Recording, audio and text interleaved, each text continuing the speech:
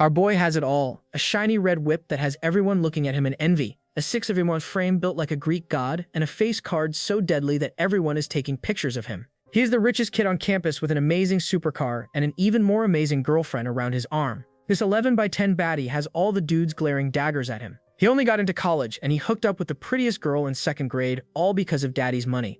All the other simps want to kill him for having it good in life. It just shows that the bigger the wallet, the hotter the babe. Bro actually has a monopoly over the shorty trade in college. All the first-year goddesses are throwing themselves at him. A couple of girls even look at him enviously, putting on makeup, trying to snatch him from that hottie. Right now, our boy's stock is rising by the day, but he doesn't know the stock market is about to crash harder than in 2008. He just smiles, thinking to himself that life is good, and just like that, everything comes to an end. His rich kid lifestyle is flipped over by the end of his junior year at college because of an unforeseen accident. His family's 3 travel agencies tank and he hits rock bottom with $1,000,000 in debt. Trying to get his mind off his miserable life, he tries to hit up his bros to go play games at a cafe. But it turns out his bros switch up their attitude, revealing themselves to be trashier than his life. They outright tell him to buzz off. They are not even that close. Now that he is not a rich kid anymore, he shouldn't bother them. Our boy just stands on the rooftop, alone for the first time in his life. He was always surrounded by people, some licking his boots and others pretending to be his bros. From the hottest, richest kid dating a goddess and riding in a Lambo, he is now the broke no one wants to be around. He feels hopeless now that his parents and sis are crammed into a 1-bedroom apartment and he has to go back into the college dorm to see these scumbags give him a hard time for not being rich anymore. Forget about that rich lifestyle he was used to. He can't even live a decent life anymore. But at least he has his hot girlfriend to look forward to. Even though he is not rich anymore, he will be having premium cake for life, or so our boy thought. After losing his bros, he sees this gold-digging OF Barons model tell him that they can't see each other anymore. Suddenly, our boy is not her type, which please, we know his wallet isn't your type anymore. His face shows betrayal and shock as he still tries to hold her close. They've been together for 3 years. How can she just drop the breakup bomb like that? Is she really heartless? Instead of being embarrassed, she tries to gaslight him, saying they are not warriors of pure love or anything. It's just that their passions are different now. A shiny new BMW skids in front of her to pick her up. Before leaving, she tells Shen not to call her Ting anymore. It sounds kind of old. That is, if they meet up again. This witch has the audacity to tell our boy that they are over and get into another dude's car right away. She really is for the streets. She even tells Shen that they shouldn't see each other ever again. Instead of crashing out like I would, Shen even helps her into the car like a true gentleman. He leans closer, making her nervous, wondering if he's going to create a scene. Our boy just whispers to hand over those designer bags she bought. If he can't get that premium cake, she can't keep those premium bags anymore. This enrages her, and she tries to gaslight him again, telling him to save some dignity. Now that he's broke, he's going to get those bags back. Shrey just smirks. Before things can get heated, her new sugar daddy butts in, unwelcomed, calling the hottie Ting and telling her to get into the car. Daddy wants her to play with his joystick next. He even dares to call Shen buddy and offers to give him a lift. Shen can't believe that. First of all, this undie in his 40s is calling his ex-girlfriend Ting when she said it's outdated. And second of all, he's offering to drive him around. That oldie nasty son of a gun says that they're not in a hurry. They can even give him a lift. After all, it must be a huge blow that he broke up and he just wants to make sure Shen gets home safe and sound. Shen is on the verge of crashing out. How about he finishes him off as a courtesy? But instead of crashing out like any normal human would, Shen leans closer and tells him that he's a good guy, and he appreciates his concern, but his place is just a few steps away. He also tells the old dude to take care of Ting. Ting sits in her car and looks guilty, but the damage is done. Poor Ting doesn't know what bro has in store for her. He just smiles and tells the old guy to take notes from the pro. He even tells him the brand of protection she loves, and also what kind of stockings she needs. He makes it clear that even though she's dressed lavishly, she's used goods, and this old dude is just having his leftovers. This infuriates that dumb, trashy scumbag so much that he just rides off into the sunset, holding what remains of his dignity. Instead of getting a babe, he got roasted by Shen in 3 different dialects of violence. Shen just looks at the sky, wondering if that was the right choice not to create a scene and also to let her keep those handbags. Even though it's not his business anymore, he hopes that she leads a good life. It's as if the gods are moved by how pure our boy's heart is. A system window echoes that everyone wants to live the perfect life they deserve. And all of a sudden, he enters the matrix with a system screen loading up the perfect life system. His stats are displayed, and he wonders what in the solo leveling is going on. Is he hallucinating after getting dumped or something? Well, it turns out everything is legit. The perfect life system is now loaded up. It's basically a system where if he spends money on a honey that is suitably aged and has an affinity level over 60, then he can get triple the money back. The system window is basically telling him to be a sugar daddy, a fructose father, as a full-time hustle. While Shen is losing his mind, wondering if this is a joke or something, someone calls him up. It's an 11x10 baddie with melons bigger than people's heads and a skirt shorter than my attention span. She tells Shen that a real dude shouldn't crash out after a breakup. It's no big deal at all. This is Counselor Li Zio. The counselor walks up to Shen. She has seen everything unfold and tells Shen that everything will be better in the future. But Shen notices a weird 65 mark over the counselor's head. Too bad it's not a 69 mark, but that will have to do. She has an affinity for him, and that must mean that he can use the system on her to get rich quick. He tries to riz her up, telling her that he is fine. He also internally laughs, even though he is broke as beans right now. He really has the edge to send anyone into a frenzy. The counselor looks at him kindly, asking him if he has thought about getting that scholarship now that he can't afford tuition. Shen kindly says that a few thousand yen shouldn't be a trouble for his family, even though they are in debt, so it's better to give the scholarship to someone who actually needs it. This touches the counselor, and she decides not to press it any further. After chatting for a bit, she turns to leave, but Shen realizes that she is his ticket to getting a fatter wallet. He decides to test the system out on her by grabbing her hand and thanking her for all the care she has shown him for the past few days. He offers her a milk tea in return. Just as promised, bro gets her a can of tea. Even though his balance is only 87 yen, he has spent 6 on milk tea and now has 81 yen to his name. Bro really needs to work on that system, or else he will be eating ramen for the rest of his life. Sure enough, he immediately receives 18 yen in return for that milk tea. The system is working, and for the first time in a while, our boy's eyes shine brighter than my future after I chose that arts degree. As long as the professor has an affinity above 60, he can just spam her with gifts and get triple the amount back. He can even pay off his family's debt if he plays his cards right. He smiles for the first time in his life. It looks like things will get better in the future, but right now he only has 99 yen. Even if he spends it all on someone, it won't be fast enough. It will take years to get himself out of debt. So right now, he just needs the startup for his new side hustle, making a gain on baddies. After getting a loan, a business loan, and selling off the only gold he had, he now has a total of 49,600 yen. Now is the time to act. In the professor's eyes, he is just a broke boy with a bankrupt family living in a one-bedroom apartment. If he wants her to accept an expensive gift, he will have to be really careful. 1 hour later, our boy has thrown all the bags and the tags of the luxury bag he bought for 39,800 yen. All he has to say is that this is a knockoff, and the professor will accept it. He knocks on her apartment door, wondering if she is in. The professor arrives in a getup that I've seen in way too many questionable movies. She is wearing an apron that barely manages to hold her marshmallows together. But our boy has his eyes set on the prize and has no time to be distracted by those marshmallows. After exchanging greetings, he comes up with a crappy story that because she has been taking care of him for all this time, he wants to repay the favor with this bag. Looking at that designer bag, she gasps, saying that she can't accept it. It looks expensive. She is a professor and is doing nothing out of the ordinary. But Shen tells her that this is a knockoff purse that cost him only 200 yen. Knowing his family's position, how can he spend more on a bag? But he still wants to thank her for everything she has done. She hesitates for a moment and feels that if she doesn't accept it, it will be like rejecting him all over again. She doesn't want him to go through that trauma. She invites him in because her food is burning. She wonders if he has eaten yet. If not, then he should stay for dinner. Our boy realizes that he might get a taste of some clams. I swear this is just the way a video went before my dad walked in. He just smirks. As long as the professor doesn't have a boyfriend, there won't be any issues, and he'll just boost his affinity level and earn some dough on the side. He looks at the system window and informs him that he now has 120,000 yen. The money is rolling in smoothly. That bag just tripled its amount, and he made 80,000 in profits. He feels the shackles of poverty break from his ankles. He feels the world opening around him. He feels the power of youth. But before he can get a bigger head, the teacher arrives telling him to sit down and eat. Our bro looks at the professor, looking delicious. Forget what about food is the professor on the menu with that bakery behind her. As she's trying to tie her apron, our boy decides to give her a hand. Being the gentleman he is, he tries to tie the apron and feels something rising. And it's not the shield hero. But before things can get any hotter, someone arrives at the apartment asking what the hell he is doing. Surprisingly, she is also hot because it's usually the fridge that protects the snacks. This is the professor's younger sister, Meng. Shen immediately fumbles and accidentally lets go of the apron. But the professor is not confused. After all, she was not doing anything wrong. She smiles and introduces Meng. Shen nervously greets her and tells the professor that he already ate before coming, so he'll be heading back to college. The professor wonders why the switch-up. He looked like he was ready to settle down and have dinner.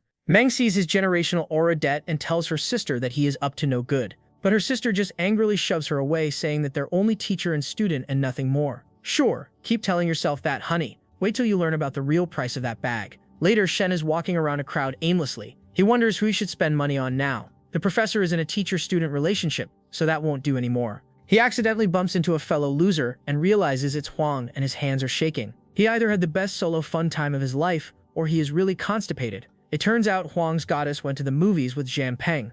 This is his roommate, Huang. Shen smiles nervously. He's been simping over Fang, the prettiest girl in the class and a sophomore, And with Huang's face card being able to pull only female gorillas, he doubts that the relationship would have worked. Huang nervously wonders why he isn't making fun of him yet. Shen just looks away and looks at two baddies drinking boba tea and rolling up through the crowd. Huang immediately activates his so-called rizzes. He's glad that they didn't go to the hotel after that movie. It means that he still has a chance. Huang is getting more delusional than me when I thought I would have a job after that arts degree. Shin just smirks as it looks like getting a girl to like him is making him lose his dignity and his aura. But he's surprised to see 72 pop up on the beauty's head. It turns out this 11 by 10 baddie is also falling for him thanks to his face card and his past reputation. Shen hears Feng and her friend talk about him behind his back, about how he got dumped by Ting. Her friend is bad-mouthing him while Feng is looking at him with a weird longing. It turns out that during basic training, at the start of the semester, she was trying to get close to him, and even offered to buy him a drink. Her friend continues to badmouth him for having a bad attitude, just because he is having it good in life. Now that his family is back corrupt, all he has is his cocky attitude. This bubble-bottomed witch doesn't know our boy has the ultimate cheat sheet to get rich in life. As her friend continues to badmouth him, Shen wonders if he finally has someone to spend money on as an investment. The further away she walks, the lower the affinity rating gets until it reaches 69, the perfect number to act on. Shen realizes he can't just sit and watch her go away. He grabs Huang, asking him if it will be a problem if he goes after Feng and if they end up together. Huang makes a stupid face. He knows that with his face card, it would be a miracle if his bloodline continues. But he's still jealous of Shen, wondering if he thinks he is still the guy who drives a Lambo. But he won't mind as long as she doesn't end up with Li Zhenfeng. He doesn't care who she's with. That's all our boy needed to hear before running after Feng, promising to give it an honest shot. He walks up to Feng, ready to riz her hat off. Her ugly friend tries to shield her from Shen's hotness, asking what he wants to do with Feng. Shen is taken aback by her resistance. He comes up with a story that he just wants to book a table at a high-end restaurant and wants to ask Feng if she would be free for lunch. Feng is a bubbling mess. She can't believe that the once great Shen is asking her out for lunch. Her friend is still skeptical. How can he talk about that 5-star Japanese restaurant that costs 1,000 per person? Shen just smiles and scratches his head. He tells Feng that they can go for a walk after dinner and maybe she can help him pick out a gift for his little sister. After she's free, she should let him know by noon. Playing it smooth, he walks away, promising to see her tomorrow.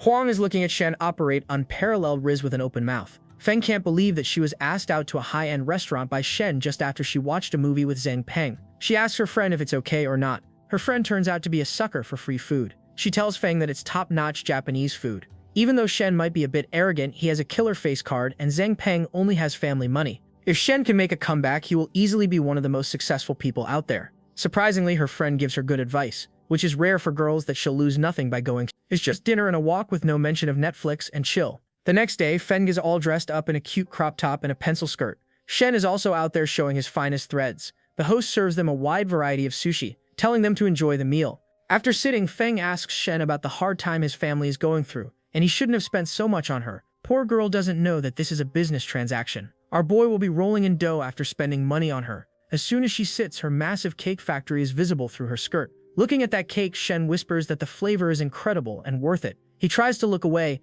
It's been 2 months since he played the field, so he tries to calm down and take a sip of tea. Feng wonders why he went out of his way to ask her out to pick a gift for his sister. Shen says that he always wanted to invite her to dinner, but couldn't find the right time. Instead of that affinity value going up, it starts going down until he reaches 66. Shen raises her eyebrow, wondering why his raise failed. Did she want a different answer? He switches up his tactics and reminds her of their time together in basic training, when she bought him a drink, and they chatted on Snapchat for a while. Realizing that Shen remembers their exchange immediately lifts her mood and her affinity until it reaches 69 again.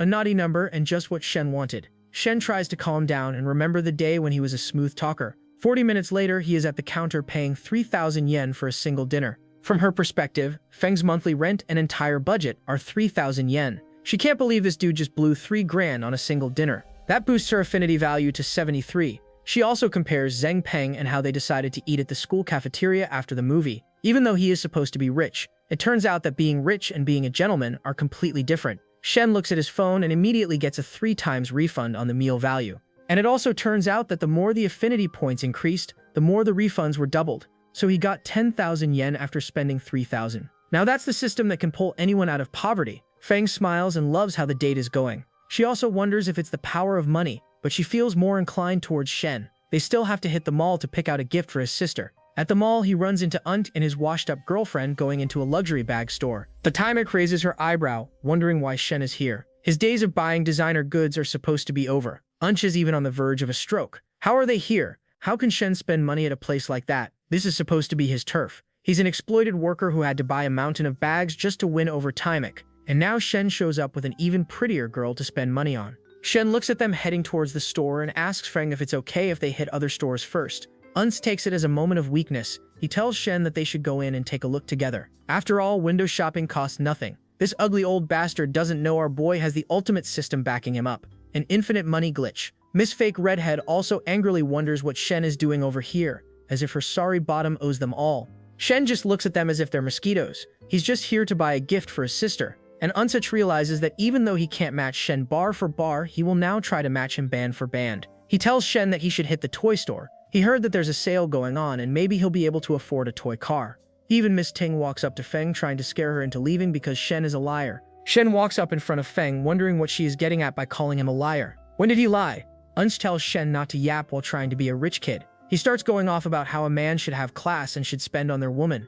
And they all know that his family is dirt poor right now, so he doesn't need to pretend to be rich. Shen is infuriated. He feels disgust crawl in the pit of his stomach and realizes that these two losers are made for each other. While he's thinking of letting them go without embarrassing them, the perfect life window has a different plan.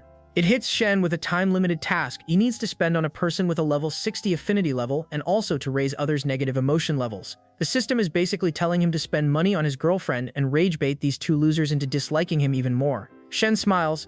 It looks like he'll be educating them in the fine art of violence and embarrassment today. He turns to Feng, leading him into the store, promising to just have a look at the store. The salesgirls are gossiping about Shen. He used to be a regular over here, but now he's just an ex-rich kid trying to throw his weight around by having a baddie around his arm. The trashy sales rep tells her friend to go look at Shen and tend to him while she takes care of Unker and his little kitten. For someone built like a Discord mod, Unsure is playing in the big leagues. Tanyan looks at the bag, wondering if he can pay now. The sales rep immediately walks up, telling her friend to go tend to Shen. Her friend wonders how it is fair that she gets the good customers while she's stuck with the ones who won't buy anything. The sales reps are happily showing Tang several bags and accessories. Along with the accessories, the bag will cost 100,000 yen. The accessories are just two bootleg Labibus. Shin looks at Feng, telling her not to worry about saving money. The bag is pretty, and the design is youthful. The sales rep nonchalantly says that together, it will be 50,000 yen, which is kind of expensive. Unka is having an existential crisis after hearing that price tag. He wanted to buy her a 20,000 yen bag. 100,000 is too much for her used-up clam. She tries to sweet-talk him into buying it to show Shen just how powerful he is. After all, he drives a BMW. Unthik is not ready to spend that kind of money on boyfriend privileges. Shen just smirks, telling the reps that he wants both the bags and the accessories. The look on Unthik and Ting's faces is priceless, and Feng is covering her mouth in shock, while the sales rep is cursing the heavens and the earth because she didn't tend to Shen. He is supposed to be broke, and here he is buying everything without a second thought. The total comes out to be 130,000 yen. Shen wonders if it is fate playing him because that's the exact amount he has on his card after that food refund. He smiles, grabs his card, and tells the rep to ring it up. The rep is about to cry tears of joy. Who knew that tending to him would be the biggest sale of her lifetime? She didn't expect Shen to be so generous. While everyone is in shock, Ting has the audacity to wonder why the hell he is spending this kind of money when he is supposed to be bankrupt. She probably feels bad that she traded this hot boy toy for Unt, who is supposed to be rich. Unt tries to come up with a story that Shen probably took a loan or something. Shen just smiles and looks at them, raging. He tells them to think whatever they want and also tells Unt that he is not broke either. Why doesn't he buy another bag for Ting? It only costs another measly 20,000 yen. The Unt is on the verge of a brain stroke. Shin continues to pressure him that someone who drives an Audi that costs 700,000 yen shouldn't mind spending more on his girlfriend. This stupid little redhead turns to her sugar daddy, telling him to show his power in front of Shen. What she doesn't know is that this Unt just took a huge loan to buy that luxury car. He tries to save his dignity by pretending to call someone for a business meeting. He tries to sound important on the phone call, yelling that no one can proceed with a million-yen project without his authority. Dra probably has the calendar app on speed dial. Tuing grudgingly tells Shen to take care of himself and storms away, raising her hatred value. Shen looks at them walking away, wondering if it's worth arguing with them anymore. He then turns to Feng, telling her to take the bags. She nervously says that it's too expensive, but he says there's nothing, it's just a bag. She had to put up with her nasty attitude. It's the least he can do to apologize. Feng nervously accepts it and Shen just smiles, telling her not to thank him so fast. After all, this is for her as well. He hands her the second bag as well, saying that he's not sure if his sister will like it, but at least she can have something she put thought into. In reality, his little sis would probably bash his head for buying something so expensive, and they're supposed to be broke. Feng looks away, nervously saying that she can't accept something so expensive, but Shen seals the deal by playing the good guy, telling her not to worry, they have plenty of time ahead to look at the future. Even if she doesn't accept it, he'll feel bad. He successfully completes his tasks and gets a whopping 790,000 yen in his bank account. Mission passed, respect increased, and the bank account is getting fatter with each exchange. Shin smiles and leans closer, looking into her eyes. He realizes Fang is his money tree. All he has to do is take good care of her and not let her affinity level drop below 60. He activates his charisma, telling her they should head back. It's getting late. At this point, he is fighting his demons not to suggest that they head back to a hotel to see how things unfold. Fang blushes and raises an eyebrow, going along. Back at his dorm, a rich kid in designer pajamas is being hyped by his lackeys. They keep telling him that he is different than Shen, because Shen didn't mention going to a hotel. They keep trying to hype up their master while talking down to Shen, even going as far as to suggest that they celebrate Zheng Peng's victory. Shen just zones out and goes into his room, and finds his roommate raging about Zheng Peng and his boasting. He took the prettiest girl in the class to a movie, and who knows what happened late at night. This waste of space doesn't know that our boy took the class flower to an expensive dinner, bought her designer bags, and dropped her off at school. Shen just smiles and tells him that his glory days are numbered. Fang won't end up with Zheng Peng. His bro looks at him as if he is still in denial about his broke face. Doesn't he know that he is not that kid anymore? Besides, Fang didn't agree to go out with him today either, so it looks like she is going for Zheng Peng. Shang doesn't bother correcting this waste of space's assumptions. He just checks his bank balance and sighs in relief. He now has more money than ever, so it's a good time to visit home. While visiting home, he sees his distant uncle lounging on his couch. He greets his uncle with a hint of annoyance, while Shane's father tells him to go into his room. It turns out he is trying to negotiate with his uncle to give them some time to pay back the loan they took from him. Shin hears everything with a heavy heart. His uncle is riding on his high horse, saying that he needs the entire amount as soon as possible. Shin's mother angrily yells that he should remember who lent him 300,000 yen when he wanted to start his business. And now he is here for only 200,000 yen, pressuring them over and over again. Shen's father nervously tells his wife to stop talking and making things difficult, but she refuses to back down. After all, she talked to the uncle's wife and he doesn't have any urgent expenses. Looks like Shen also has a good-for-nothing uncle whose only purpose in life is creating drama in the family. His uncle says that paying off debt is important, and as a member of their family he is asking nicely,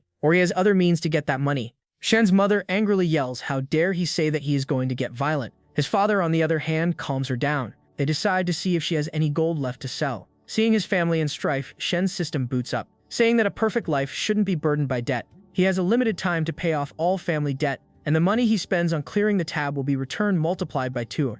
And if he uses 200,000 yen to clear the family burden, then he will also get 1,000,000 yen for an expensive car. Shen looks at the system in disbelief. What did he do to deserve this? But he also smiles because this is the perfect time to get revenge and show everyone what he is made of. Instead of spending daddy's money, he will be spending God's money, while his parents are looking at the last bit of gold they own. Shen stands at the door, his hand trembling as he hears his parents struggle to sell the last of their gold. He also realizes that 2 gold rings are missing. When Shen was a good-for-nothing brat, it turns out that he stole and sold those 2 rings to buy Ting a gold-plated luxury bag. Feeling immoral and ashamed for what he did, he bursts into the room declaring that he's got money. They look at him as if he's lost his mind, as well as his V-card. They tell him it's not the time for jokes. If he has any money, he should top up his cafeteria card and not be stupid. A bit embarrassed, Shen tells them that he really has money. He transfers 200,000 yen to their account, and both of his parents gasp in surprise, wondering where he got the money. Instead of coming clean about having a godly system that grants him money for being a sugar daddy, he tells them that he had a bit of cryptocurrency, and now he cashed in on it. At least that is more believable. His parents are proud and call him incredible for bailing them out of this sticky situation.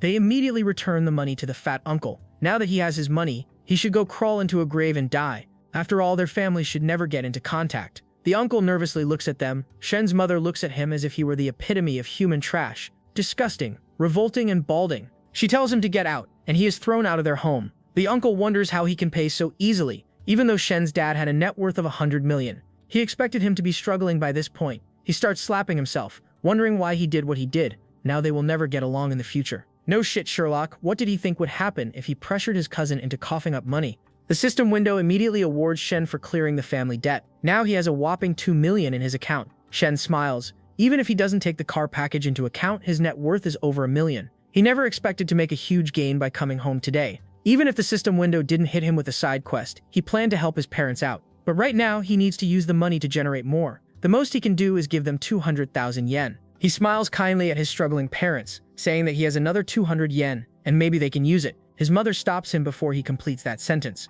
They should save it for now, but his father looks away in embarrassment and coughs, telling him to wait. He nervously and with a heavy heart asks Shen for 50,000 yen. Shen just smiles because it feels familiar. He used to ask his father for money in the same way, while blushing and cuffing into his hand. It looks like the apple doesn't fall far from the tree. Later, he runs into his teacher, looking like an absolute snack. Forget about class goddesses and Ting. All Shen needs is a one-on-one session with this baddie. He leans closer, wondering if she's free tonight to join him for dinner. After all, he should return the favor. A pair of eyes shimmer in the darkness, and it turns out that Meng is close to her sister. One look from her fiery eyes isn't enough to calm him down. He immediately runs away, saying he remembered something else. They'll postpone dinner to another time. Meng angrily yells at her sister that this guy has bad intentions. This not-nosed brat doesn't know that all our boy wants is to shower the professor with gifts, treat her like a prized possession, and maybe, just maybe, book a private tutoring session. The professor says it's just dinner and nothing else. Shen, on the other hand, is gaping like a fish out of water. That was too hot for his taste buds. Back when he drove around in his Lambo, back when he had Ting Jing by his side, he remembers all the good times they had in the back seat. He wonders if that time will arrive soon enough now that he has the means of getting a car. He hits up Feng, wondering if she's free to go look at cars tomorrow. Feng agrees, and her friend is hyping her up that they're already picking out cars together. They might as well get married. Feng blushes and tells her not to talk like that, but she continues to tease her over and over again, saying that she has a boyfriend who is handsome and rich. At the car dealership, the salesman approached them. It turns out he's one of the simps running after Feng. Shen introduces himself as Feng's classmate, and the salesperson wonders what car interests him. He immediately goes for the BMW M9. The salesperson can't believe that this teen wearing a t-shirt and slacks is trying to get a BMW. He still shows him around the display car. He starts a 600,000 yen car, and he wonders if Shen can really afford it. He looks at Feng and immediately starts having a vision of her washing the car and posing next to it. Bro is so lost in the sauce that he covers his pants to hide how bricked up he is.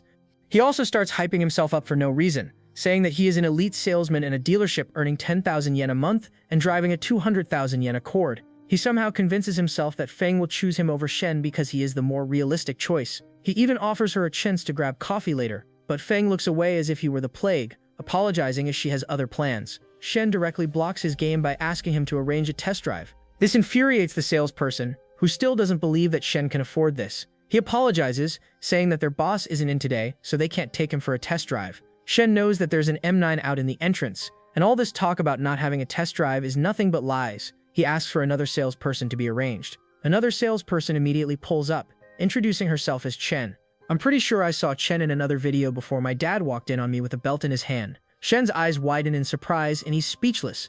A fellow salesman asks Yang why he let Chen handle that big sale. It turns out Yang is still not convinced that Shen will be buying a car. He still thinks that he is here to waste everyone's time by showing off to his girl. His salesman just tells him not to regret it later. Bro has no idea how big a blunder he made by letting that big sale slip through his fingers. Speaking of the sale, Chen is going on and on about all the different specs of this sophisticated car. Shen looks at her massive marshmallows, showing off godly jiggle physics down the bumpy road. Her figure alone can give Feng a run for her money, and there are always scandals about sales girls and rich clients testing out the car in different ways and seeing how durable the back seat is. His mind starts to go down the gutter, imagining this baddie in his lap and how he's about to sign his name on her thigh. Chen makes him snap out of his daydream by asking if he's familiar with the model and what his budget is. He asks if they have any units for sale today, and this immediately shocks Chen. How can a young man afford to buy a car like this without thinking about it for a couple of days? Bro successfully manages to rizz up this baddie as well. After all, the fatter the wallet, the hotter the babe. He pulls, she still can't believe that Young gave up on him.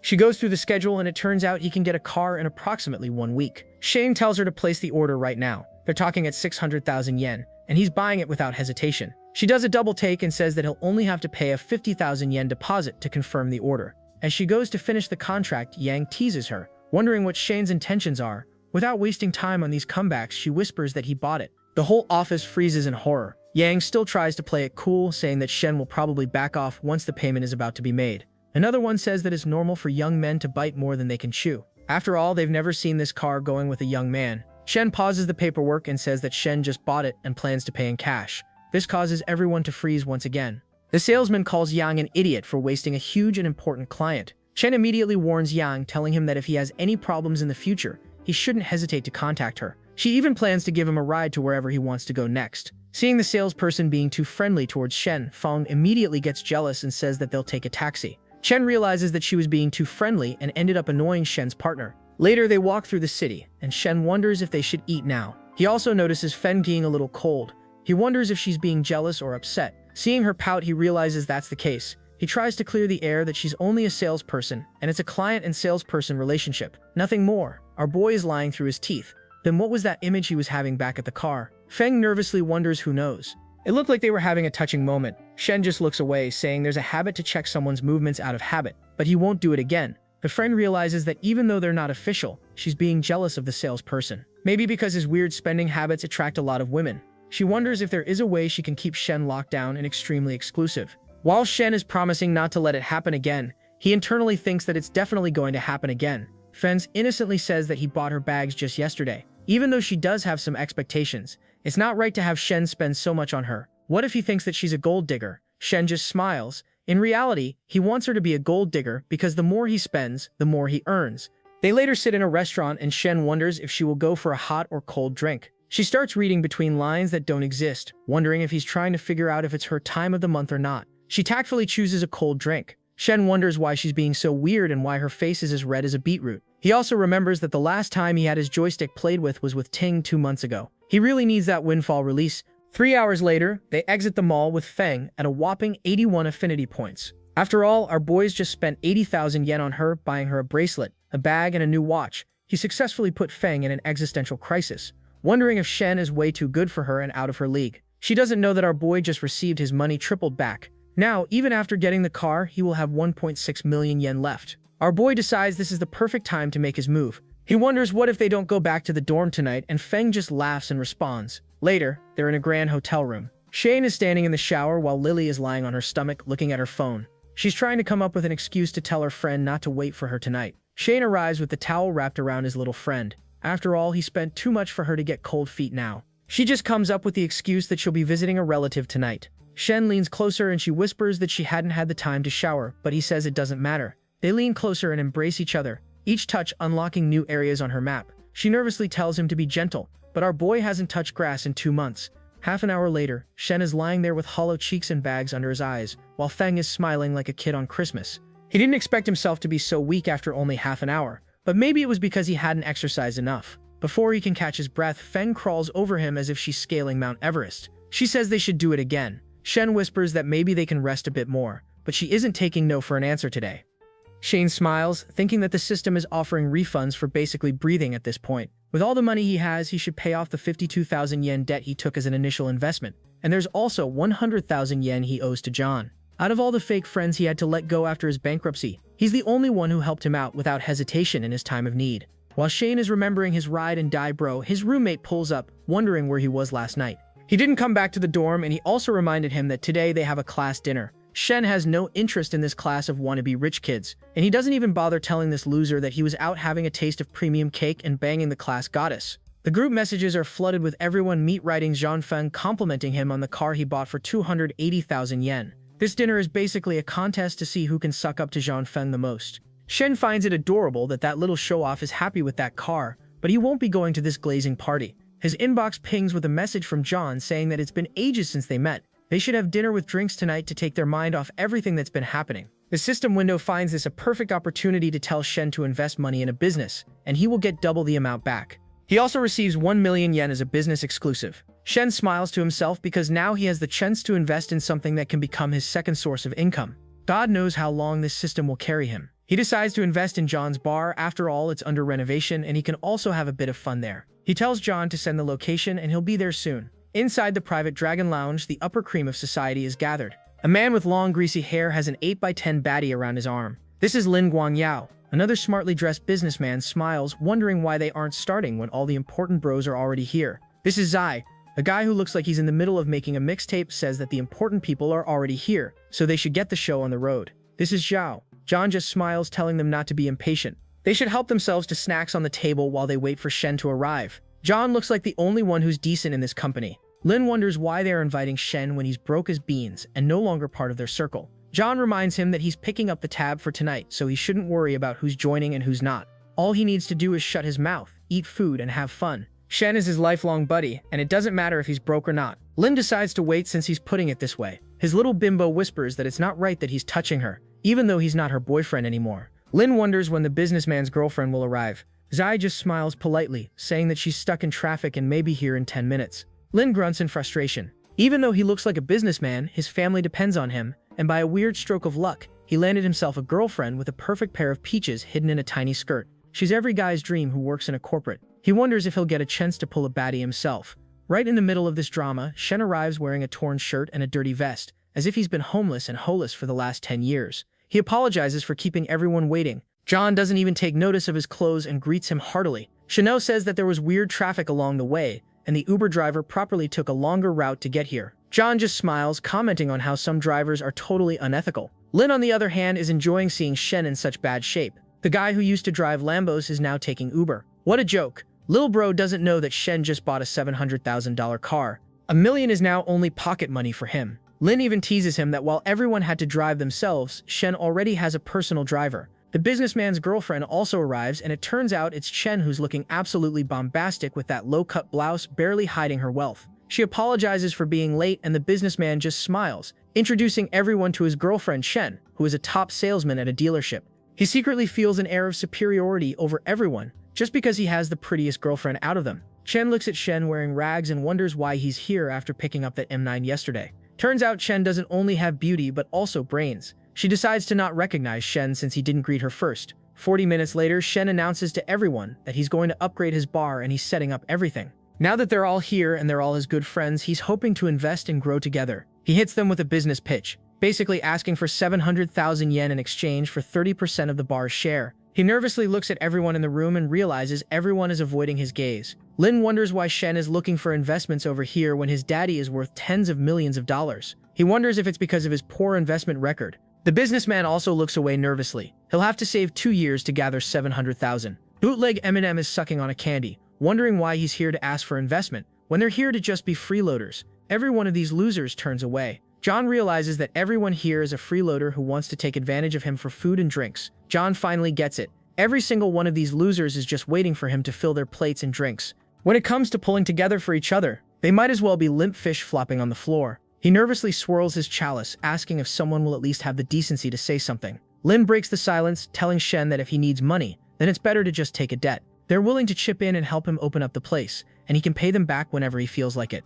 The businessman also chimes in, saying that they shouldn't be partners halfway. It won't be fair to him. The second-rate rapper looks at the businessman, coming up with an excuse not to invest. Seeing Shen's bankruptcy and not lifting a finger to help him. This group is nothing but a pack of losers hyping each other up. Some of them are even angry that Lin mentioned letting John borrow money. John closes his eyes in desperation and anger. He wanted to partner with everyone so they could do business and grow together, but it looks like he underestimated their bro code. He is clearly talking about investing and becoming partners, and Lin skillfully turned it into a plea for a loan. He tells everyone in a disappointed tone that he won't be here to borrow money. Instead of being embarrassed, Lin smiles, saying that becoming partners makes no sense, so they should just keep drinking and having fun tonight. Only Shen is the realest of them all. He has seen their true faces firsthand after his family went bankrupt. They are all parasites who just sit around and drain their family's finances. Disheartened, John tells everyone to enjoy themselves while he heads out. Unexpectedly, Shen offers to lend him the 700,000 yen he needs as an investment. The room falls silent. Lin starts laughing uncontrollably, telling Shen not to joke like that. They all know where he's coming from. They all know that instead of cereal, he has struggle O's every day. The dumbass rapper tells Shen to go to the bathroom and wash his face. He must be in a severe state of delusion. Even the businessman tries to act cool, saying that he's older than him and more experienced. Lil Bro doesn't know that his 2-year saving is only pocket change for Shen. Lin takes the mic, offering to pay a round-trip taxi fare for Shen. Only Chen knows Shen's reality. She wonders why everyone is being a disgusting prick to the guy who bought a 600,000 yen car in a heartbeat. Even though she wants to help him out desperately, she can't. There must be a reason why Shen is keeping it a secret from everyone. She's conflicted on what she should do. Shen looks at John, saying that he's already transferred the 700,000 yen he needs. Sure enough, the inbox shows the message of the bank transfer. Shen looks at John, struggling to breathe. John shows the message to Lin, and Lin is on the verge of having a stroke. He looks like a baby from the hydrogen bomb versus the coughing baby meme. He even tries to count the zeros over and over again, and Chen wonders if something has changed all. She looks up at Shen, giving him a full view of her marshmallows and her buns. While Lin stands there shocked and embarrassed, one of his fellow scumbags wonders what the message said. Lin nervously says that he has some things to take care of, so he'll have to leave. His dumbass cousin wonders what's going on and why he's leaving. Lin tries to bail his cousin out as well, saying that his uncle and auntie are looking for him. His blockhead of a cousin wonders why he didn't get any calls. Lin grits his teeth in frustration because his cousin is as bright as a broken bulb. Now that Shen has shown what a real friend is, they have no chance of saving face. He also wonders why Shen took an Uber just to get all the spotlight tonight. The fake hip-hop rapper also sees the transfer message and immediately bails as well, saying he has some things to take care of. One after another, all of these human scumbags see the message and take their leave. until only Chen and the businessman are left. The businessman wonders why everyone's switching up so quick. Chen whispers that they are leaving too. He wonders how she knew that he transferred the money without checking the record. She didn't even see the message. She angrily says that Chen bought an M9 yesterday and paid in cash. This shocks Four Eyes so much that he grabs Chen's hand and asks her why she didn't let him know the moment she entered, if they don't act her out next time. His voice trails off as Chen angrily slaps his hand away, breaking up with him on the spot and wondering what's next time. Today she has realized what a garbage of a man he is. They should never contact each other ever again. Just like that, bro lost his dignity and his girl in the same night. John nudges closer to Shen, saying that if he knew that he was such a big shot, he wouldn't have wasted so much money in this meeting. Shen pours himself a drink. These guys are anything but trustworthy. He then asks John to tell him about his business plans and what he plans for the bar. After talking for a full 30 minutes about the plans, John can't believe what an amazing business sense his friend has. As they are both busy with their lives, they need to find a manager to take care of the renovations. In the next hour, Shen hits up Chen, saying that they should meet up around lunch because he has some questions about the car he got. Chen wonders what this is all about. She was busy with her night routine. After all, it takes a lot of effort to be so pretty. Shen just smirks. He only has a single money tree right now. He needs another beauty in his system to spoil. Besides, Chen has the best body he has ever seen in his 26 years of life. Wasting money on her won't be a waste. The next day, Chen is sitting there with the buttons on her blouse, fighting for dear life to hold it together, and her skirt being a formality, showing off those thick thighs that save lives. No wonder she is so famous in sales. A fatty grandpa looks at her and wonders what she is doing out here in store uniform. This balding piece of work decides to flirt with her because he never got to do it before. He is the general manager of the dealership where she works. He tells his subordinates to go do whatever they want. He has some other things to do. The others leave, wondering if Chen will agree to date Mr. Shang. Even though his forehead is practically bigger than my house, they don't think Chen would agree to date a man twice her age and thrice her waist size. While they are gossiping about Chen and her new fling, the businessman arrives and hears them talking about her. The fatty grandpa tries to raise her up with a "Do you come here often?" line, wondering if he can join. She politely tells him that she already has a date with a friend, but this fatty takes it as a plan to play hard to get. He reminds Chen that he is her superior, and it doesn't matter if she is here to meet a friend, maybe they can really eat together. Chen looks at this disgusting bomb of adipose tissue, telling him to keep a distance. He already has a family and shouldn't talk like that. This excites Fatty even more. He even goes as far as to suggest getting a divorce so they can be together. The businessman is furious. How dare Chen reject him for a guy like that? He's a hotshot who earns 500,000 yen a year and drives a car worth 300,000 yen. Your eyes don't know our bro can ruin him in a game for band to band. The businessman looks at Chen, squirming next to the fatty manager with tears in his eyes and fury on his breath. He yells at the general manager, how dare he have a fear behind his back. Chen nervously wonders what he is getting at, but right now, bro is here to prove that he is the alpha. He punches Fatty in the face, and it turns into a full-blown fistfight. Shen arrives and looks at the two idiots beating the stuffing out of each other. It's too sticky a situation, and if not for the fat man, he would be the one lying on the floor right now. He grabs Chen's hand and whisks her away, saying they should get out of here and ignore them. On a car ride, she explains that she was only dating the businessman for 2 weeks. At the dinner, she realizes what a horrible person he is. Shen looks away, saying that it's better to see a person's true self early on. She nervously says that the one who got hit is her boss, and now that he's been beaten up for no reason, he'll treat her worse than she can imagine. Shen tells Chen that working for such a boss doesn't suit her. She should change jobs. She sighs with, oh, if only it were that easy to find a new job. She has worked hard over the years to build her clientele and her reputation. But to be honest, she's tired of working in sales for so long.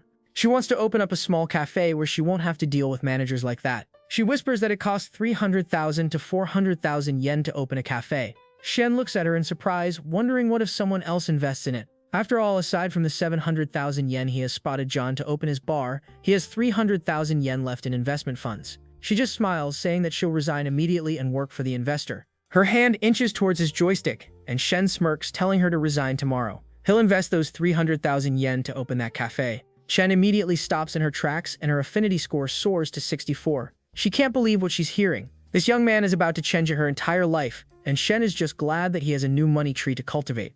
Chen does a double take, wondering if Shen is serious or if he is joking. Shen just smiles, wondering if she will work for him or not. She gives her the offer of 12,000 yen a month as a salary plus bonuses, and if the cafe does well, then he will buy her a 200,000 yen car because it's time for an upgrade. Forget Chen, bro should pick me. That sounds too good to be true. No sales pressure. Work only 3 months to get a brand new car and an annual income of she imagines herself in a luxurious cage, well-fed, well-provided for, but not free. She wonders if she will have to be his little girl toy for the rest of her life. After all, he already has a girlfriend. Even though these conditions sound amazing, she doesn't want to be a caged bird or a third wheel. Shen smirks, telling her not to overthink it. It's his plan to open a chain of cafes. This is kind of an experiment for the first one, and they will only be boss and employee, nothing more. With the air now cleared, she asks Shen for a few days to think about it. Right in the middle of his ahem business negotiation, Feng messages him, wondering if he's free to catch lunch together and have a cold drink. Cold drink being code to bake her cake. He wonders how much energy this girl has. She might be innocent on the streets, but she is a freak in the sheets. He replies that they'll definitely grab that drink, but they should also pace themselves. With something new to look forward to, he asks Chen to think about it and let him know as soon as she makes up her mind. He enters the hotel room, and Feng immediately hugs him from behind. Looking at little bro's success, I should burn my arts degree and pray for a perfect life system too. Feng angrily wonders why he smells like another woman. He looks around and sniffs himself, wondering if it's because he was in Chen's car. She angrily shoves him away, wondering if he's cheating on her. With how rich he is, it wouldn't be a surprise. But he tells her that he only has eyes for her. Today, he went to the dealership to handle some paperwork. He must have picked up the scent from the sale wraps. Feng mutters that the next time he drops by the dealership, he must let her know. And he must keep his distance from that Chen girl. Shen feels a little guilty, but it's not about being unfaithful to her. He's just trying to find beauties to spend money on. Totally innocent. Feng says that she's going to shower first, but little bro has different ideas. He goes straight for second base. 2 seconds later, Feng is missing her top and lying on her back. She's ready to get his Woody out of the hoodie. Shen just smiles and leans closer. As they start going at it and exploring each other to the fullest, Shen manages to last a whole 2 hours, leaving Feng completely satisfied but still yearning for more. Shen can't take the pressure. He urgently tries to bail, saying that he has to hop into the shower. He feels so weak that his legs are basically wobbling and his Woody is now a little twig under the towel. But Feng's face shows that it's worth it. Her affinity points are at 90 and he wonders how the little monster mesh session boosts her affinity points by so much. The system window pops up saying that now that he has achieved 90 affinity points, he will get 1 lottery ticket for 1,000,000 yen, 1 spending voucher for another 1,000,000 yen, and a skill, Ruthless and Powerful. Looking at all the perks he has, he activates Ruthless and Powerful, a skill where he'll be able to dominate any baddie he wants. He apologizes to Feng in his mind because he's going to unleash the beast. He activates the power and feels energy overflowing within him. He feels his twig under the towel turn into Thor's hammer. He realizes that with this power, he can make sure that she won't walk for a whole week. It looks like the system rewards him with whatever he needs, that he imagines the 2 baddies still safe from Thor's hammer, the professor and Chen.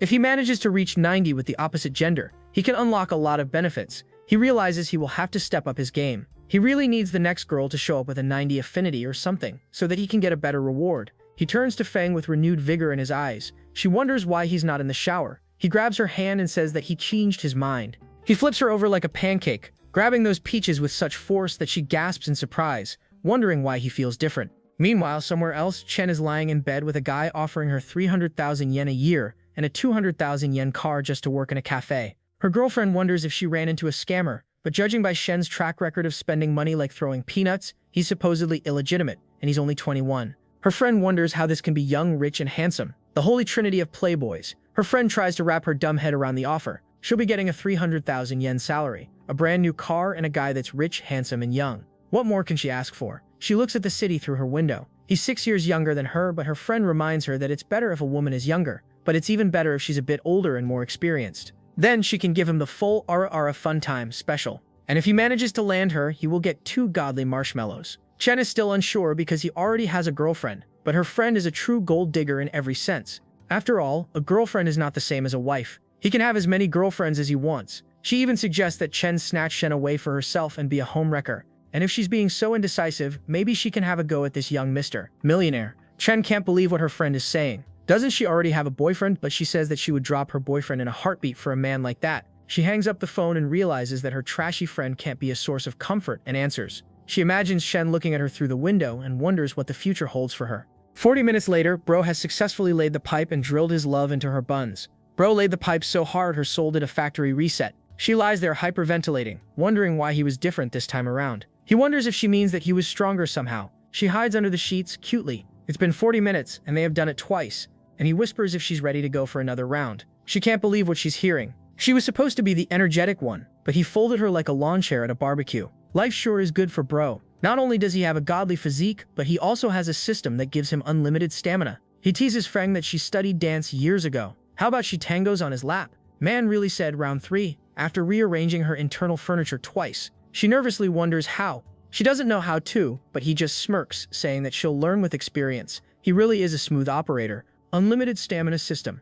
Bro basically installed an RTX 5090 in his pelvis. having this 11 by 10 beauty take the lead and go on a joyride she'll never forget. The next day, he's just lying there in bed with a stupid smile on his face. There are no classes this morning, and he can sleep in a bit. He decides to check the lottery, and it turns out that all of the numbers match, and he has won 6.8 freaking million yen. Winning 6.8 million yen right after shaboinking is crazy, bro. Literally has post-nut lottery luck. He jumps out of the sheets, ready to share this wonderful news with his parents. Ever since they've been bankrupt, they've been struggling. Now change is just around the corner. He zooms into the living room, yelling for his mother. His mother angrily wonders why he's making so much noise. Does he want to disturb the neighbors? He just asks for his father. Where is he? He needs to share something. His father nervously looks at him as if he's lost his mind. Did he get into trouble or something? Shu just smirks, telling him to take a seat because he has won 6 freaking million yen. His parents look at him with awkward expressions. They wonder if they'll have to pay for therapy for their kid. Maybe being poor after being a rich kid is too much for him. His dad tells him to focus on his studies and he'll take care of the family problems.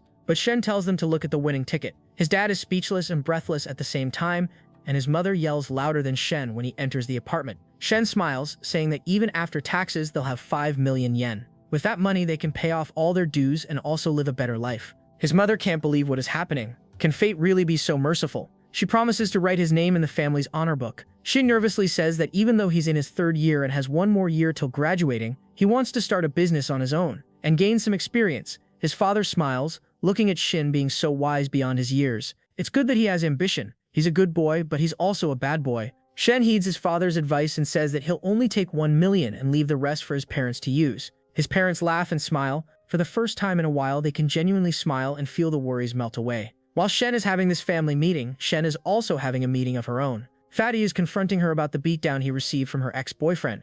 Chen doesn't budge, saying that it's his own fault, and she has nothing to do with that man because they broke up earlier that night. If he wants accountability, he should look for the guy who beat him up. The fatty just laughs. The bruises on his face surprisingly make him look even more ugly. But his confidence needs to be studied. Bro is trying to bag an 11 by 10 fatty with a face card like that. He tells her she's not being fair. It's all because of her that he got the beatdown of a lifetime. Internally, he wants to use this to win her over. But Chen angrily says that she didn't invite this fat waste of space to be with her during that time. A dark look flashes across Zhang's face. He calls her stubborn, going at a different angle that she left her post and left customers unattended. And he's going to suspend her customer service duties for a month. Chin realizes that he's playing dirty. Even though she asked for permission a day earlier, Fatty laughs while his chair struggles to put up with his enormous waist. He starts going on about how he's the general manager of the store, so he calls the shots. What he doesn't know is that Chin already has a way better offer lined up for her, courtesy of Shin. He really thinks that he'll get a slice of her bakery just by bullying her at the workplace and forcing her to get her base 1,200 yen salary, which can't even cover rent. What he doesn't know is that he has accidentally pushed her into Shen's arms. She turns to leave, giving him a last view of her. How dare he act like a general manager and let it get to his head. She quits on the spot, and he can't believe that she stood up for herself. While leaving, she realizes that Shen really is different from all the other guys he hangs out with. He's calm and kind, and whatever he does now, she'll be working for him. She storms out, saying that she doesn't need this job. Half an hour later, she hits up Shen, wondering if the offer still stands. Shen smiles and congratulates her on escaping that hellhole and walking towards the brighter future. He tells her to scout new locations for their cafe. And while she looks for new places to open the cafe, he will transfer 300,000 yen as investment. He then goes to the professor's cabin and finds her banded over, giving him a perfect view of her massive marshmallows. Professor bending over was an assassination attempt. Shen's blood pressure nearly jumped out a window. The professor apologizes for bothering him. She has to move office, and there are too many things to move on her own. Shen Chen looks around, saying that he doesn't have classes in the morning, so he is free. But do they really have to move all the books? The professor apologizes. She would do it alone if she could. She tries to reach for the books on the top of the shelf. She can't reach them, even if she stands on her toes. Shen arrives and grabs the books for her. And that's not the only thing he grabs, as she feels a sword behind her shields. She feels Thor's hammer and wonders if this is closer to the time that he was born. If this is closer than the time they were at home when he was tying that apron. She starts blushing, wondering if Shen really has something for her. If things go the way they are, she will definitely be getting that something. And with some extra ruthlessness and power. The professor looks away shyly, asking if he's done already. Shen just smiles, grabbing a folder and saying he's done. 2 other idiots barge into the room and look at the professor, sweating and blushing like an idiot. They wonder what's up with that. Shen doesn't pay it any mind and tells them to hurry up and get that file moving into the next office. The professor is just glad that the students arrived after Shen was done giving her a feel of his sword. But she also notices him getting bolder by the minute. First, he acted up in her house by tying her apron, and now he is doing this, but part of her secretly feels excited, wondering if there's more to it. She tries to keep it strictly professional, but is failing as a 71 affinity point mark pops up around her head. Shen wonders why her affection level jumped. He takes a moment to admire those perfect peaches. It's not that he has a really long sword down there, it's just that her peaches are seriously curvy. If she had been one of the flat ones, things would never have gotten this far. He seriously decides to invest in their relationship. 800 meters from the school, South Gate on a Saturday. Two girls are busy sucking up to Zhang Peng. They're continuously showering him with compliments about his 280,000 yen car and how he's in the top 1% of their classmates. That idiot wannabe rich kid just smiles, wearing designer pajamas as if it's his uniform. He likes how all the girls are lining up to follow him even though the Fang turned him down. As they're continuously glazing him, one of the baddies says that he's so rich some people would have to work for years to get to his level. But Zhang Peng almost chokes on his tea when he looks at Chen sitting there like an absolute treat, complete with a yellow ribbon on her chest. This idiot doesn't know that this gift is reserved for our boy Shen. He admires her long sculpted legs, saying that it's worth losing 10 years of his life if he can get lucky with a baddie like that. They also look at the luxury car she is walking towards. It's the new M9, and Shen steps out of it looking casual. The girls immediately shift their attention to Shen. He's supposed to be the broke kid after his family filed for bankruptcy. Zhang Peng has an existential crisis when he sees Chen greet Shen warmly. He can't believe that this supposed loser is together with a beauty like that. Chen just smiles, saying that the cafe owner will be here shortly. So how about they grab a drink in the meantime? Shen smiles while the other girls are whispering, trying to badmouth Shen and his crew. Zhang Peng, on the other hand, is burning with jealousy and envy. That bastard broke up with Ting and now he's already with a beauty from outside the school. The cafe owner arrives, apologizing for being late. She had to pick up her son. This is Yu Cheng. They greet politely, and Shen wonders if they're really the same age. The cafe owner sits down, saying that she'll keep it brief. Business isn't doing well. It's near the school, so there's a good flow. But with family issues and problems, she has no choice but to transfer the cafe. The transfer will cost him 300,000 yen. While it's perfect for our boy, he still needs 50,000 yen as a capital to get the business running. And for Chen's first salary, he puts down his offer at 250,000 yen. And though the cafe owner wanted it to be 270,000 yen as there were no other buyers, she agrees to the price and to transfer it today. The cafe owner calls a waitress over, saying that Shen will be the new owner from now on. They should get acquainted. Everyone greets the waitress, and Shen says that he won't be coming around often, so Chen will be looking over the cafe. The girls can't believe that he closed a deal for 250,000 yen. That's the amount of money Zhang Peng splurged on his car, and he was walking around with a big head. Chen's eyes widen in surprise as she looks at the cafe owner's phone buzz. The cafe owner nervously steps away, saying she'll have to take the call. In a hushed tone, Chen whispers that it looks like the cafe owner is the fattie's wife who harassed her at the workplace. Her old boss, Shen, just shrugs his shoulder. Looks like the world really is round. And with such a beautiful wife at home, he still has the gall to harass his employees. Chen nervously looks away. She still has the chat where the fattie was harassing and threatening her. She was thinking of exposing him after she got her first salary, but now she feels bad about doing this to the cafe owner. Shina also agrees, saying it will be bad for everyone. Once the chat goes public, Zeng will know who did it. And a man over 40, unemployed with a family to support, he might do something he will regret later. Shin asks Chen to let him handle the matter so that they could take him down without affecting Chen. Chen breaths with relief. Her eyes soften and Shen transfers the 250,000 yen he promised to the cafe owner. He also sends Chen 50,000 yen. Out of that, 24,000 is her salary for the next 2 months. And the rest will serve as capital for the business. Immediately, his vision is flooded by a series of pop-up videos. As he has used the 1 million yen of the capital investment fund, he raises his investor level and gets another million to invest in other industries. And if he manages to complete this reward, he will get his investment back tripled. And he will also receive a mysterious industry. Shin smiles, looking at the system backing him up. He didn't expect the system to surprise him with so much money. He got 10 million yen to invest. Someone the IRS really needs to investigate, bro, and where he keeps getting money from. The cafe owner smiles, saying that she has received the payment. It's a pleasure doing business with him. They shake hands and Shen's mind immediately dives into a gutter. He notices what a firm and soft hand she has and immediately starts imagining dancing with the cafe owner. He gets up and asserts his dominance, saying that they might see each other in the future. They arrive in a luxury restaurant that Shen took Feng to earlier. Chen wonders if he comes here often since this is a really expensive restaurant. Shen just smiles. It's not every day they make a good deal in business. Chen looks away while blushing and Shen can't resist her charms. Any normal man would be simping for her hard. He plays his cards right, asking Chen to sit next to him. As she is about to sit, he wraps his hand around her waist and pulls her closer. After all, he spent 300,000 yen on a cafe she wanted and agreed to give her a 12,000 yen salary a month. He decides to earn some of it back, one way or another. Chen looks away while blushing. The only reason bro can get away with this is that he is handsome and rich. She understands that in this world, there is no love or no effort without reason. She also questions whether he wants to make money off the cafe or if he just wants a slice of that premium cake. She gets her answer soon enough as she feels his hand creeping down below. All she has to offer is her premium goods. She nervously whimpers that the waitress is coming and he shouldn't go so far, but Shen tells her not to worry and slides his hand over her sculpted abs, causing her to moan. The waitress tells Shen that they are preparing the dishes and will be coming in. Shen immediately pulls away and tries to catch her breath. Shen, on the other hand, is unfazed and grabs his sushi roll, telling her that this is the house's specialty. Shen can't help but admire his face card. Even though he is rich and handsome, he is a playboy. Even though he still has a beautiful girlfriend, he acts like this. 40 minutes later, they are finally done with the dinner, and Shen is ready to pay 2,600 yen.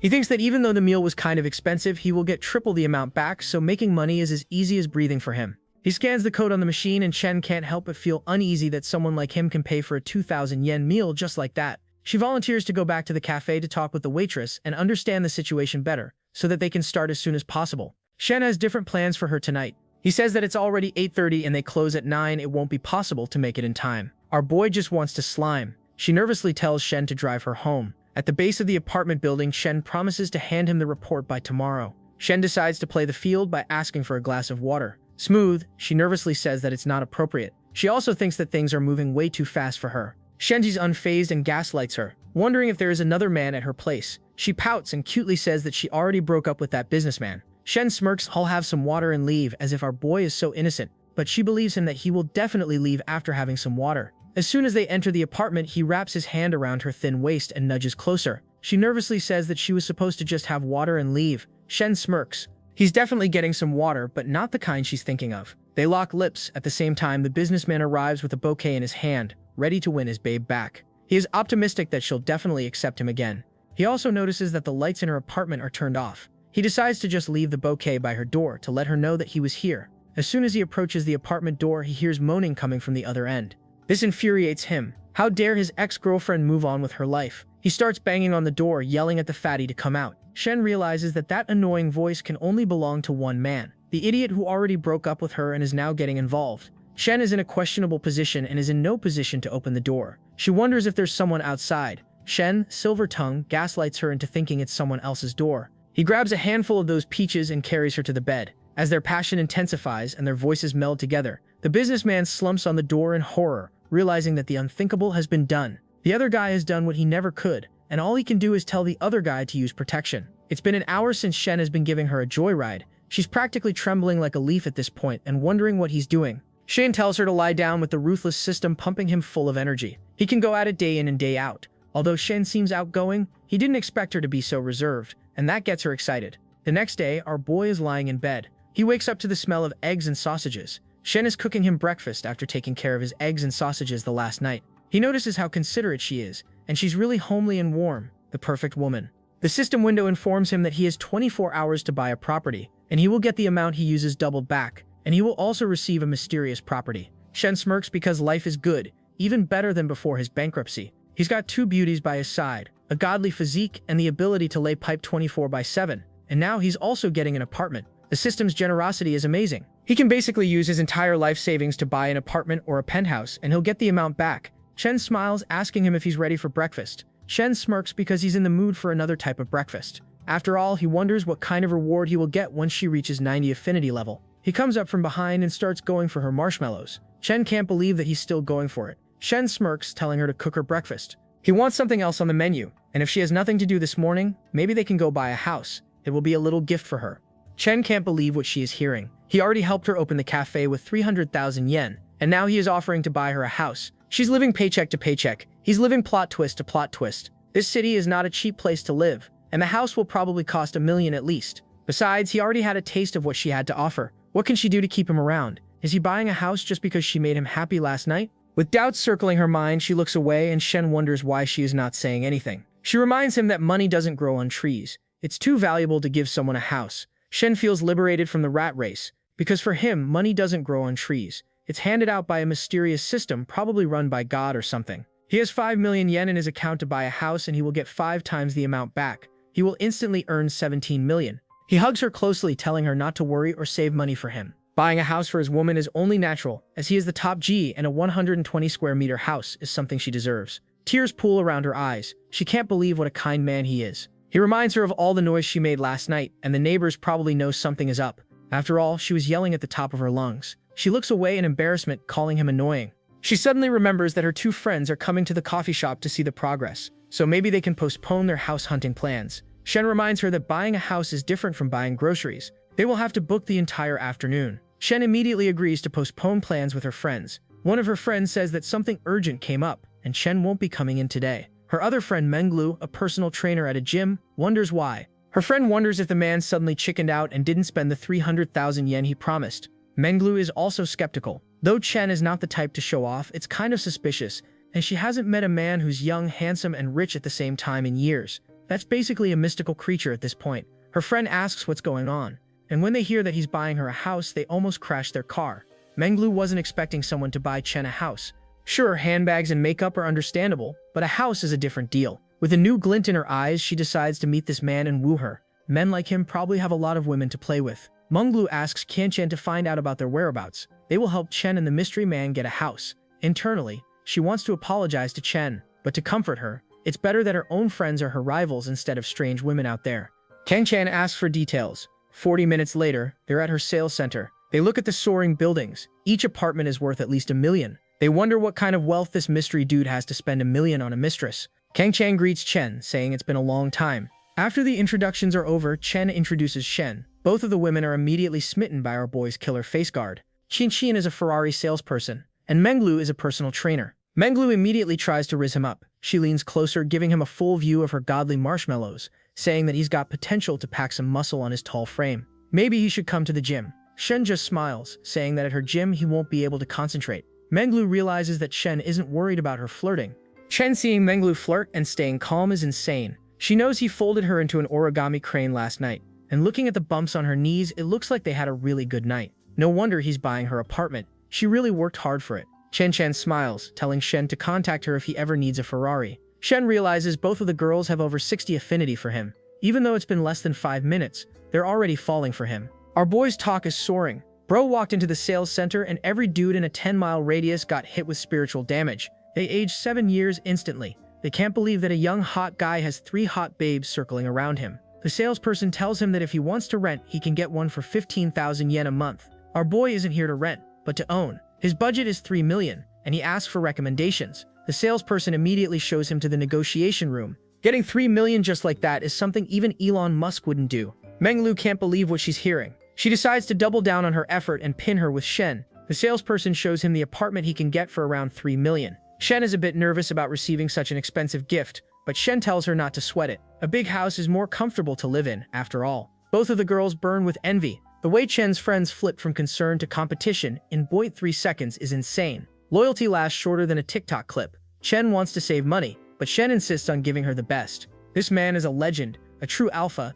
and impossible to find. They have better luck finding a unicorn. He just smiles. They might think that he's a fool, but he'll get triple the amount back. The salesperson offers a bigger discount if he can make a decision today, but he doesn't need any discounts. He just needs 2 parking spaces. Menglu decides to activate her charms. She flicks her hair back, revealing her chiseled collarbone and her massive melons. Shen wonders what's up with her, and she sneakily slides her dress's strap off. Our boy's mind immediately dives into the gutter. He imagines doing ticklish things to Menglu, making her say his name over and over again. He tries to catch himself before his little friend from down under gets up.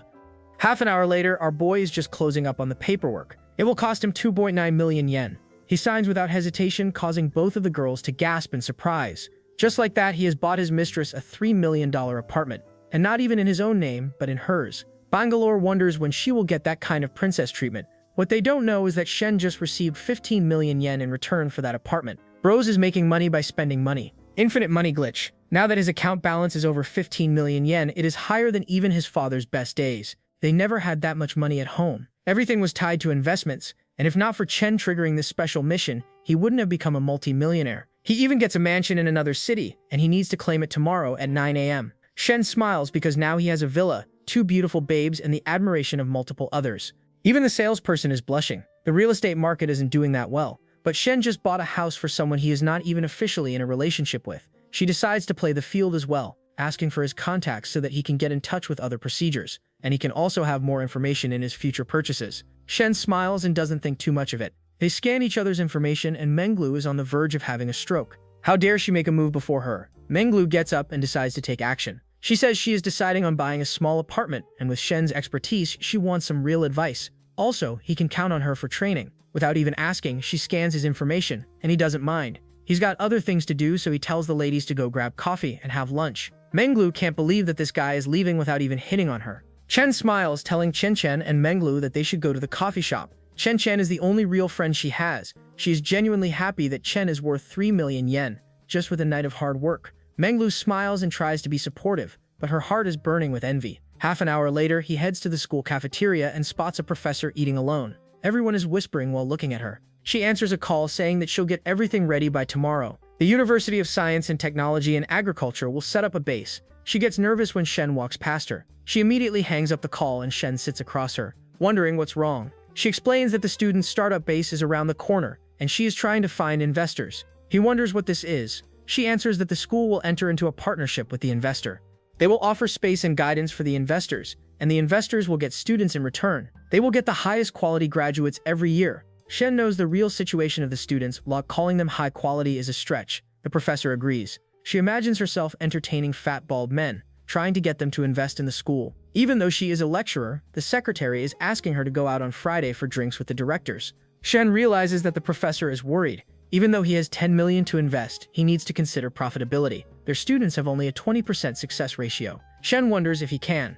The professor wonders if he is interested in applying as a student. It's good that he has an idea, but the projects haven't been launched yet, so it's difficult. The system window is immediately triggered to show him a quest. He needs to gain reputation points in the university by inspiring others. For every 500 prestige points, he will get a chance to draw an ability point or a special skill. If it's anything like Ruthless and Power, he is up for it. He can also recruit baddies to his future business through this scheme. Realizing the potential in this scheme, he decides to invest in it. He tells the professor that if someone wants to invest, will they evaluate the students getting the investment or the school? It's better to clear the air before he steps in it. The professor explains that the school will evaluate the students, but as there are no investors, there is room to negotiate. Without missing a beat, our boy decides to invest on one condition. He will evaluate each student and see who gets the funding. She looks at him in surprise, telling him not to jolt.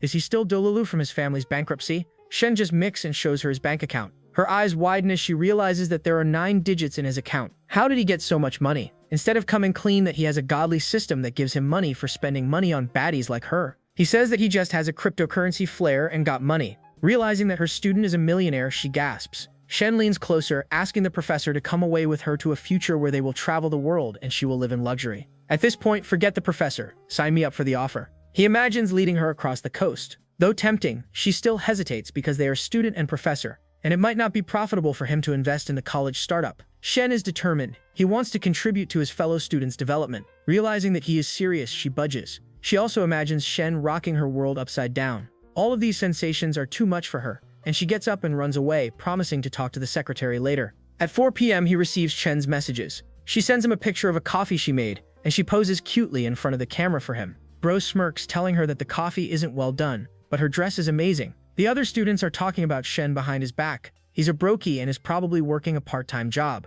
One of them says that she's one to talk when she's going out with that gorilla-faced Huang, Shen's roommate. The girlie says that she turned down his offer multiple times, but he wore him down. But it turns out this living piece of trash is dating Huang just for a free meal, and they don't want to date Shen because he's a loser in their eyes. They turn to see Shen walking up the flight of stairs. They misjudge him as a part-timer. One of them laughs, telling Huang that she should ask where he's working. But Huang says it's inappropriate. They're classmates after all. In a condescending tone, the alpha witch asks Shen where he is nowadays. Is he busy with a part-time job or something? Maybe they can support him by visiting that place. Shen realizes this is the perfect opportunity to show her what a tycoon he is. He decides to let it slide and play with them a little. He nervously says that he's working at a coffee shop, and maybe they can check it out together. Back at the coffee shop, Shen and Menglu are smiling with the brilliance of 1,000 suns.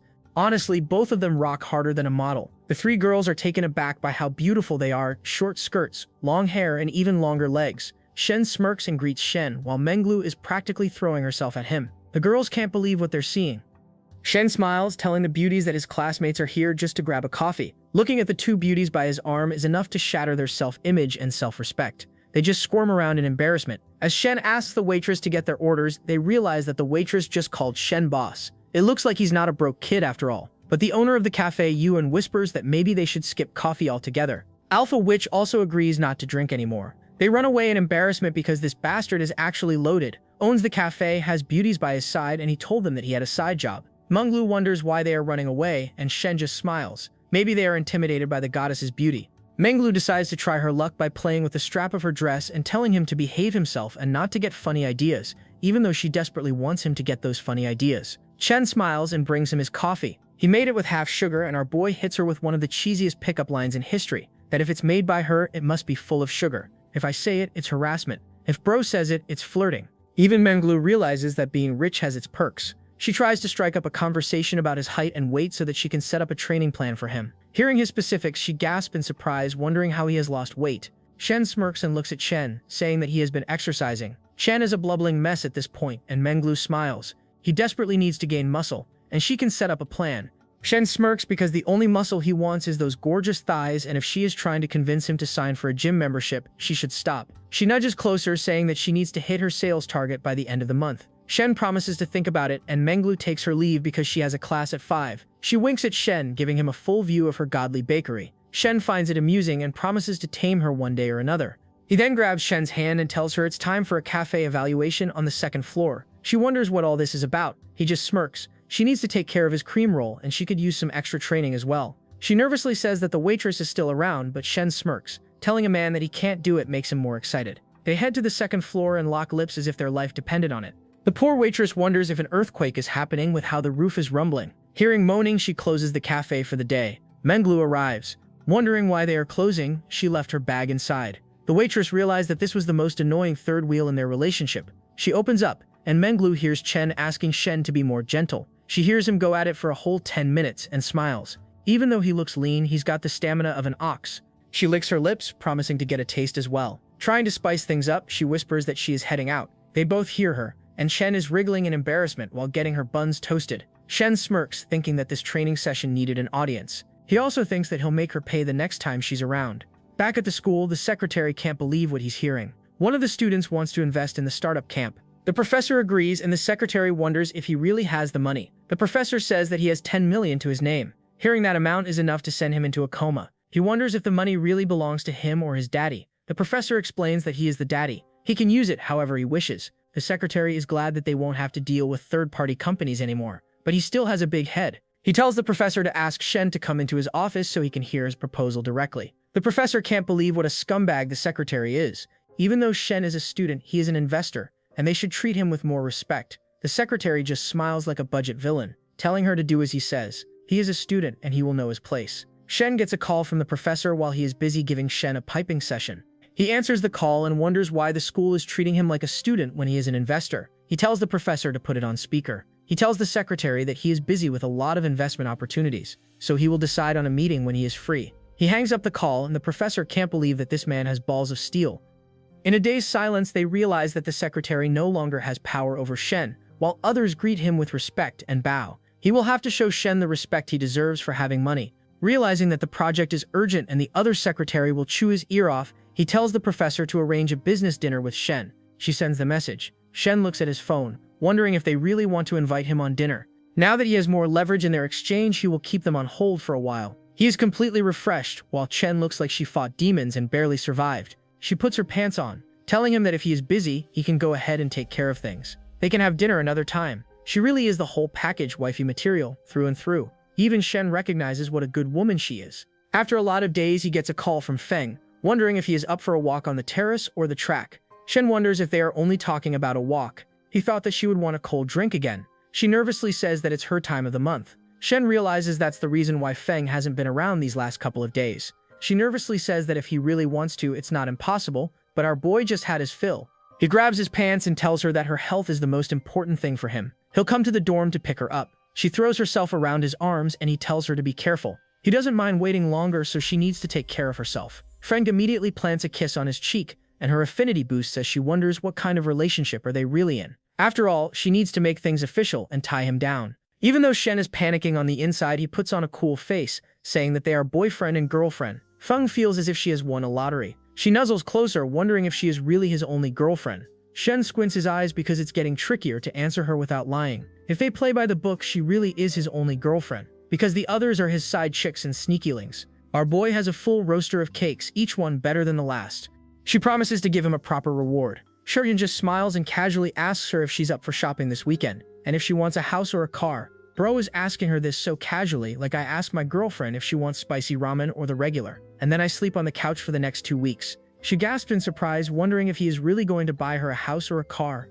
It's true that she doesn't need a car right now, but she needs to invest in her future, and a house is a great thing. She decides to not resist anymore because who in their right mind would reject a free house? Shen smirks. It's getting late. Then he walks her back to her dorm. He also needs to visit the possession office tomorrow to get custody of the villa in the Lake City. While driving his car, he FaceTimes Manglu, who calls him a skinny boy and tells him to hit the gym if he's free. He wonders since when has he been skinny, and also wonders if the video is appropriate because most of the screen shows her massive melons. She teases him for having dirty thoughts, and also smirks because by his tone it looks like he's warming up to her. Toling arrives in the gym through a weird coincidence, wondering why she's smiling so happily. Manglu says it's nothing, she was just FaceTiming a friend.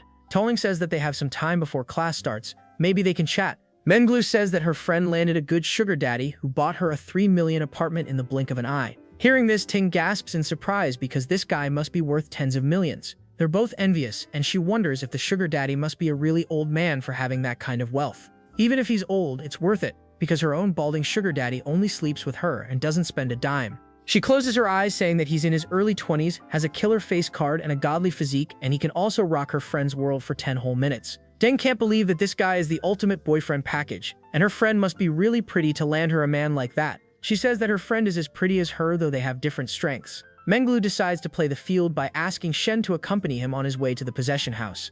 When he agrees, she immediately cancels the training session she has with Ting, promising to refund her fee. Ting can't believe who's the guy that's having Menglu all tense and bubbly, and she also can't believe that she's going after her friend's sugar daddy. But hearing a man like that, she would do the same. A really muscular guy with a stupid haircut asks Menglu what she's doing. He's a fellow fitness coach. Menglu ignores him as if he's yesterday's trash. They look at an M9 pull up in the driveway. The guy is not impressed with the car, but Ting tells him that it belongs to a guy who bought 3 million yen house to his side link without a second thought. Ting squints her eyes and looks at the guy getting out of the car. It turns out it's Shen, making his comeback arc a reality. She can't believe what she's seeing. The tall, rich, handsome guy Menglu was talking about turns out to be Shen, her ex-boyfriend, now a millionaire. Regret swirls around him and she has no idea how successful Shen is. Ting is on the verge of having a stroke, and the other trainer wonders if she is fine. She can't believe that she used up her only chance to be successful in life by dumping Shen on that day for a beer-bellied old foggy. Speaking of the devil, he messages Ting that he has some information. Right now, Ting wants to rip his face off. How dare he skip the formalities and get straight to the point? Does he really think that she is that cheap? Looking at her track record, she is cheaper. Anyway, the fat foggy wonders if she will come around to his place tonight. In her anger, she tells him to screw himself. He wonders if this is really Ting talking, and she angrily yells that no, this is his mother, and blocks him. The old guy wonders what the hell happened, why he got blocked when he bought her so much stuff. Ting angrily walks away, wondering if she still has a shot with Shen. This witch is unbelievable, leaving our boy in his time of need and now wanting back in. Just because he has the college girls coach Menglu and her bestie around his pinky. She wonders if she can also get in on the action. Speaking of Menglu, she smiles, and the seatbelt barely manages to cover her massive marshmallows. She says she is jealous that he has such a big car and he could go off-roading. She tries to set him up to go off-road and see her jiggling marshmallows. Shen plays it cool. After all, he's been getting game left and right and he's in no hurry. He tells her that they will try it sometime in the future. She angrily mutters that he doesn't play by the book, and he wonders what she means by that.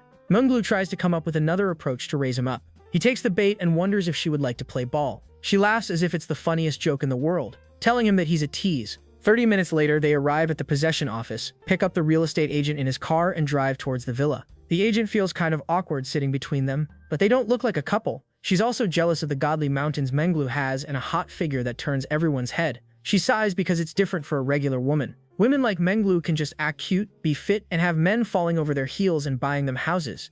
They arrive at the mansion, which is beautiful with gardens, fountains, and everything. Menglu smiles as this place is gorgeous. Menglu looks at the mansion with longing. It's weird how rich people can live like that, and she vows that she will also live in this mansion. The agent explains that the villa is around 600 meters with a huge garden and a beautiful fountain, and he can decorate it however he wants. The system window takes it as a challenge, telling Shen to use 20 million yen to renovate the house. He can't believe that the system is asking him to renovate a 10 million house with 20 million yen, but the system commands and he obeys. He asks for some renovation company's numbers. After getting the contacts, he turns to leave with Menglu, asking if she can make a quick video for her Insta. Shen smiles, telling her not to show his face. She also teases him that his face will be a sensation on the internet. She already has 50,000 subscribers. He wonders if she has a lot of local fans. Looking at Menglu, she probably has only fans. Most of them are local. Shen gets in the car and wonders if those 50,000 men have already seen her. She just smirks, saying that if we ask for a subscription, he will get premium content. Shen takes it as a challenge and asks her for her account.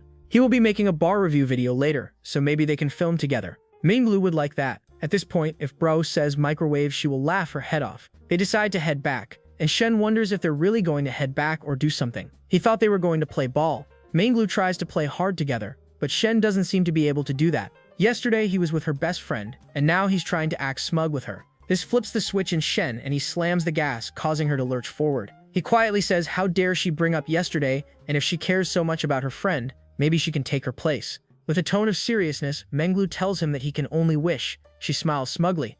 After all, if she gives in too quickly, she'll be seen as cheap. The harder she plays, the more he will want it. She imagines him on his knees while she grabs a whip and gets freaky. Forget Fang, she is the true freak in the sheets. That's why she's been teasing him all day long, giving him a taste of what he can have for the right amount. She also tells Shen to drop by the gym anytime he wants. Shen smiles, wondering if he can shoot some hoops later. She just winks at him and leaves. She comes face to face with the 7-foot-tall, muscular man, the gym manager, Huang. The manager wonders where she is coming from. She skipped a client's lesson, and that's a violation of the contract. The girl nervously says she has something personal to take care of and informs her client. The manager says that she still plans to lodge a formal complaint even if she was getting double the session back. Menglu wonders why Ting is coming after her all of a sudden. She probably doesn't know that Ting is questioning her life choices and everything related to Shen, and she is also fed up with the manager's attitude. First, she scolds her and then tries to switch to a wise guy, trying to save her. The manager tries his luck asking her out for lunch, but she curtly replies that she has her own lunch in her bag.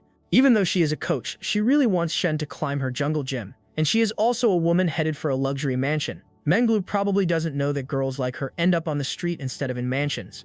Both of the school secretaries have a meeting about Shen, wondering the reason for his interest in the entrepreneur base. School committee secretary Kong also asked his fellow secretary to run a background check on Shen, and since they are in the middle of processing everything, they just need to get all the details about him straight and can't rush into a decision. The other secretary says that they will avoid making any mistakes. They decide to run into him at the dorm later, along with the professor, realizing that Secretary Kong is going to go in person. The other secretary finally realizes that it's a big deal. It's 5 POS and this boy's dorms. Shen's roommate is asking him about his game and asks him to see if he has any chances with the goddess he's been messaging, and how long until he conquers her. Looking at Bro's risen question, it's beyond pathetic. Bro is receiving single-worded messages while he's pouring his heart out, asking her to take care of herself every now and then. Shen looks at the embarrassing display his boy put forward. It's been 3 years, and this is the only progress. But ugly Mr. Bowlcut is glad that now he gets messages instead of being left unseen. That's a W in his world. He feels as if he can wear her down. Shen, who's been drowning in cake and clams, feels sorry for his older bro. As long as he's happy, he can stay in his blissful ignorance. He tells his bro that he should just ask Lao Shao to tutor him. The older bro, on the other hand, says that Lao Shao is a weak card loser. Shen is the only one who's got experience with girls in their dorm.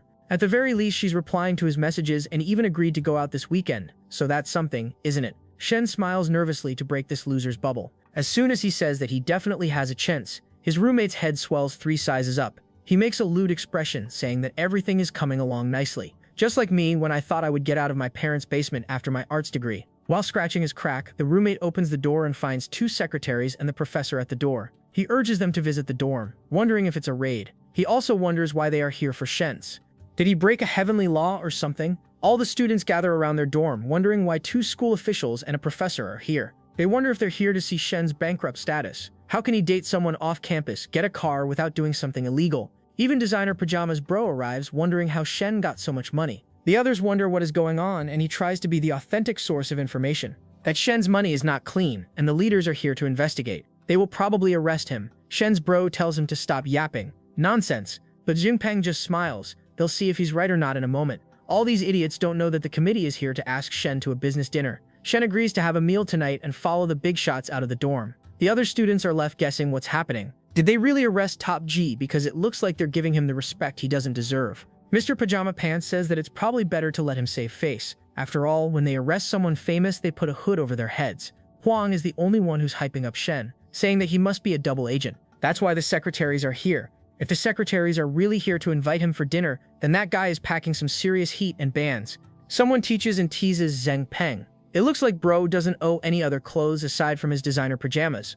Bro probably plans to get buried in it. They arrive in a high-end restaurant, and Secretary Kong wonders what plans he has to invest in the camp. Shang comes off clean that he wants his conditions to be met so that he can invest. Firstly, he wants to be in charge of the investments, who gets it, and how much. The school can't interfere with these decisions. The other secretary still doesn't understand that he holds no power whatsoever. He tries to speak up, but Secretary Kong calms him down. He tells Shen that these decisions are with the school bureau, and they can't move independently, even if the investors want to fund the students. But Shen is not taking no for an answer. He also wants the students to be successful and wants to see who is actually deserving. He takes a swig of his wine with grace.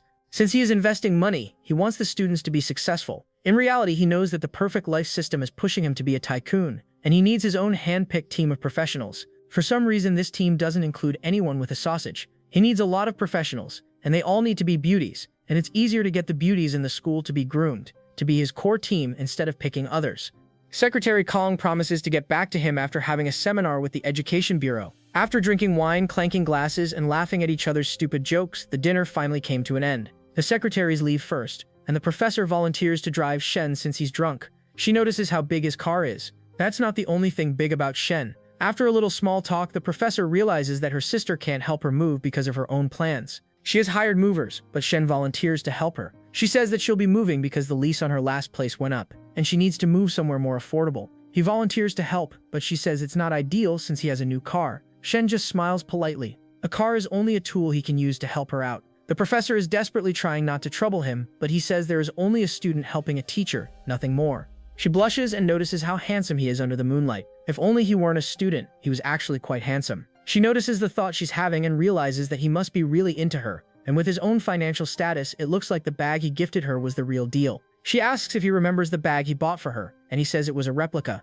If it were genuine, then it would be trickier to accept it. Shen waved his hands hastily, saying that it was just a respectful gift for a teacher. She realizes that it was real, expensive, and not appropriate. She's older than her and her professor. She tries to reject it, but Shen shushes her, telling her to drive and not say things like she refuses. They arrive at the base of the apartment building. The professor says that she'll park the car here, and he can get the keys tomorrow. He leans closer and pecks her on the cheek. Is their relationship finally moving forward, or is the professor going to get cold feet and keep things professional? The professor realizes that Shen is getting bolder by the day, first in her apartment, then in her office, and now he straight up kissed her on the cheek. What's next? Patting her on her other cheek. She runs away in embarrassment, calling him a bad student, but Shen just finds it adorable.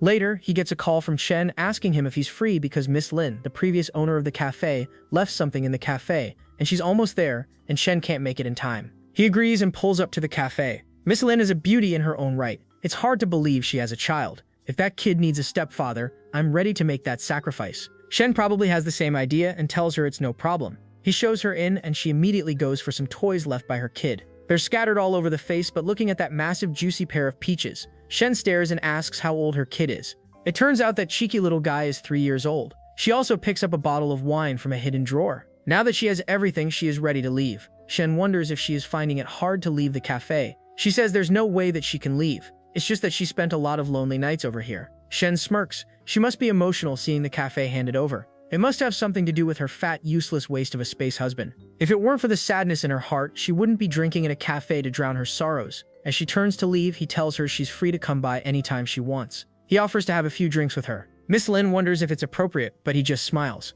There's nothing wrong with getting a few drinks. As they start drinking away, he wonders if she is troubled by her family situation. He already knows that her husband is Zheng, the useless general manager of the Audi store, and he also heard about him from Chen. She had to leave the dealership because of her husband. Miss Lin nervously wonders if he did something unthinkable. Shen swirls the wine in his glass, telling Miss Lin that he just harassed Chen, and she left because she couldn't take it anymore. Miss Lin sighs in relief. It's good that he didn't commit another crime. It turns out she's been planning to divorce him for a long time because he threatens and bribes his coworkers. They've been married for 5 years, and he turned out to be a loser and an emotionally absent deadbeat dad. It's only because of her kid that she clings to her shabby marriage. Shen says that it's better to cut ties early. The kid is still young, and it's better to raise him with love than let him face a stressful situation for years to come. It certainly makes sense, and Miss Lin also notices what a mature, young, and handsome man he is. He really has all the things Zheng doesn't. She lets the moment wash over as she kisses him on the cheek and runs away, leaving Shen worried about what that kiss meant. Miss Lin has a face as bright as a tomato. Maybe it's the wine talking, but after so many years she has been a mother and a wife and nothing more. For the first time in her life, she felt something close to satisfaction while talking to Shen. Now that Shen is suffering from bricked-up syndrome, he asks Shen if he can drop by and spend the night there. Chen tells him to get a room outside, but he says he doesn't want to waste money. 20 minutes later, Chen is waiting for him in a dress that covers nothing and shows everything. She finds Chen absolutely wasted on her doorstep. He says that it was a school leader gathering, and he didn't have a choice. This girl is really a catch-and-wife material. She tells him to sit for a few moments and take a shower while she makes some sobering-up tea. Shen just says that they will hug. He starts reaching for her third base, and she wonders what in the world is going on. How is this a hug? He says that they will only hug and nothing more. Remembering all the times he said lines like this, the first time he said he would only drink water and leave, but ended up turning her into a Niagara Falls. The second time he said that she would be getting some training. She ended up going through rounds of loading. This time hugging must also mean something like that. She looks away adorably, saying he is quite the character. They arrive in the bedroom, and there are 2 separate blankets. She says since they'll only be hugging, it's right to use 2 separate blankets. She hides under the sheets and Shen smiles. This time, his excuse wasn't even solid. He starts sneezing and being a drama queen. Jan hurriedly tries to turn off the air conditioning, but Shen was waiting for this. As soon as she gets out of the sheets, she finds the beast inches away from her face. He smiles, saying that's not cold anymore. And with the way she's panting and struggling against his Thor's hammer, it looks like bro will be doing everything but sleeping tonight. The next day, Jan leaves him a note that she's heading to the cafe. She has washed his clothes, but they are not dry, so she bought him a new pair. Breakfast is on the table, and if the food is cold, he can heat it up. Looking at the note and the amazing night he had, he realizes that she really is a gold-tier woman, the one he needs to put a ring on her finger. He decides to buy a car for her in the meantime. Just then, he gets a FaceTime request from Menglu. She's running on a treadmill while wearing a top only out of formality. Her massive melons are out in the open and jiggling wildly. She calls him Skinny Dog, wondering when he'll hit the gym. Looking at bro's godly physique, that's straight up dirty. Menglu smiles, wondering why he's being so shy today. Looking at that massive bosom, it's too much for his brain, and it short circuits. He wonders if he should hit it from the back if she doesn't get attached. Shen gets a call from the counselor. He tells Mangu that he'll have to hang up because he has important things to do instead of talking to a Ethot. She understands and tells him to work hard so that he can play harder. He hears of the counselor, wondering what's up. She says that his proposal for the school plan has been approved by the leaders. The documents will be faxed to him in a couple of days. He can start reviewing applications and students. Shen finds it amazing and asks the professor to include weight, height, and a personal photo in the applications as well. The professor rightly so wonders why. What does his weight and height have to do with this program? Shen comes up with a stupid story that a qualified entrepreneur must have a good physique and appearance. Only then are they disciplined. He also has very high standards. The professor feels something is off but still agrees to see what she can do. The student counselor reps will get in touch with him later. After everything that's been going on between them, she says that they are moving tomorrow, and if he is free, Shen immediately leaps at the chance to raise up his first crush. He promises to see her tomorrow morning. Half an hour later, he has just finished eating breakfast, and is about to head out when Menglu starts calling him again. With a bit of annoyance, he wonders what's up with her. It's only been half an hour since they talked. He's busy and is about to head out to meet with the interior design companies. She just smiles like an idiot, wondering if he needs a little burden. Shen smirks, realizing that she wants to tag along. He says that she can if she wants. Though she's a bit of a flirt, it's great having 11 by 10 baddie around his arm in negotiations. Really pressures the other party into coughing up a better deal. Minglu smiles, telling Shen to pick her up from the gym. At the gym, he comes face to face with another rich bro, who wonders if he's waiting for someone for a girl. This man is driving a G-Wagon and has a 24-karat gold watch around his wrist. He's also in the big leagues and tries to talk down on Shen, saying that his car is fine if he is chasing regular girls. For the top ones, he should drive a G-Wagon. Bro is out here coaching Shen, who has hacked the game and has goddesses eating out of his hand. They both look at his sparkling G-Wagon. Munglu arrives wearing an amazing dress that shows all the curves God gifted her. The rich sim smiles, wondering if she's here to meet him. They should go out and eat. She smiles, apologizing because she already has plans with a friend. Looking at Shen, he realizes that he's the friend she's talking about. This guy is seriously loaded, but all his money is daddy's money. He doesn't have much say on what to spend and where to spend it. Shen is in a different league. Mr. Fan tries to accompany him for lunch. He will buy it. Shen just says that he doesn't like dining with guys who drive G-Wagons. This man just straight up roasted, cooked, and left no crumbs in his wake. He smiles, telling Shen that they should get on the road. Mr. Fan just straight up roasted, cooked, and left no crumbs in his wake. He smiles, telling Shen that they should get on the road. Mr. Fan from Money wanders forming Sestaki because Dale. Fan wonders why Menglu is getting into that car when he has a freaking G-Wagon. That G-Wagon is his entire personality. Later in the car, Menglu tells Shen that that guy drives a 2 million yen car and he's been chasing her for a long time. Shen couldn't bother less. At this point, 2 million is just pocket change for him. She pouts and was expecting a bigger reaction. How dare he not care that someone else wants her and is willing to spend on her? She points out that he's being unusually quiet. He's not his usual lively self. Shen understands the game she's playing. After all, he's one of the devs who made it. He's trying to show that she has options and trying to make him jealous. He hits her like a smooth operator, that men are excited only when they are exercising.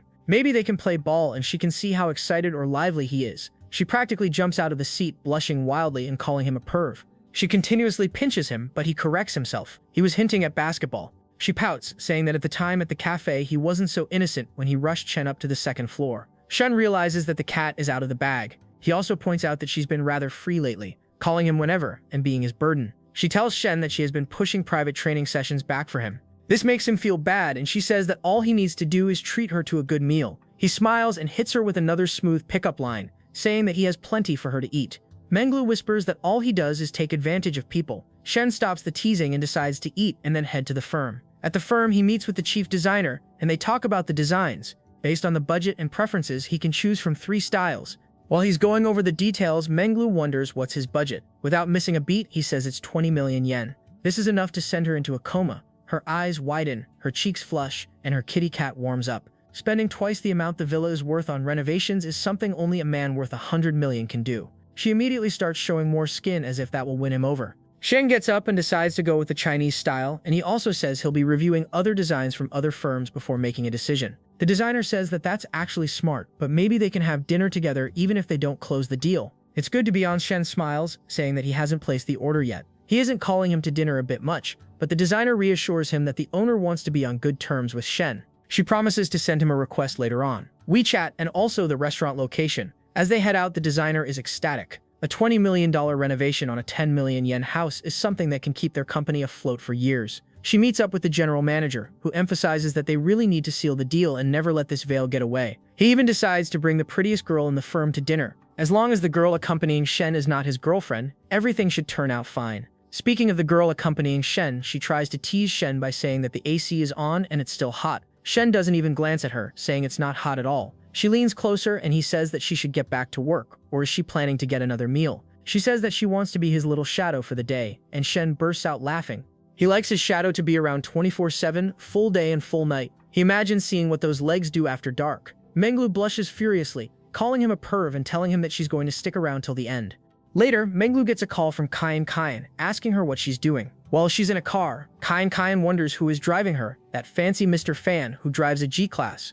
Poor girl doesn't know that Menglu is busy playing homewrecker for her best friend. To Kayan, Mr. Fan is still a good choice. Second best, next to Shen. Though not the party who would buy someone a 3 million yen house, but definitely someone who would buy her cosmetics and expensive bags. When she hears that she's in a car with Shen, she loses her mind, wondering if they really did the unthinkable. Menglu smiles smugly. Not today, she's just here to accompany him on renovation plans. She slips in the information that Shen just bought a 10 million yen villa and is spending 20 million yen on renovations. Buying this amount makes her lose her mind once again. That guy is casually blowing millions after millions.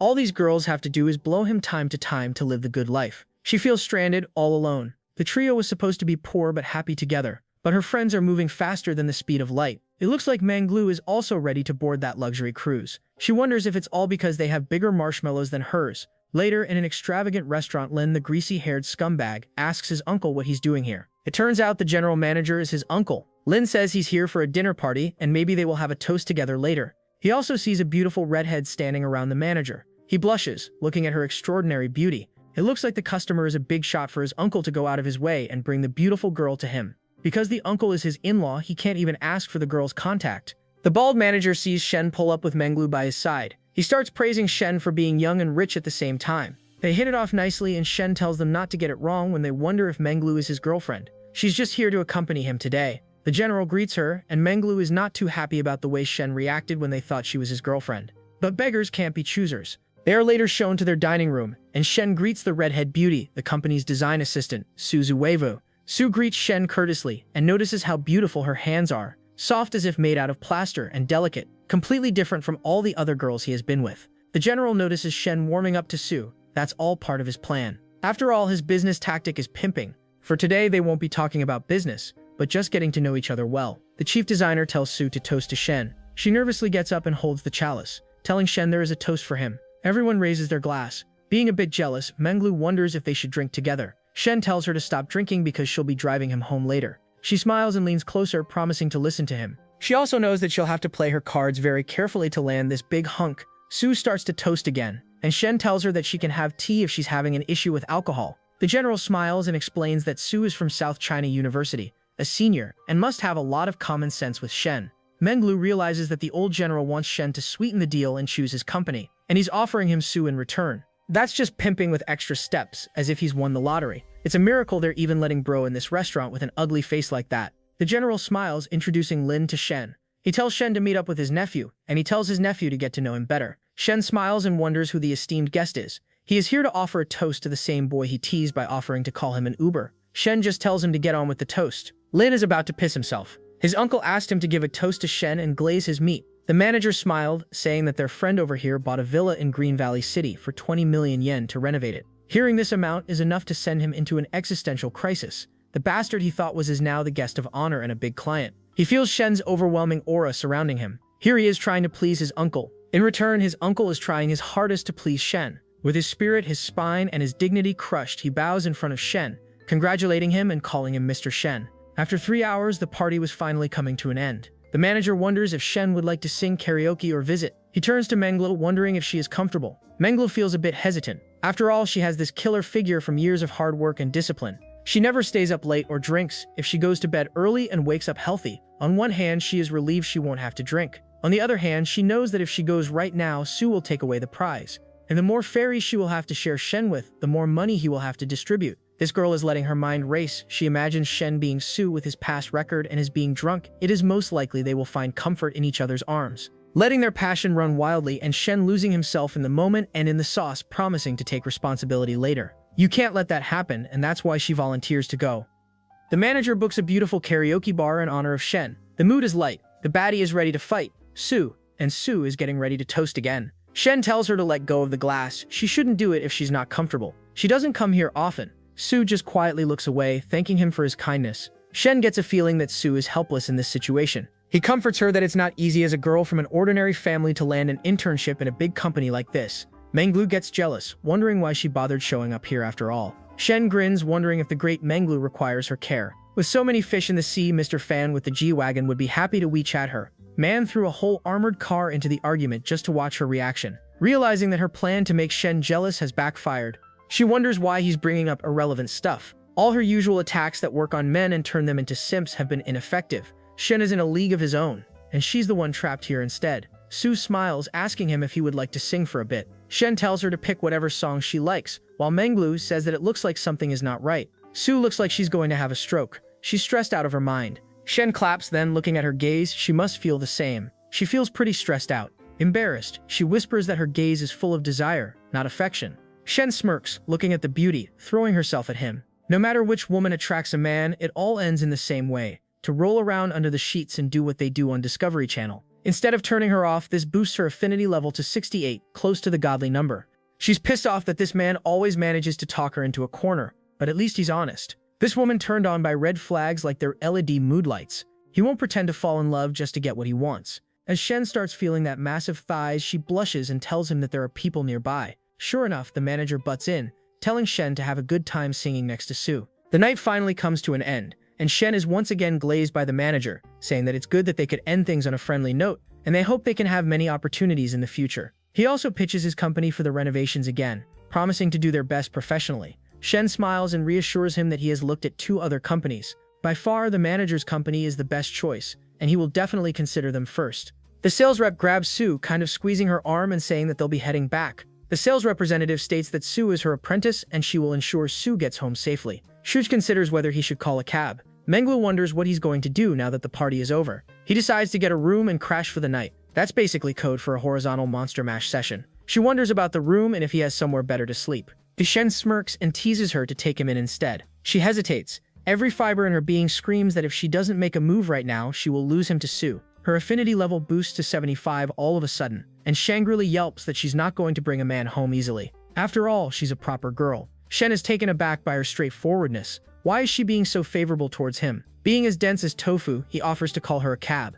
She angrily mutters that she doesn't want to go back. Shen wonders what in the world she wants. Where is she going to sleep? She flails around, telling him that he's being a meanie, a bully. She has hinted at what they're going to do tonight. Shen smirks and tells her that they'll pick a different hotel. He opens the door for her and they sit in the back seat. Menglu is nervous and Shen is just zoning out. She hopes he'll be gentle, not as aggressive as when he was with Chen in the restaurant. The driver is envious of Shen, and honestly, who wouldn't be? With a godly system at his back and calling duties around him, and his Woody turned into Thor's hammer. Shen's life is 50% money, 50% women, 100% delusion, and somehow it all works. Bro probably cashed out on his lifetime of luck. Later, they arrive at a Grand Marriott hotel. Shen books an executive suite for a whole month. It comes out to 110,000 yen a month. Even though she knows that he's a big shot and a millionaire, she can't wrap her head around how easily he's paying for everything. Shen doesn't mind. After all, given her affinity level, he will get triple the amount back in a short while. Spending money is now a game for him. She looks at the beautiful windows overlooking the city. She smiles.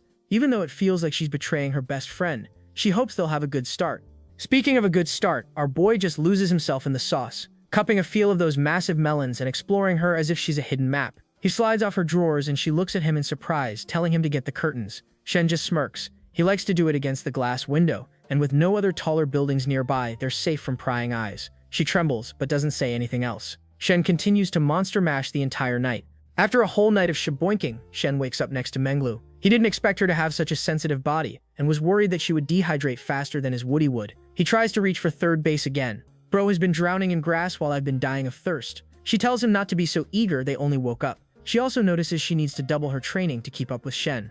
Shen smiles and whispers sweetly that because he cares, he didn't do it until the sun had risen. Lily whispers that he's strong, and if she gets to sleep a little longer, she'll be full of energy. Shen agrees since she's been so good to him. He offers to buy her a car, anything within 3 million. She can't believe what she's hearing. Her biggest trump card was a guy who owned a 2 million yen G-Wagon, and now this dude is buying her a car out of the blue. Knowing that she is getting a $3 million car, something she never hoped to get on her own, she throws her arms around Shen's powerful shoulders, wondering if she can really choose herself. She promises to love him to death. Shen smiles and melts in her embrace. Shawty went from morally confused to yes chef the moment she heard 3 million. The more he spends, the more cash he gets back. By spending 3 million, he can get 9 million back. But he also wonders how Chen will feel if he buys her friend a car worth as much as the house he bought her. She smiles, saying that she liked a Porsche for a while. It's only a little over 2 million. Shen tells her to go ahead. While thinking deeply, she remembers Chen saying that she loved a Maserati. This surprises Shen. Does Chen really love a Maserati? And she says that she indeed does. Is he thinking of getting her one as well? Shen smirks and tells her he won't beat her on the bush. He is definitely considering it, though she feels a bit jealous about Shen having a car and a house, a total of 5 million. She needs to pace herself and be content with what she has. Chin later messages Menglu, saying that a friend saw her in the Grand Marriott Hotel last night. Menglu just smirks, saying that someone took her there, and she was drunk. It was Shen, and her heart softened. Chin grimaces. What a trash bag to go after her friend, and now making it seem as if Shen forced her. Knowing her, she was probably the one who initiated everything. Shan feels the breeze of poverty like it's an old friend visiting. Every time her friends level up, Poverty walks up behind her and whispers, "Hey, miss me?" Shen, on the other hand, is getting ready to tackle the day. He promises to transfer the money directly to the account she wants to get her the car. Her affinity level boosts to 86. She is just a few points short of 90, and Shen just smiles. That's the highest affection score they've had to date. Later on his way back home, Shen calls him and asks him to stop by the coffee shop to try all the different types of coffee she can now make. Shen smiles and says that he's got something to do today, and he also plans to buy her a car, so they should go take a look. Shen raises her eyebrows, saying that he just bought her a house, now a car. She cautions him not to waste money. This girl is absolutely wife material, not like the other gold diggers surrounding Shen. Shen just smiles, saying that he likes buying things for his woman, and it's not like they're short on money. She still insists that they should get a regular B car as a car, nothing too expensive, but Shen refuses to get his woman anything under 2 million yen. She still refuses, because that's way too expensive. Chen telling him not to waste money while he buys houses like snacks. This woman is wife material printed in 4K. Last time a house and now a supercar. Where is he getting all this dough from? Is he in the cartel? Shen reminds her that her birthday is just around the corner. She thinks he's in the cartel because he's too rich. Meanwhile, he actually just has God's Venmo. It can be an early birthday gift, and she shouldn't feel bad about spending money. Her man is rich as hell. Shen feels a ping of hesitation about what he did with Menglu. He wonders how Chen will react if something happens between him and Menglu. This can't be hindered longer, and it's better to come clean. Chen nervously says that she would mind. It's also true that she won't be able to change him. But if that happens, then he shouldn't tell her, so she wouldn't be hurt. Shen pauses and sighs. He tells Chen not to worry because she has a unique place in his heart. She wonders if she is really the first girl to hear this, and Shen reassures her that no one comes close to her, with tears of happiness pooling around her eyes. She believes Shen, saying that she just wants him to stop by once a week for coffee at her cafe, and a meal at her home when he's free. Shen realizes that this is a keeper, a rare gem in a sea of pyrite. She treats him well and always tries to save his money. If he ever goes broke again, she'll be the one to stick around till the bitter end. Shen tells her that he will be keeping her company. After all, he needs to make up for it. She wonders if he is going to make up in a proper way, and this is not an excuse to shaboink. He just smiles, telling her that she knows his character. She bursts out laughing at the mention of his so-called character. Bro's character is weaker than my will to live. She tells him to stop chatting, and they have work to do. Shen realizes being a scumbag is hard work, but an honest living. He also wonders about all the guys who juggle work around. He comes face to face with the professor carrying 2 heavy crates. After greeting her, he gets the crates and accidentally blows the cover off the top one. It turns out it's filled with her undergarments, and they fly like flags of freedom, filling his vision with the professor in swimsuits, asking him which one suits her better. The green one, the pink one. He snaps his mind out of the gutter, and the professor picks up all the garments. She then puts all the crates in the car. Meng tells them to have a safe journey. As Shen starts the car, the professor exclaims that her sister wasn't this way. She used to have a boyfriend and was very warm, but that boyfriend turned out to be a cheater. Even though he was handsome, he had the scummiest of hearts. That's how she turned so cold towards men. Shen gasps in fake surprise, saying that these kinds of men are human trash and should be castrated. The irony is beautiful, and the professor laughs, asking him if he's a scumbag. Shen manages to live in his delusion that he's a pure big hunk of a man with a big D. The only part of his statement that is right is perhaps the big D part. The professor smiles, saying that she doesn't have any experience with men. Shen wonders what she thinks about him. Her heart flutters and her cheeks flush as if that's the answer to his question.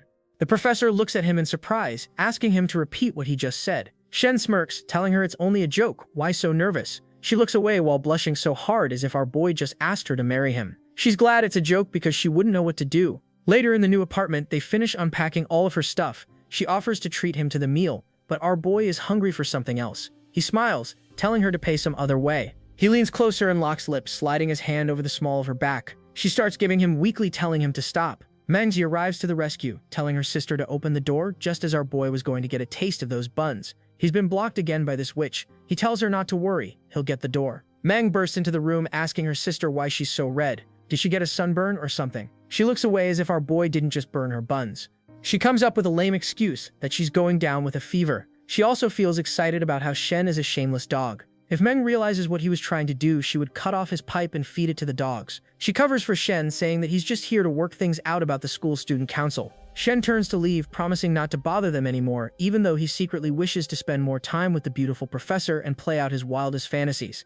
But this Meng keeps getting in his way. Meng later grills her sister about what he thinks about Shen. She tells the professor not to play dumb. They're way too close to the ordinary student and teacher anymore. Realizing that the professor is not interested in Shen, she commends that he's a good guy with a lot of amazing qualities, but he's absolutely broken the trust department. She asks her sister to make a wise choice and keep her eyes open to see if she can do it. She's forced to consider her words. Poor girl doesn't know that she's going for the harem route. 1 hour later, in the school cafeteria, a beautiful girl walks into the classroom wearing a skirt shorter than my hairline and waves at Shen. This is the head of the radio station at the school, Yingzi. Shen smirks and asks her how long she's been waiting. She says she's been waiting for a long time. It turns out she just got here, and he compliments her voice, though it sounds kind of different from the radio. She reminds him that she gets into character when she's in a situation. Her natural voice just sounds like this. As the conversation starts going on about business, a muscle-headed simp calls out to Yingzi, telling her that he brought her favorite drink.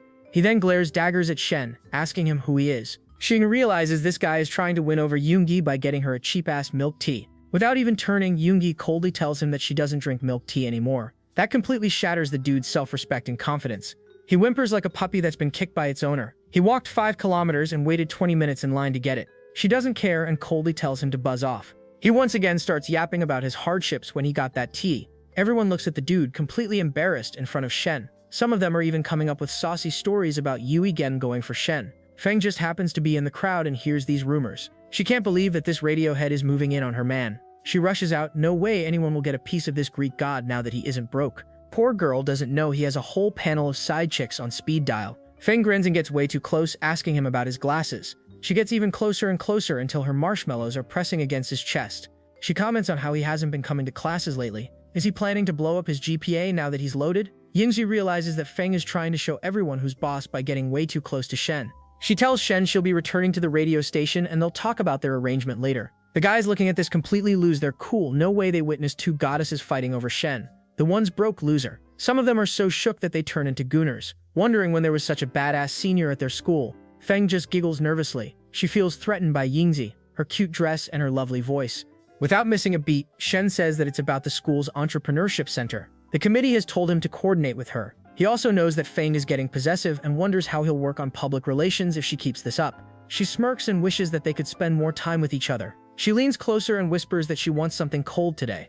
That's basically code word for a hot dog eating session. She turns to leave, letting him get an eyeful of those godly peaches jiggling. Just as Shen is about to get up and buy some protection, he gets a call from Menglu. Menglu is glad and has hunted down a car for 2.5 million. Without even batting an eye, he transfers the amount. This immediately wins Menglu over, giving him a heart emoji and asking him if he's free tonight because she has 2 new outfits to show him. Shen doubts that she'll get to wear those outfits if he's around. Now our boy is in the biggest trouble he's ever been in. Chen and Feng both want to go on his joystick and Menglu wants to thank him for the car by taking him for a joyride. What should he do? I feel bad for bro suffering with these problems. Let me take his place and help him out. Chen looks away with a red head, realizing that this is a tough decision. Back at the counselor's home, the sisters are finally done cooking dinner. While the counselor offers to go get groceries, Meng suggests that they'd invite Shen over for dinner. Hearing that scumbag's name is enough to turn the professor's face into a tomato, Meng just grins, telling her to message him to get over his thanks for helping them move. She remembers what a bad boy he is, and she wants to take a bite out of him every time he gets her heart racing. Meng just smirks, being a baddie herself. She knows how to Shen. She is doing this to test him out. They text Shen, and Shen's trouble has increased tenfold. On top of hitting 3 baddies from the back, he now has to raise up his professor. While we have to decide if we can afford ramen for dinner or skip it for breakfast, our boy has to decide which baddie to be with and which one should be scheduled for later. He finally decides he'll have to be a time management master to do it, and everyone in the same night. Even though he decides not to bite more than he can chew, he ends up arriving at the counselor's house. The counselor looks like the main course herself and runs away giggling. He comes in and looks around, wondering how this place is so cozy all of a sudden. He also wonders where that pipe blocker Meng is. The counselor whispers that she's taking a shower. When he realizes that annoying little witch isn't here for now, he gets bold. The counselor tells him to just sit in the living room and chill out while she gets dinner ready. But our boy isn't hungry for food. He leans closer and smiles. Even his haircut turns into that of a anime protagonist. He tells her not to worry, there's half a meter between them. He's not that close and immediately jumps in and brings her clothes, whispering into her ear that it shouldn't take long since she's in the shower. He locks lips and the professor finally manages to push away. Meng arrives, telling them that she's ready for dinner. The professor angrily tells him that if he keeps acting up, she'll write him up. Later, they get together for dinner, and he compliments their cooking, even going the extra mile by saying that Gordon Ramsay got nothing on their cooking. Meng sees through his cheesy pickup lines and tells him to stop. She's got a few questions for him. She starts grilling him about how many girlfriends he has had. Our boy truthfully replies 2. After all, the other Avengers he has on call are not girlfriends, but side checks. She is surprised and comments that he had his fun and his experience. She worries that her sister never dated, so Shen might be too much for her. If she gets to know that this boy is juggling 5 baddies and is planning to add her sister as the 6th, she'll get a stroke mid-sentence. She then asks about his siblings and he answers, just a younger sister. 10 minutes later, he's finally done with the interrogation. He decides to get zesty and slides his foot over the counselor's ankle. The counselor immediately freezes, wondering how bold he is to act up under Meng. She tries to get away with the excuse of washing fruits, but Shen tells her there's no need. He's running late and he needs to leave. Meng can't believe that her sister is acting weird. Isn't she supposed to be happy? Trying to smooth things over. She asks Shen to stay for a bit longer, but Shen just takes his leave like a gentleman. After all, he has some business to conduct. After Shen leaves, Meng teases her sister. She tells the counselor to test Shen more. The professor tries to catch her breath. After all, they're not even dating, and Shen makes his moves like a smooth criminal. Speaking of the smooth criminal, he is now in Shen's apartment, probably under the excuse of drinking water again. Shen innocently reminds him that he was supposed to stop at the cafe and try her coffee. Shen just smirks, asking her if she has that gray business suit and black stockings in the closet. Looks like our boy is in the mood for some business lessons. Shen nervously wonders why he is trying to go for some role play. He told her to trust his character, or did he forget? Our boy casually reminds her that this will make up for several 100 million yen at once. 5 minutes later, she's dressed up in that business suit, looking like an absolute snack. Her marshmallows threaten to burst out of the suit. Shen smirks and tells her she'll understand someday, and starts getting a taste of those peaches. 1.5 hours later, our boy has Chen all caked up and breathless. He's been hitting it for the last 90 minutes and finally increased her affinity to 90 peaches. He excitedly wonders what amazing gifts he will get by breaking past 90. Looks like the system is really biased towards Shen, since he has increased another girl's affection to 90. First of all, he gets a 5 million yen car shopping credit. Second, an exclusive skill. And third, he gets a freaking size increase on his banana. At this point, just take all my money and my arts degree and give me that system. Shen can't believe it, and looks at his hammer turn into a sledgehammer. Now that he has a legendary weapon between his legs, he can lay the pipe left and right, making them breathless the entire night. Shen innocently wonders what's going on. and he decides to give her a taste of his new joystick, saying this is because she was dressed the way he likes. She's completely breathless. After getting her buns toasted to the perfect temperature, she wonders why Shen's breadstick feels different. It feels as if she has no strength to even walk anymore. And Shen just smiles, wondering how he's different. He's enjoying her expressions. He promises to give her even greater surprises in the future. Shen smirks, realizing that he got a wonderful gift by boosting Shen's affinity to 90, and wonders what kind of skill he has unlocked. It turns out he can choose one of 7 skills.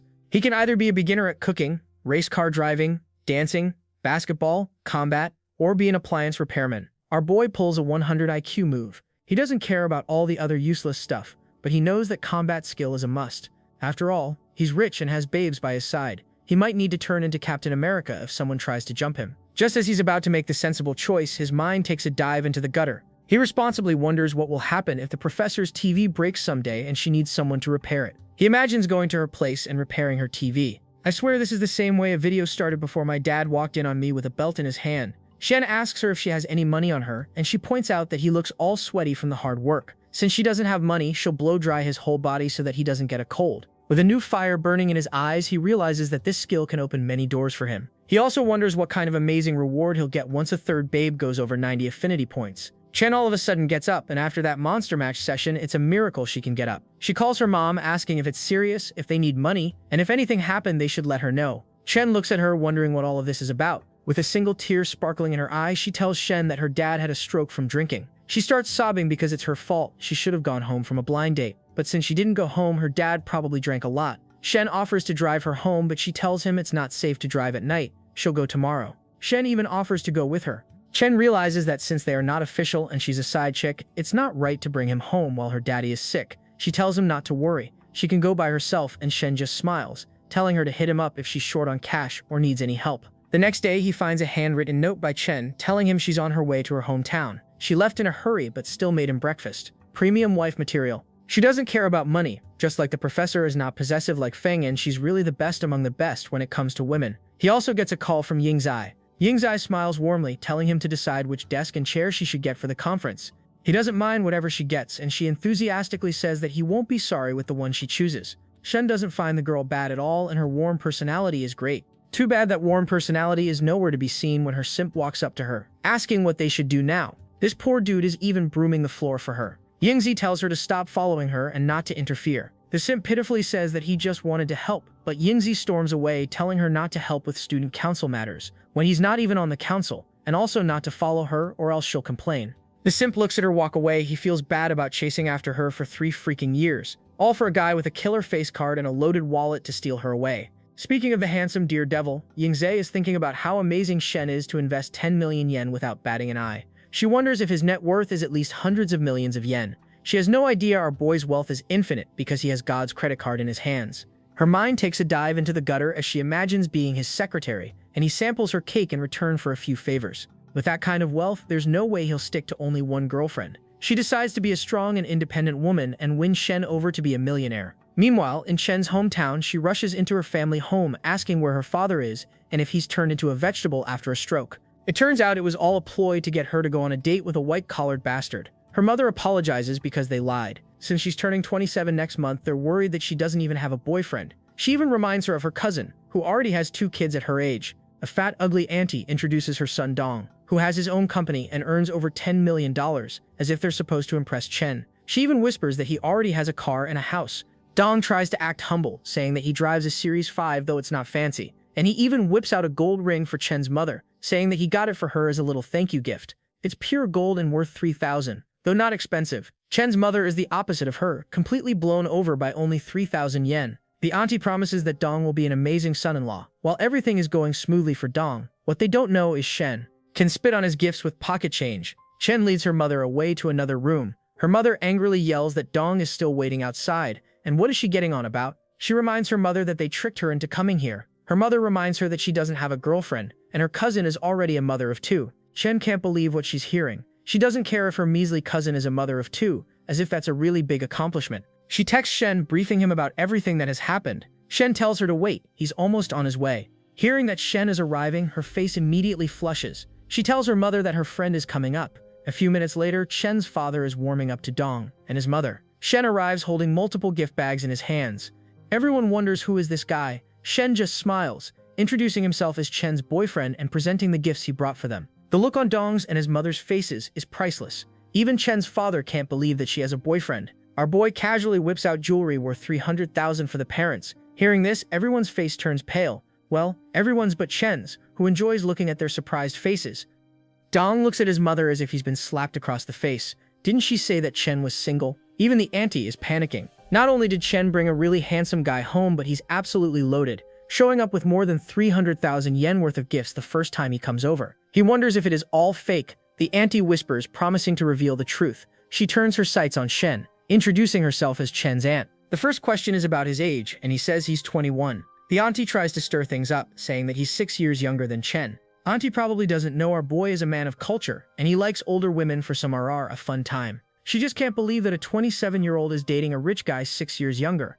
Even Chen's parents are a little uneasy. Shen smiles, saying that he's in business investments in finance and other industries. Auntie tries to play it cool, but she still thinks he's faking it. She wonders if he has a house, and our boy reveals that they have 2 houses, one in his name and one in hers. Dong is completely blown away. He decides that he must be bluffing. The auntie then tells him not to pretend to be someone he's not. After all, honesty is the best policy. She can't believe that a young boy has 2 homes in an expensive city. There's no way he would buy one for her. Chen angrily brings out her phone, showing them photos of the agreement and the receipt. Her parents and aunt look at the contract and wonder if it is fake. Chen decides to pull a power move by transferring 1 million yen to Chen to decorate the house. He thinks that they probably wonder if he's a scammer, so he'll set things straight. Chen, being the wife material she is, tells him that 1 million yen for home decor is too much. Everyone looks at the receipt. They've never seen so many zeros in their lifetime. Even auntie is blown away. Dong realizes that this young man has the power to buy his family 10 times over. He's even relieved that he doesn't have to go band for band with him. He quietly picks up his gifts like a loser, trying to recover some of the losses he faced tonight. Then he even decides to get Shen's contract. After all, being friends with a rich guy is always good.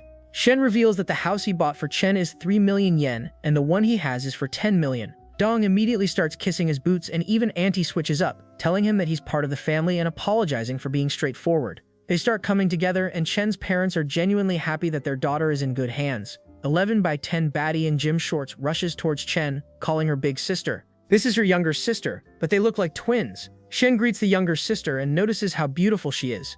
Looks like this family is really built different. Later they have a family dinner, and Shen thanks Chen's parents for raising her so well so that he can have such an amazing girlfriend. He even offers to buy them a house and a car. Auntie can't believe what she's hearing. Who is this guy? A younger and hornier Elon Musk. Not only is he buying a house for Chen, but also for her parents before the wedding. Her parents refuse to get such an expensive car since they barely travel anymore. Chen's younger sister tells them not to reject it. It would be disrespectful to her brother-in-law. At least someone in the family behaves normally when it comes to money. They're even given a 280 square meter house. Chen promises to visit them often. After that night, Shen is sitting with Chen in his arms and she thanks him for everything. He just smiles, saying that he's supposed to do that for his woman. But he has a question. Her parents won't be okay with them sleeping in the same room. Chen blushes and promises to sneak into his room later once they're asleep for a fun sleepover. At 11 p.m., she crawls into the bed, asking Shen if he's awake. Our boy was awake the whole night waiting for this moment. He grabs her wrist, asking her how he can sleep without probably talking to her first. He leans closer, and this is a weird way of talking since Chen's face is covered and she's trembling like a leaf under Thor's hammer. The commotion is enough to get Chen's little sister up and running. She leans closer to her sister's door and looks at her sister getting the good D. Shen has a responsibility to give her the vitamin D she needs to grow big and strong. Her eyes widen even though she's seen these videos. Hearing him go like that, she realizes that her brother-in-law is a lean, mean breeding machine. Looking at Shen running the train on her older sister, she decides to run away because she can't keep watching. After 9 minutes of shaboinking, Shen finally returns to her sister's room and finds her younger sister hugging her as if she survived facing an unkillable dragon. She is surprised to see her younger sister is still awake. She leans closer and her younger sister wants to hug her while sleeping. As they hug, Chen looks away in embarrassment, realizing that she has really grown up into a fine beauty. The next day at noon, Yingzi shows Shen to his new office, asking if he wants anything changed. Shen finds everything perfect and also notices how capable Yingzi is. It's good to have a capable secretary at hand. She has even compiled the list of candidates he needs to go through. He takes the list and looks at the first candidate's picture, which has been photoshopped so much that she can't be recognized. This immediately spoils his mood, and he decides not to look at the pictures but at the business plans. It turns out Shen is the only one with a brain for business on this campus. The other idiots want to open a pet store and an internet cafe on campus. One bold guy even wants to open a spicy undergarment store on campus. Shen even wants to meet this genius business tycoon who didn't consider the embarrassment that would happen if they were spotted by classmates there. He can't believe that these low-quality proposals are what he has on hand. After all, he can't sink 10 million yen into these stupid ideas. He imagines himself in a wheelchair, rolling up in style against an almost half her age baddie in a bikini. Even though right now he can get triple refunds with the god system, he can't do this his whole life. Or else he'll be an old pervert chasing after a beach baddie in a bikini, trying to make a living. He doesn't want to be an old sugar daddy, but a business tycoon. This business incubator and cafe is only the beginning of his rise to fame. He'll be the next Elon Musk or the next Steve Jobs if everything goes fine. He dreams about turning a small company into a giant, being featured in Times magazine in a stylish suit. He realizes he needs to turn his own business into a multinational chain, and to realize that, he'll have to stop being the God-favored playboy he is and earn like a real man. He tells Yuinzi to never bring such idiotic proposals to him ever again. They need to replan everything. Yuinzi points out that maybe the sample size is too small, and only a limited people are participating. Deshen tells her to push promotions through the Youth League Committee as head of the radio channel. She decides to support him by running the ad in the morning and night shows promoting Shen's business ideas. Shen even tells Yuizi to go through all of the business ideas and screen them so that only the best ones appear in front of him. Yuizi professionally notes his instructions and promises to take care of it as soon as possible. Shen is pleased. He already had money, fame, and women by his side, but having someone listen to his orders is a whole new feeling. He realizes that what he lacked was power, and having more practical talents like Youngzi by his side is the key to his future empire. He needs to build favorability from the other gender and also seek capable students to play their part. While Shen is thinking about his new business empire, Menglu is being yelled at by her boss for being late. She doesn't care about this muscle-headed buffoon anymore. She reminds him that she asked for a day off and also informed the members of the class, but he refused. The boss barks that he didn't approve the leave, and she reminds him that he asked her to go for lunch if she wanted her leave approved. Menglu tells her boss to try these stupid tactics somewhere else, and her boss threatens to dock her pay. After all, it's the company's rules. Menglu, who has just found the sugar daddy of a lifetime, doesn't care. She tells the boss that she'll quit working right now, and turns to leave. The muscle-headed buffoon's gym bro arrives, asking if Menglu really quit. The dumbass still believes that Menglu will come crawling back to her because the clients are tied up with the gym, and she will have nothing to do anymore. But when they spot the new Porsche arrived in, they are immediately shocked. As soon as Menglu gets in her car, she calls her sugar daddy, revealing that she's been fired and needs to be comforted. Looking at those godly watermelons, he decides to hire her as his personal trainer. She blushes and gives him another view of those marshmallows, wondering if there will be a reward for being his trainer. He just smiles and promises to meet with her later so that they can discuss her reward and her new goals. She gives him a heart emoji, promising to wait for him in the executive suite around 8:30 p.m. He finally arrives. Menglu tries to play hard to get by, asking him if he still thinks he can get in since he's late. Poor girl doesn't know that she has no power in this relationship. As he turns to leave, she immediately panics and runs towards Shen, telling him not to go. She grabs his hand, points out that she was the one who wasn't letting him in. Maybe it's best if he goes. She apologizes in a panicked tone, babbling that she was just trying to set the mood. Shen smirks and tells her to beg for his presence. He'll see if she's sincere or not. As soon as his arm is lodged into two soft mountains, he decides that she's really sincere. After all, he has two reasons to be here, and he immediately stuffs his face into those two reasons. Shen grabs a handful of those well-trained buns. Menglu just smiles and gets on the bed, calling him daddy and wondering how he'll punish her. She has no idea that she'll be punished with Thor's hammer tonight. He just leans closer and asks her to call him that again. She whispers daddy into his ear, immediately getting his engine running. He likes the sound of that and decides to turn up the intensity. After dancing in the bed for a whole hour, Menglu is at her wit's end. Screw the money. With how good he is in bed, he can land any woman he wants. Shen just looks at her defeated body. Wasn't she an elite trainer, and she's supposed to keep up with him? He teases and gives her the entire long sword. He's been swinging between his legs. She can't believe that they just finished and he's up and running so soon. 2 hours of shaboinking has left her breathless and out of energy. She thought that she was going to die and go to heaven. Does anyone else wonder where the gentleness he promised is? Shen smirks, telling her he was as gentle as a baby right now. He only used 50% of the strength he used with Chen. She calls him a liar because the way he was hitting it at the cafe was half of what he did today. Shen realizes that the length increase skill and stamina skill are too much for a normal person. He even realizes that by laying the pipe left and right day in and day out, he has lost weight. The system reminds him that he has lost 2 kilos and his health has dropped by 3 points. Shen decides to get fit as well and whispers into her ear that they'll exercise tomorrow morning. Scrop starts panicking, wondering if that's the kind of exercise he's talking about. Shen calms her down, saying that he's talking about real exercise. She's excited because she can finally be useful, and wonders if he's realized that he's a skinny guy. Shen squints, telling her not to say that or he'll make sure she won't be able to walk for an entire month. She immediately backpedals and calls him daddy, promising not to dare anymore. She promises to create a professional plan for him so that he can get the perfect body fat percentage. As she runs away to her place, Shen promises to start training tomorrow. They decide to go to Jun Yui's gym. She even decides to buy him a couple of outfits so he can start right away. The system detects that he's planning to get in perfect shape. After all, being in great shape is important for a perfect life. The system sweetens the deal that if he can reach the ideal weight and ideal body percentage in 30 days, he'll be blessed with a perfect physical state for 2 years. Bro basically has to train a little and maintain C-Bum's physique for the rest of his life. He immediately accepts the quest, promising to focus on training and fitness. He also realizes that there are a lot of areas he needs to improve. Speech, business, investment, etc. In terms of fitness, it is only one part of the many sections he can use to improve himself. And with Celestial Daddy's system, he can get ahead of everyone in a single month without taking steroids. Manglu arrives, bringing him a homemade healthy breakfast and lunch. She points out that she made it at 6 in the morning. The dish is amazing, full of protein and healthy carbs.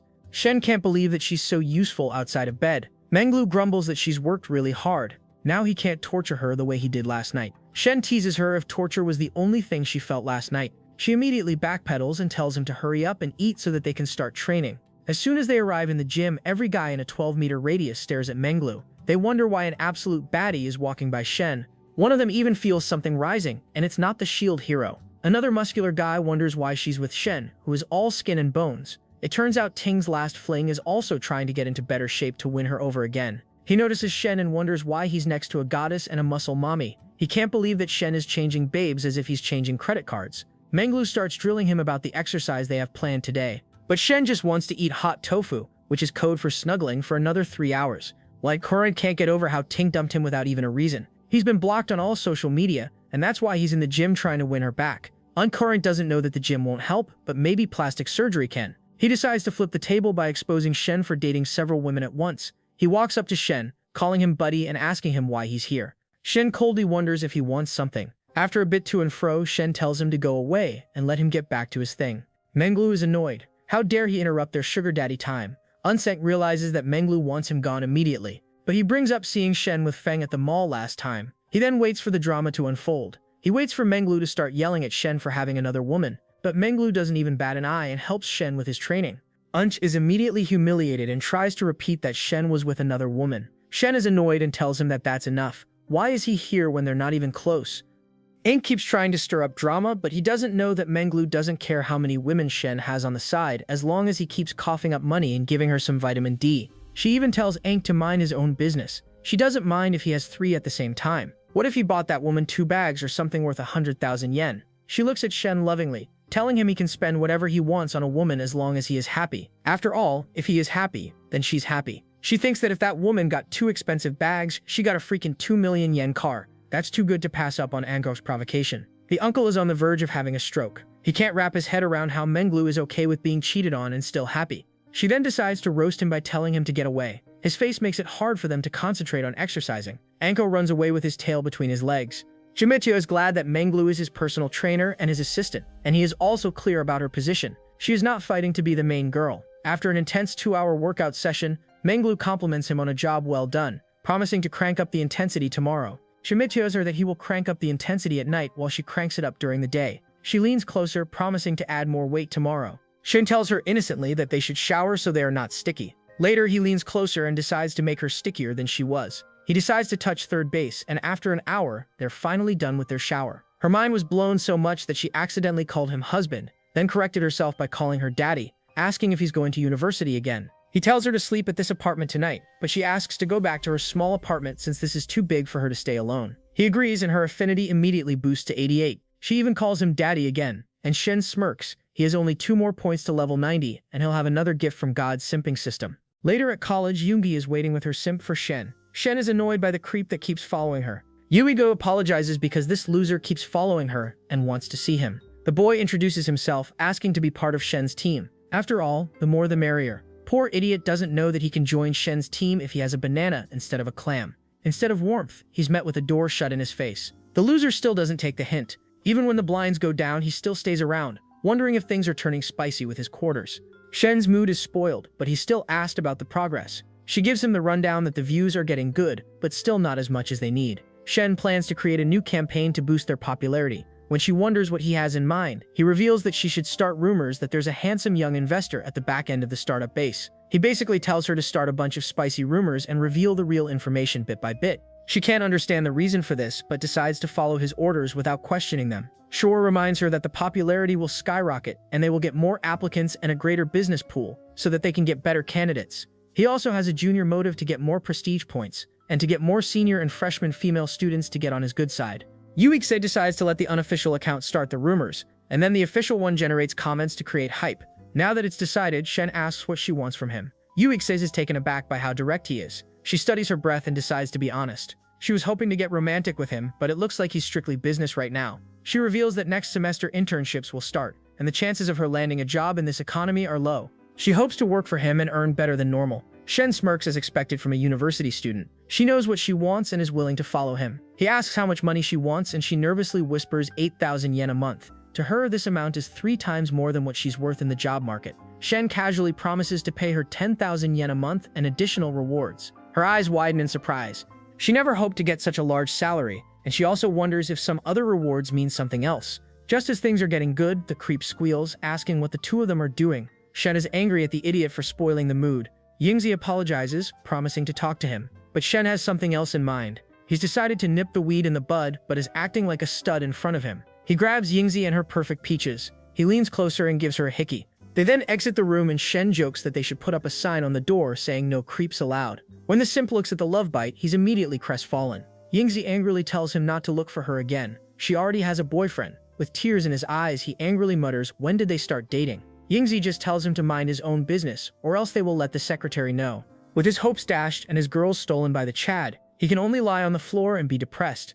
Shane looks at the simp walk away in defeat with his hand in his pants. He'll probably take his frustration out on his meat later. He apologizes internally and smugly that money is power. Yingzi, on the other hand, is now bubbling like a volcano, wondering if it's enough, and now he should get his hand off her back. If our boy were broke, this would be harassment. Right now, it's flirting. He decides to leave, leaving Yingzi turned into a waterfall. Later, he thinks that Yumi is really secretary material, but he's not fully ready to run a company by himself. Even though he is Mr. Moneybags, thanks to God's credit card, he needs the knowledge to level up his business skills. When he decides to enroll in school courses to catch up, the system detects his plan to increase his knowledge about business and even hits him with a side quest that, if he completes in 1 month, he will have the best knowledge from the top business college fully downloaded in his brain. Shen can't believe that he will get a free degree if he just learns a bit in 1 month. And when it comes to learning, the professor is his best bet since she has 2 double majors in business. He hits up the professor but realizes that Miss Lin is asking him if he's free for drinks. He apologizes, promising to have drinks tomorrow. Mr. Lin looks at the phone while swirling her cup of wine.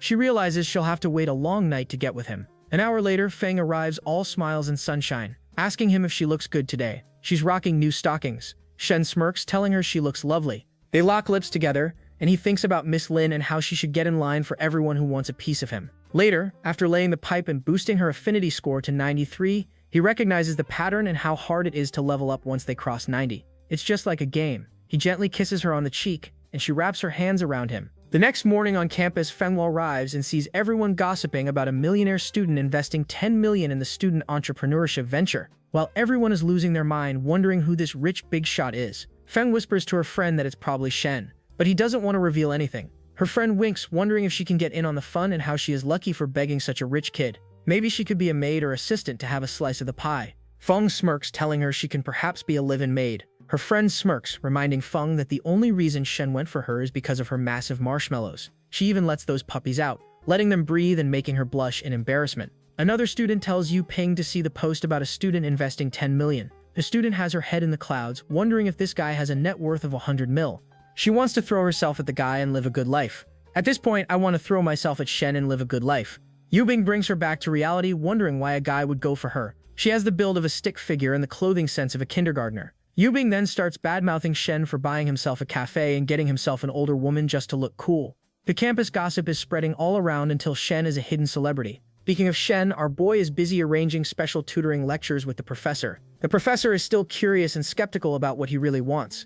He plays it cool, reminding her that he just wants to learn something. And is it really bad to reach out to the professor for some education? He even chooses her home as the venue, and she nervously wonders if he's planning something shady. He crosses his heart and promises that he won't do anything. After all, he's a man of his word. If she doesn't believe him, she should ask Shen. The professor opens the door nervously, telling him to come in and also to remember not to have any funny thoughts. Looking at the professor dressed up like a doll, He tells her he is 100% sure nothing will go down. She hands him the textbook and markings for the first 3 chapters, and also tells him to try thinking about real-life problems to link the concepts. After an hour of solid studying, the professor wonders why he is slowing down and staring at her. Shen smirks, ready to riz her up with a cheesy pickup line that she is way more interesting than a book. The professor tells him not to have any funny thoughts and just keep reading, but he leans closer, telling her that he wants her to be his girlfriend. She gets up to leave, but he leans closer and wraps his arms around her shoulders. She nervously reminds him that Meng is in the other room sleeping, but he doesn't care about that now. All he cares about are those 2 chest pillows with his name on them.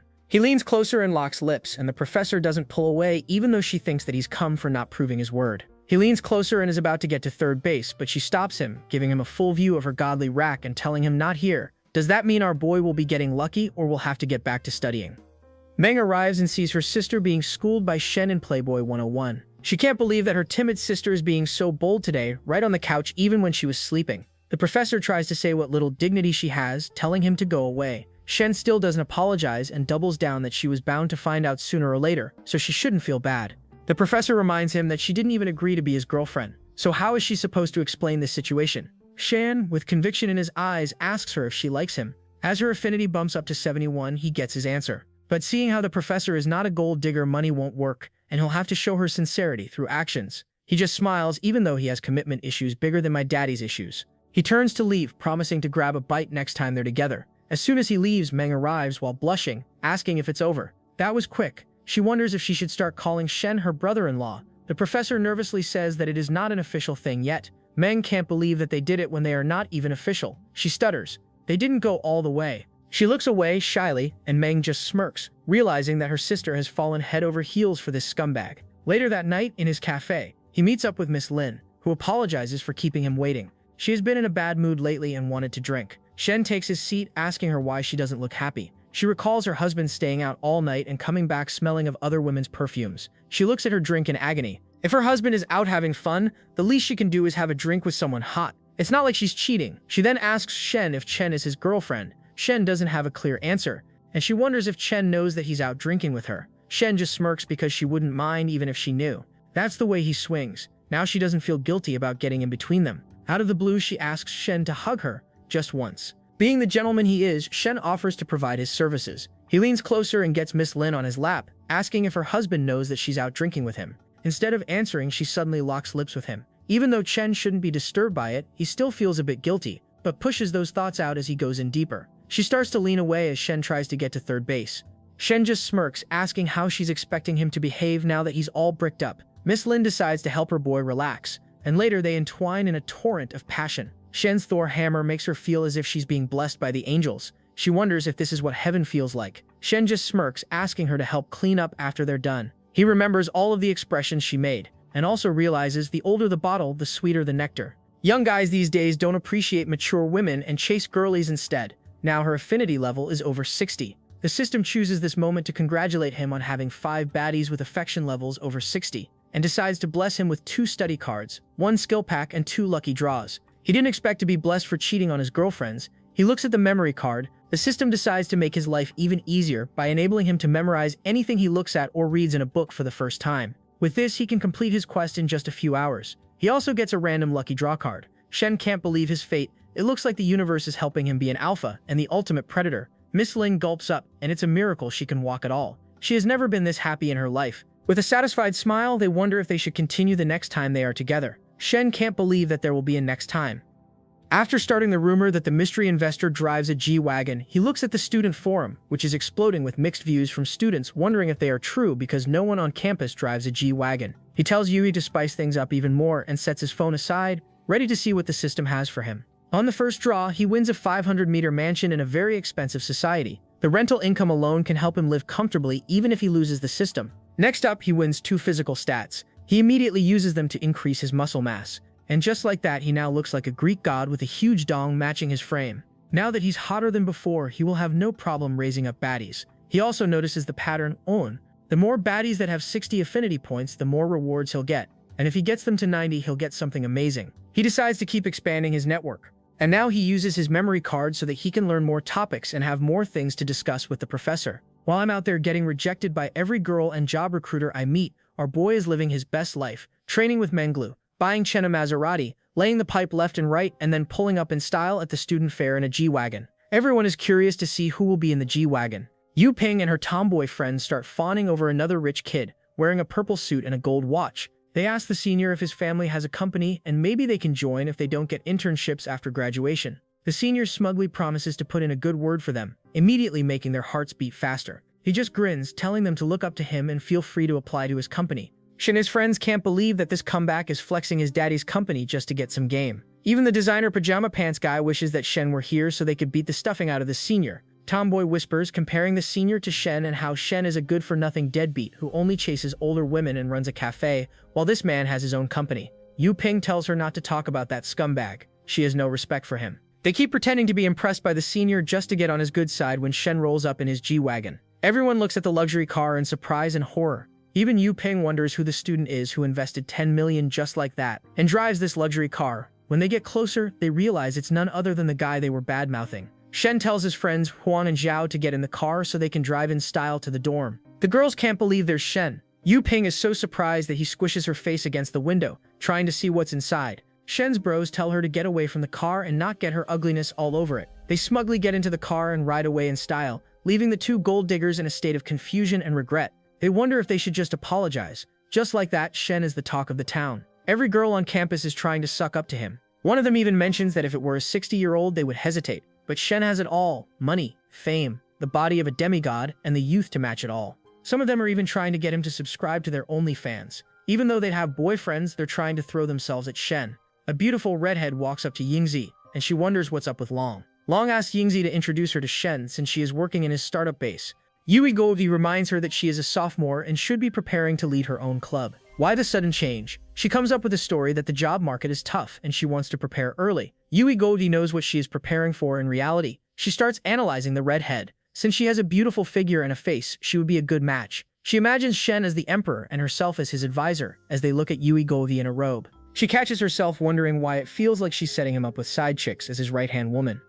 Our boy's DMs are flooded by thirst traps and baddies trying to get a piece of that pie. His friend reminds him that his phone is blowing up and he's not even checking it. To Shen, it's all very gross because aside from girls, even guys are reaching out to him, and he doesn't swing that way. Huang can't believe that the girls who can't reach him are messaging him instead, who he hasn't had a girl's message since 1971. Shen just tells them to ignore it, and Huang is burning with jealousy. They haven't touched grass in 3 years of college, and he's out here living like a celebrity. In reality, Shen is only revealing his powers for fame because of the system. If he gets 500 points, he'll get a lucky draw and special abilities. So no matter how much hype he gets, it won't mean anything if he can't bring a solid business plan.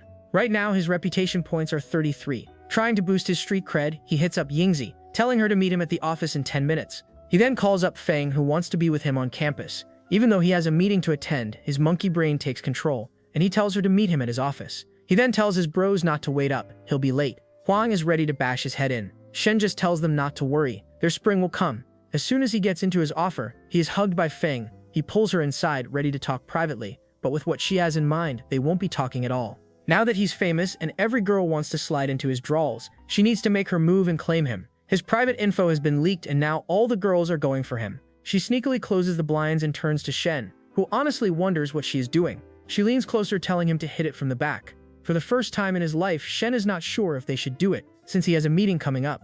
But she insists and even leans forward, giving him access to the forbidden dungeon. Yingzi arrives and finds questionable noises coming from the office. She leans closer and realizes her boss is busy interviewing someone. He runs away and stands by the door, guarding it like a faithful lapdog. As his secretary, her job is to make sure no one gets inside while her boss is laying the pipe. Hearing him go on for more than an hour even has her weak in the knees. The door finally creeps open, and it's a miracle Feng can walk at all. She looks at Yingzi smugly, sure that she must have heard everything and knows that Feng is Shen's main girl. Yingzi still remains professional, asking what he wants to talk about. Shen compliments her on a job well done. Now they'll get a lot of applicants for the startup base. He tells her to screen the applicants, and they need only good projects. She wonders how she should filter them, and Shen just smirks, telling her to pick the students that fit with their school's image. Even though their school isn't elite, it's known for having beauties in every class. Yingzi realizes that her boss has spent all this money just to find pretty girls, and she also feels as if she's just helping him choose his hoes. She wonders if it's really fine.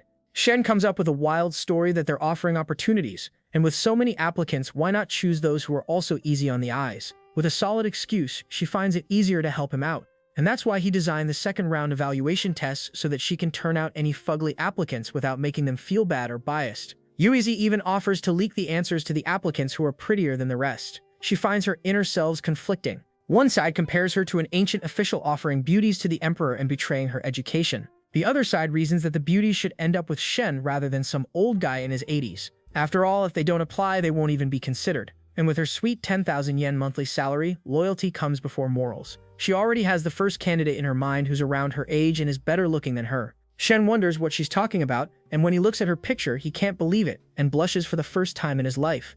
Even though she's 19, she's named Little Dragon Girl. Shen wonders if he'll get to be a dragon rider if he can win her over. He decides to befriend Long and asks Yingzi for her WeChat.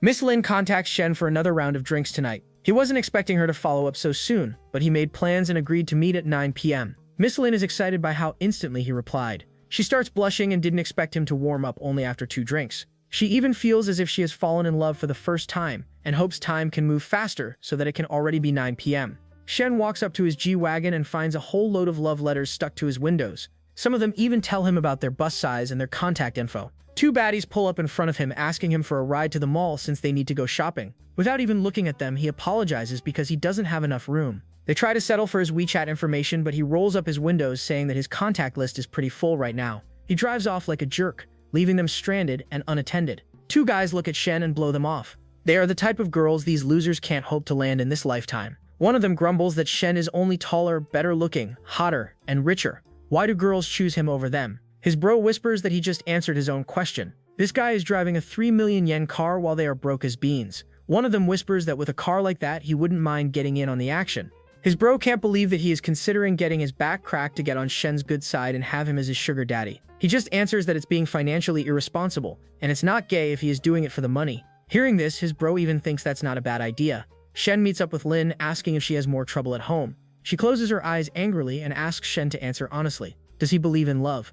To be honest, Shen does believe in it, but not anymore. He believes he is missing something. He remembers falling in love with Ting and giving her everything he had, only for her to dump him when he went broke. It was a blessing in disguise because that breakup triggered the system. But since then, even though he's been surrounded by baddies, Fang Chen and Menglu, he feels something is always missing. Miss Lin doesn't accept the answer. She then gets a call from the AC repair guy who promises to come by tomorrow to fix her air conditioning. She agrees, but wants it fixed right away. Shen realizes this is the chance he's been waiting for. He asks her about her AC problem and how she's using a fan at night. He offers to fix it for her since he's good with that stuff. Right at that moment, he activates his skill card to choose basic repair instead of basic combat. After all, this skill will turn him into Shensins and will open many doors and many opportunities for him. As soon as he activates the skill, his hands feel more nimble, as if they were made to handle screwdrivers and wrenches. He asks if her husband is at home. She replies that he's not. 20 minutes later, he's fixing the AC without trying anything on Miss Lin. Miss Lin questions herself if she's pretty anymore or not, since Shen hasn't tried anything. A bit disappointed, she decides to go take a shower while Shen finishes up the AC repairs. After a shower, she finds the AC running perfectly. She thanks him and doesn't know how she can ever repay him. Shen already has a way she can repay. He leans closer and pins her on the bed, stuffing his face into those godly melons. She just makes telling her to hit him up if she wants anything in the house fixed. AC fridges or even her heart and body. Brawl keeps sweet-talking to this baddie, making her melt to his touch. As things are heating up, she decides to get in the moment and enjoy it with everything she has. After all, compared to this, being with her husband is a waste of time. While Shen is rocking a sledgehammer between his legs, her husband only has a soft rice cake. Speaking of that loser husband, he's at the elevator shaft and pulls up to the apartment, trying to open the door. Lin's eyes widen in horror and realization. Her husband is at the door and he really came home. How will he react to seeing his wife giving him a taste of his own medicine? Lin tells him to be quiet. After all, if her husband finds out what she is really doing, she will lose her advantage of getting a divorce and getting half of his assets. Shen thinks quick and decides to lock the door. Miss Lin can't believe how calm he is in a situation like this. It's as if he's a pro. While Shen is ready to go down on her like the Titanic, her husband wonders why the door is locked and why the AC is running. He complains that his wife is lazy and doesn't do anything all day. Can't even get him a glass of water. He wonders why the door is locked from the inside. Shen leans closer, telling Lin not to make a peep or else her husband will find out. She covers her mouth, trying to be quiet. Her husband is so furious, he can't even talk right. He decides that she is holding a grudge against him for coming late, but that's far from the truth. He goes into the guest bedroom and is even happy that he won't have to do his husbandly duties tonight and will be more energized tomorrow. He passes out cold on the bed, dreaming about what he will do the next day. In the bedroom next door, Shen has Lin up against the wall, showing her peaches. Shen just smirks and finds it thrilling that he is doing her while her husband is in the next room. While he snores, Shen gets ready to bore her a new hole.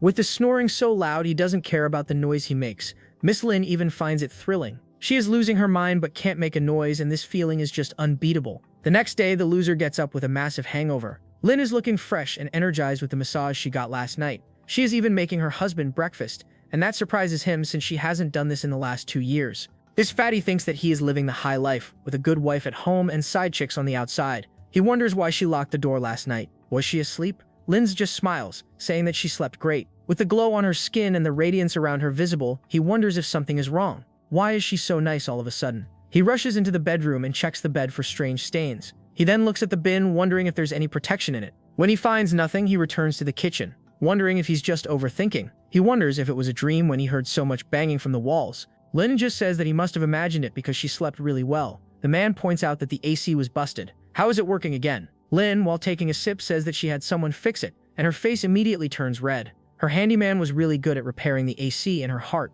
Meanwhile, at the cafe, Tung's friend Yoon wonders what's wrong with her. It looks like she hasn't slept in 2 days. Yoon can't get over how Shen is living the high life after she dumped him for a rich guy. Yoon slides into the boot asking why she's making a big deal out of it.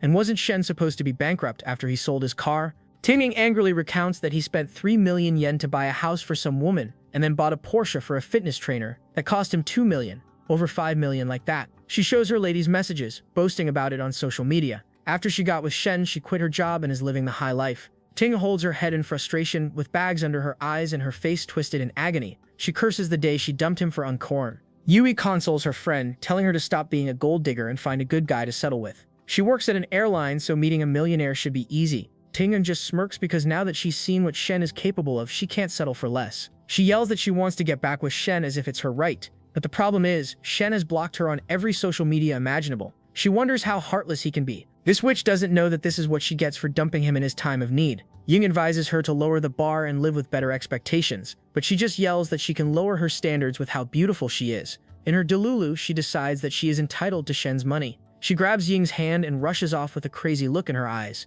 All the while, Ying searches for a good psychiatrist to help her friend out. Minglu is looking at the view from her apartment. Shen pulls up with only a towel around his waist. It looks like he's been busy with personal coaching lessons all night long. Minglu points out how strange it is, even though her plan and her meals are top-notch, his gains are beyond what she expected, and he's bulking as if he's on gear. He just tells Minglu that he's not like ordinary people. With regular exercise, his immunity and other bodily functions are through the roof, and now it should be a habit for him. He needs to get in better shape so that once his public image comes out, it will help him make money. He gets dressed quickly, telling Minglu not to wait for him. For tonight, he has other plans. Instead of being jealous, Minglu smiles, telling him she'll wait for his call. Every morning, she prepares home-cooked meals for him and his clothes. It really makes her feel wanted and meaningful. As Shen gets in his car, he remembers Feng, the first real girl who was in it not for his money but for him. He only got her 2 designer bags. It's time that she gets something matching. Speaking of Feng, she's enjoying lunch with her cousin and her husband. She treats them, telling them to eat more. Her cousin-in-law keeps yapping about her business major and how it's time to think about internships. She hasn't thought about jobs just yet, but he just smiles like a know-it-all. Her university is a top-notch institution, so she should plan her life very carefully. Poor guy doesn't know that she has a man with an infinite money glitch. Her cousin wonders if she has a boyfriend because it will be harder to land one after graduation. Hearing the mention of her boyfriend gets her cousin-in-law excited. He starts talking about his bro who works in a Fortune 500 company, and maybe they should connect. Feng smiles politely, saying she already has a man. Her cousin leans closer in surprise. This is the first time she heard about it. Feng says that she hasn't introduced him to their family since it's only been a month. Her cousin-in-law angrily snaps that dating isn't a game. It's about her future, and she should think wisely because life will be hard with an incompetent man. He starts going on and on about how graduates from her university end up working in small companies with below-average pay, so she should at least give his cousin a chance. His wife tells her to take it down a notch.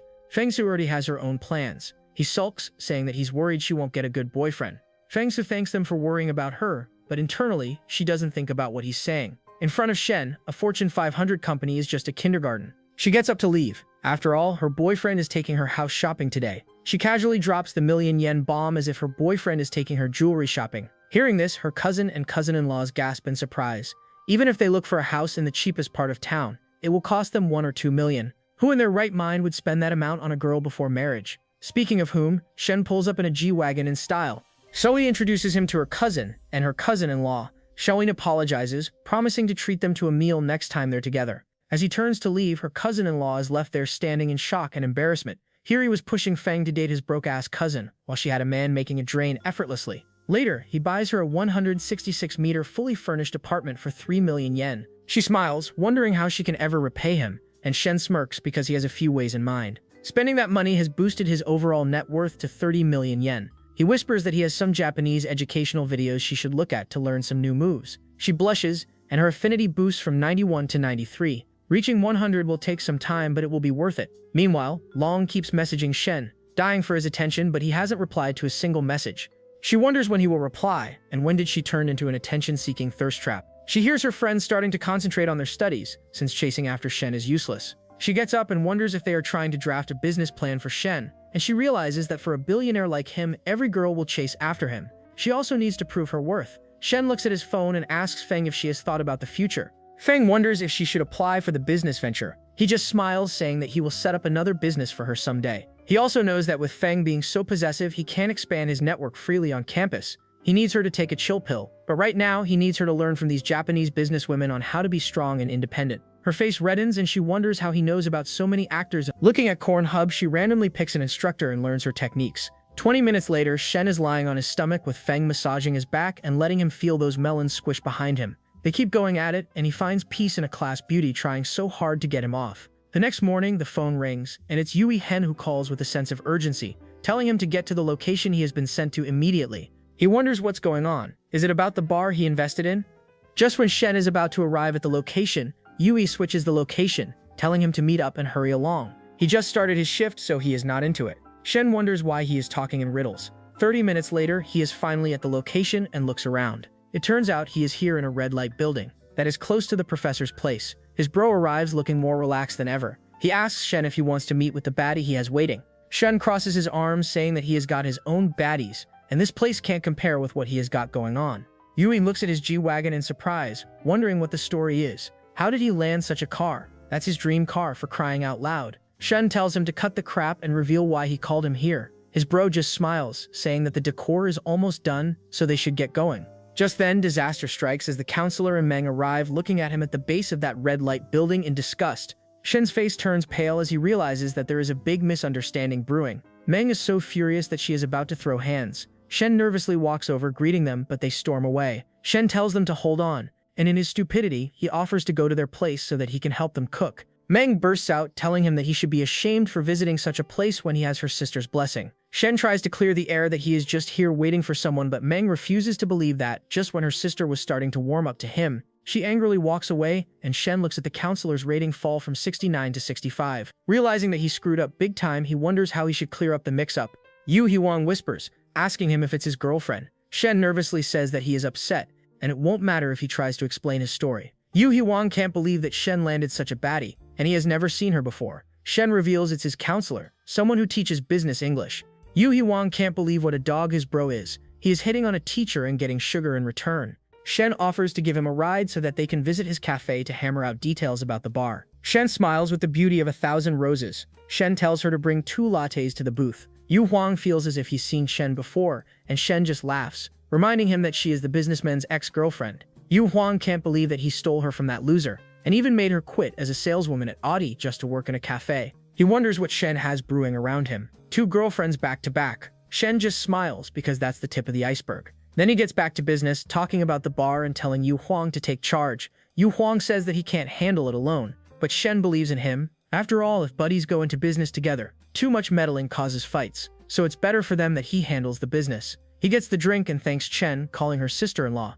Chen just smiles hearing that name and also fusses over Shen's shirt being all wrinkled. Seeing the power couple being so lovey-dovey makes Yu Huang jealous. It feels as if his life is nothing compared to Shen's. At night, Shen leads her into the back room, ready to explore her own back room. She smirks and offers to go take a shower first. Shen decides this is the perfect moment to call the counselor and explain. He tries to call her, but she doesn't pick up. Back at the apartment, Meng is angrily telling her sister to block Shen on every media platform. The counselor is a mess with mascara running down her face. Her sister consoles her not to cry for a trashy man. The counselor just wonders why guys go to places like these. Meng says that's when they are thinking with the brain they have in their pants. They are only there to satisfy their instincts when they can't get game or cake the normal way.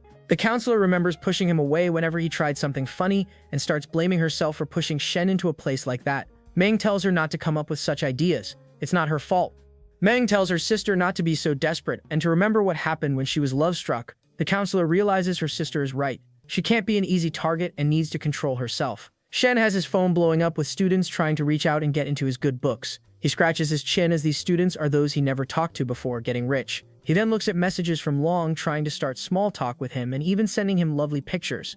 Even though she seems stunning in the pictures, it's clear that the pictures are photoshopped. He needs to see her in person to decide if she fits the bill or not. He just replies with busy talk later. For a junior who keeps messaging him, if he plays hard to get, she'll be more desperate than ever. Chen is rocking a business suit with a button fighting for its life, trying to cover up her godly wreck. She asks if he likes what he sees, and the 10 in his pants is evidence that he indeed does. He picks her up and decides to go in today. After all, she looks absolutely amazing. Chen smiles, and they decide to move the show to the sofa. Chen lies on his back and wonders if she wants to go horse riding today. Maybe he can give her a few lessons. All she needs to do is grab his joystick to steady herself. He smiles and leads, giving her a new experience of riding the dragon. The next day, the youth committee office is flooded with applicants for the entrepreneurship venue. Everyone is trying to sign up for Shen's investment venue. His secretary calls him saying that they have a total of 605 applicants submitted. Shen wonders what the female ratio is. She replies, 28 females and 25 males. Shen laughs, telling her to scream the cream from the yogurt. He looks at the applicants, desperately pushing their forms. She wonders if she needs to reject all the men because he doesn't swing that way. Surprisingly, Shen tells her to give men with good business proposals a chance and send their resumes over. Shen smirks, looking at the phone. If all he does is get beautiful women by his side, it will become a dance party and nothing more. If he needs to be a business tycoon, he needs soldiers by his side as well. Menglu wonders why he is not answering her question. Shin just says that he is his secretary, and is she getting jealous? Menglu looks away, playing it cool. But Shen smiles, saying that they have a strictly professional relationship. The business system pops up, telling him that another female has 90 favorability, and now it's time for his grand reward. Shen realizes that his words of reassurance have boosted Menglu's affinity to 90. Now the system is ready to bless him. The first blessing is an increase in his hammer's diameter. God damn it! At this point, I am willing to make a deal with the devil for this system. Now he gets 30 million funds, then he gets 2 skill exchange cards. Shen can't believe everything he is getting in exchange for rizzing up this muscle mommy. He first activates the system, and immediately feels his Thor's hammer turn into Odin's staff. Right now, with what he is rocking down below, no one can talk back to him. He decides to try out his new and improved stick on Menglu, leading him to the back rooms, ready to explore her own back rooms in the shower. As he whips out what he is rocking down below, Menglu's face turns red as a tomato. She wonders if it's different or maybe she is imagining it. Shen just smiles, saying she is the one responsible for changing it for the better. As he comes down on her, they entwine in passion. Later, Menglu is lying there with a satisfied look on her face. Her buns were toasted to the right temperature. Shen just smirks and turns to leave. With his new weapon, he can't go in unannounced and must warm the engine before running the fade. But he also realizes that there is something he needs to do to clear the misunderstanding with the professor, since she isn't returning his calls. He needs to prove that he didn't do it. Even though our boy cheats non-stop, going to a red light building is something below him. He knocks on the door and she wonders who it is. He replies that it's his neighbor, complaining about a bathroom leak. She opens the door and realizes Shen tricked him into opening it. Shen tries to force himself in, but this time, instead of melting like a slab of butter, she holds her ground and tells Shen to talk where he stands. Shen tries to clear the air that he was misunderstood yesterday. The counselor is stone cold, telling him not to lie that he visits such places, but for the first time in his life, he is telling the truth. She still doesn't believe him, and tells him to stop coming up with excuses. Playing the victim, he reveals that he was there to meet with a childhood friend, who changed the location from a restaurant to that club. It's just a coincidence that they ran into each other, and he has been trying to explain it for the whole day. This unnerves the counselor. She wonders if he is telling the truth. He pulls up the chat history to show that the location was sent by a friend. Realizing that Shen is indeed telling the truth, the counselor feels sorry for looking down on him. Her affinity immediately boosts to 73, even 3 points higher than her last rating. She apologizes for giving him a hard time.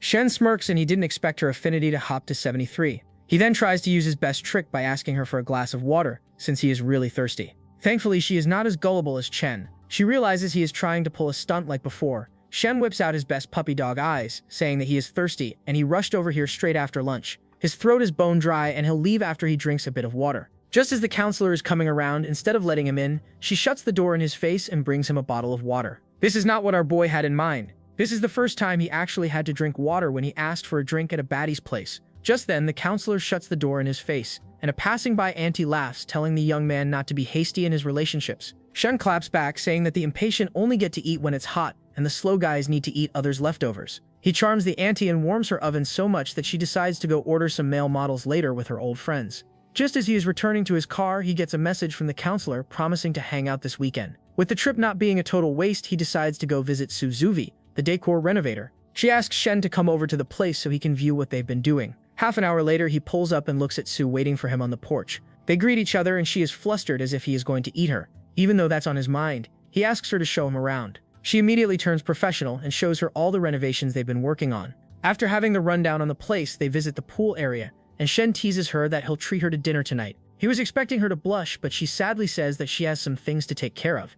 She needs to cook for her mom and her younger brother. She accidentally bumps into Shen, and it starts raining heavily. Shen smiles, saying that she has a good pair of melons. If I had said something like that, I would be making this video from inside a jail cell. But for our boy, it's just another Tuesday. Sue looks at Shen with a face as red as beetroots. As it starts to rain heavily, her shirt turns see-through, revealing her godly melons. She struggles and starts sneezing, and Shen just wraps his arms around her, telling her that she'll get a cold and should get close for warmth. It's the first time a guy pulled up behind her, and even though she wants to push him away, he's a big client of the firm and she can't offend him. Shen smirks and wonders if she's blushing because he's handsome. She wonders how narcissistic a guy can be, and her mentors never told her what to do in a situation like this. Shen enjoys how innocent she is and can't even take a little teasing. His mind dives into the gutter as he enjoys her blushing face and how she can't pull away.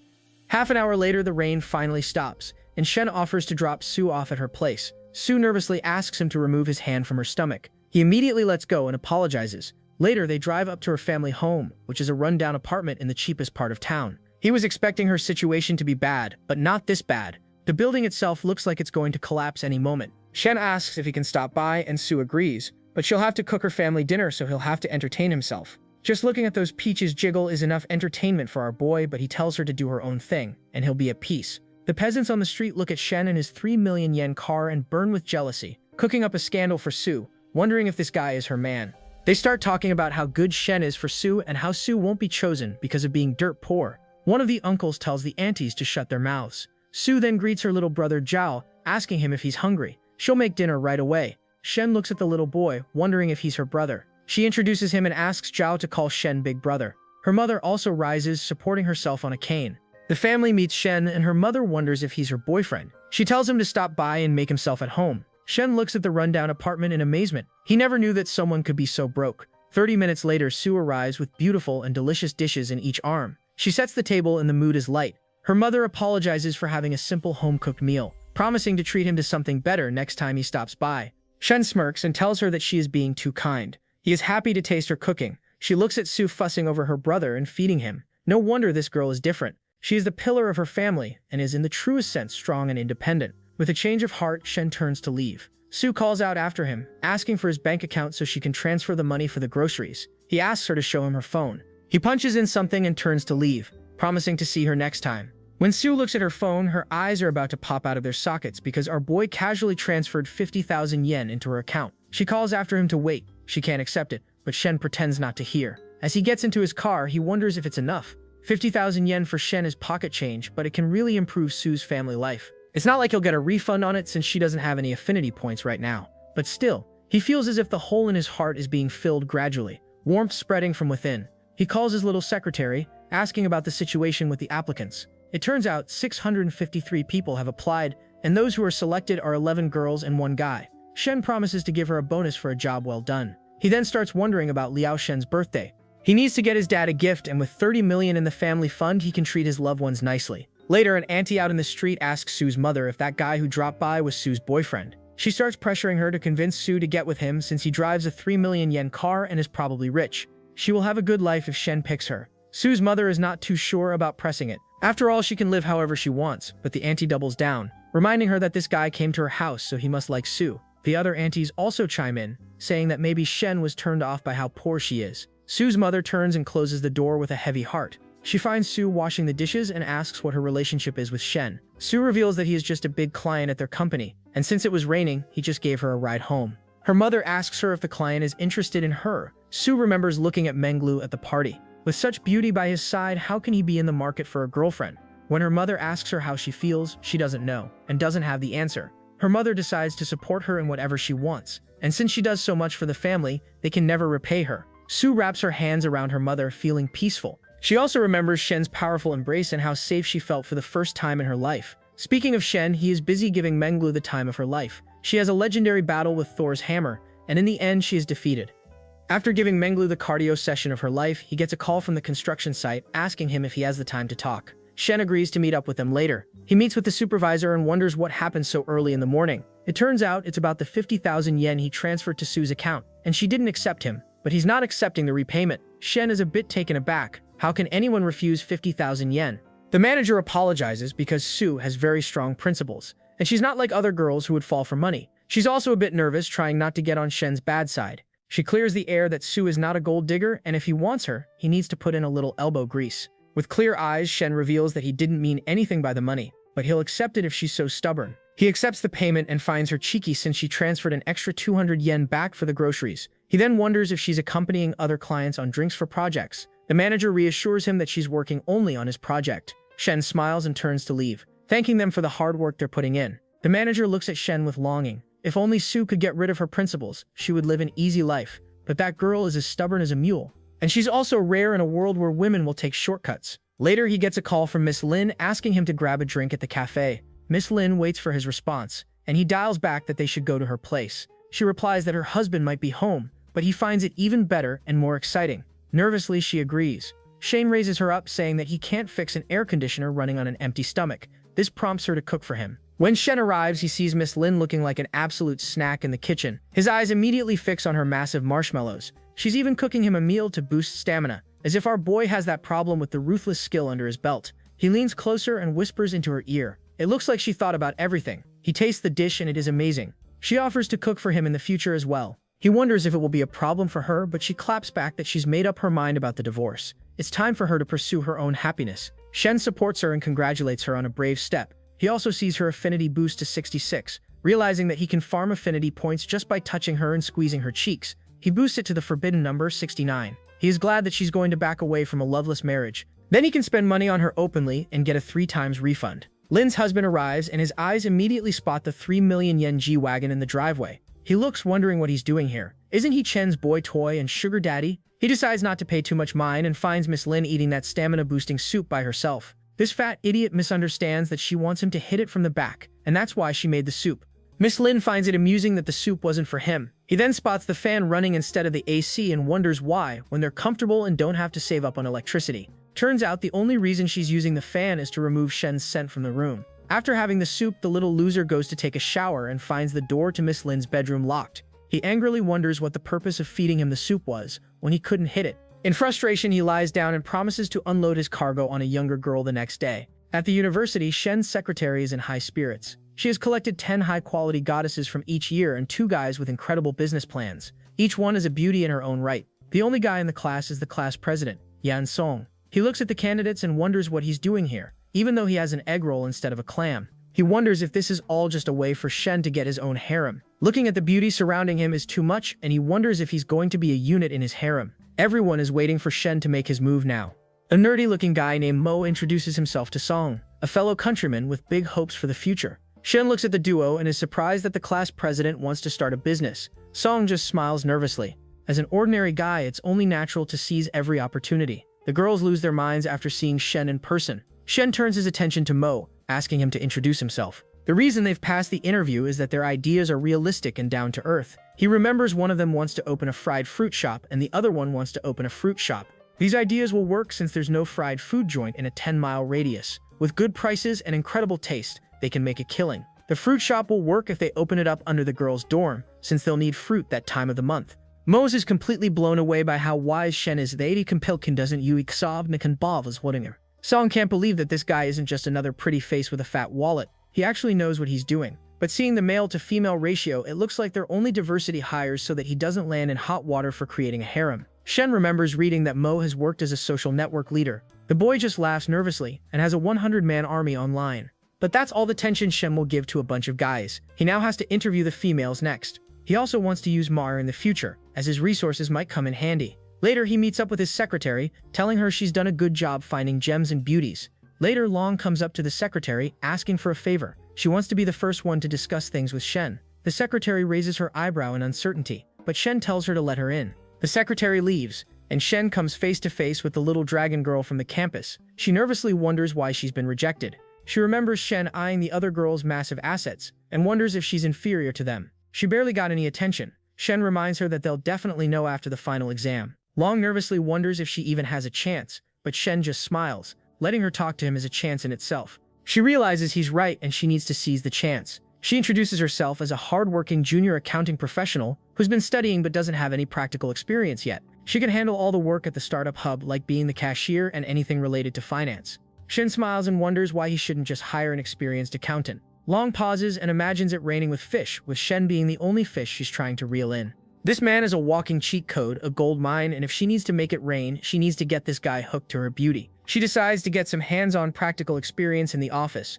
She leans closer and kisses him on the cheek, saying that it's better to have a young accountant with a great figure than an old, experienced one. Shen likes where this is going. She even decides to show him her assets, ready to seal the deal. As things start to heat up, they lock lips and start a session of practical experience training. 40 minutes later, she's finally pulling up her drawers. Shen also buttons up his shirt and tells her to be his woman, and she won't lose out on life. He also didn't expect the little dragon to still have her V-card. Shen sweetens the deal, promising to take her shopping this weekend. This boosts her affinity to 61. Now that he has a place in Long's heart, it will be better to get a refund on everything he spends. Our boy gave her the good D. Now it's impossible to even walk. The secretary notices her friend doing the walk of shame and asks why she did it. Long just smiles as she feels happiness in ways she'd never imagined. Shen is now relaxed and realizes that tomorrow is Lao Shan's birthday. He wonders what kind of gift he should get for him. Later, he buys a brand new car for his father. His younger sister can't believe that they finally have a car, and she wants one as well. Even though it's no problem for Shen, his mother cautions him not to make her into a spoiled little brat. Everyone gets into the car ready to go meet their uncles and aunties. Shen's sister still throws a tantrum about not getting a car, but her mother is ready to smack some sense into her. Speaking of his uncles and aunties, all of the business tycoons are gathered around gossiping about Shen and his family. Even though they are the hosts, they are late and are making them wait. All of these people are those who were helped by Shen's family before they went broke, but now they are showing their true colors. The one fatty is genuine. He doesn't like how everyone is talking trash about his second brother's family, now that they are bankrupt. One idiot barks out that his second brother still wants to show off, even though they are broke. The other uncles and aunties try to calm him, and the fatty is nervous because the birthday dinner is for the second brother. The one talking trash is Yang. One of the cousins immediately starts talking about his family business at the factory. Yang shows off by acting to be modest. He is showing off his new car and how he needed to upgrade it, so that the clients would think of him better. The fatty uncle pours him tea and promises 30% off on car maintenance if they get a membership at his dealership. Yang ignores the offer outright and asks the others to call Shen and his father to see where they are. It's getting late, and the kids are hungry. The fatty uncle nervously looks away. Yang's wife and Shen's mother have a very tight and tense relationship. No wonder Yang's family is glad that they are bankrupt. The car dealership guy asks the uncle to call up Shen and see why they are making them wait. Just then, the door flies open and the guest of honor arrives. Shen's father, Le Shan, whose birthday party it is. He apologizes and promises to drink 3 shots as a penalty for being late. The kind uncle tells them not to worry, it's not even dinner time yet. Yong's wife smugly says that waiting for a bit won't starve them to death. Yong tells her to mind how she talks. He then switches up, asking his second brother to hit him up if he needs a ride if they are busy with stuff. In reality, this guy just wants to show off his car. After being in his second brother's shadow for so long, it feels great to be the one boasting. Shen plays along, thanking Yong and hoping that he'll be on call whenever they need him. His father, on the other hand, is too lazy to argue and tells everyone to get ready to eat. Yong decides this is the perfect opportunity to show off while Shen's father drinks his penalty shots. Yong secretly pulls out his car keys. He gets up, trying to tell Yang to pace himself, and accidentally or not so accidentally drops his keys. He's then looking at the car dealership uncle to bring attention to his car and his keys by offering to pick it up. The car dealership uncle doesn't care for it since he didn't get that membership. Shen plays along and picks up the car keys. He's fighting not to laugh at Yang and asks if he got a new car. Yang smiles as if he's the big shot of the family. He's been wanting to replace it for a while and he got an X7. Shen looks at him in amazement, saying that it's at least $500,000 and isn't that expensive. Yang starts going off about all the amazing features the car has and how it cost him 1.1 million yen. Poor guy doesn't know that that's pocket change for Shen. He buys better cars for his side chicks, but he still tells his uncle that it's impressive. Yang feels as if he has passed the mission with a big head. He just says that he's making a killing. His wife is not too pleased with him showing off because she fears that Shen's family will ask them for money if they learn that they're rich. Shen then turns his attention to his dad, telling him to talk about the Maybach he has. His father, being the humble man he is, doesn't want to talk about it. All the family, on the other hand, can't believe that this man just got a Maybach, a 1.7 million yen car. Kind uncle asks if it's true. Shen's father smiles, saying that he got the car as a birthday gift from his son. They can't believe whether he's lying or drunk or both. Even the kind uncle believes that he's drunk. Yang nervously wonders if he's asking. Shen just smirks, saying that he shouldn't be so modest. Lo Shen smiles. He was insisting not to get such an expensive car. But Shen still insisted. As the family is trying to recover from the shock, the waitress arrives, asking Shen to move his G-Wagon since it's blocking the entrance. The family is now shocked into silence. How can these brokies afford 6 million yen in cars? Even the dealership uncle switches up and starts pouring tea for Shen's father, promising 30% off on all deals if they get a membership. The antes are burning hotter than the sun's surface. Yang is embarrassed. More than when I was caught making out with a mop by my dad. The dinner party slowly comes to an end. Shen's sister can't believe how cool her brother was. He offers to drop her off, but she wants to stick by and see what he does every day. Shen decides to let her peek into a child-friendly version of his routine. When they arrive, she looks at a brand new Maserati in the driveway. She wonders how much this cool car costs. Shen smiles, saying that it cost 2.73 million, and he got it for her sister-in-law. Later, Menglu arrives and greets them warmly. The whole gang is here. Qian, Chen, and Menglu. When they learn that she is Shen's little sister, they immediately warm up and try to win her over by bringing her fruit and coffee. She wonders what's going on over here. Why are these three beauties being so nice? She looks at Shen and he just smiles, and she wonders which one of them is her sister-in-law. Poor girl doesn't know that he has smoked 2 out of 3 of these beauties. Menglu and the others immediately warm up to Shen's sister. Menglu introduces herself as Sister Menglu, and Chen also introduces herself as Sister Chen.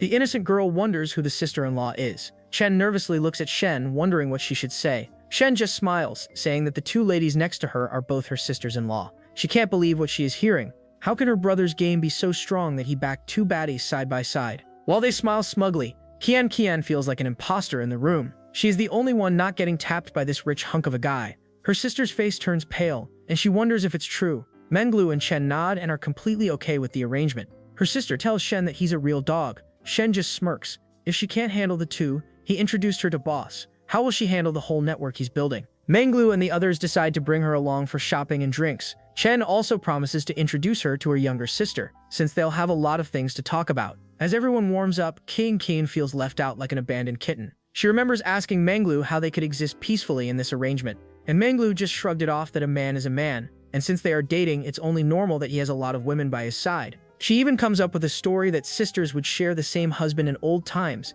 Even though she talks about peace, why is it that she needs Qian to talk to Chen every time? And she also feels bad that they have a sugar daddy supporting them, and she has to make a living like a normal person. Chen waves at them and tells them to have a good time. Qian offers to take Shen's sister shopping for new clothes and a bag.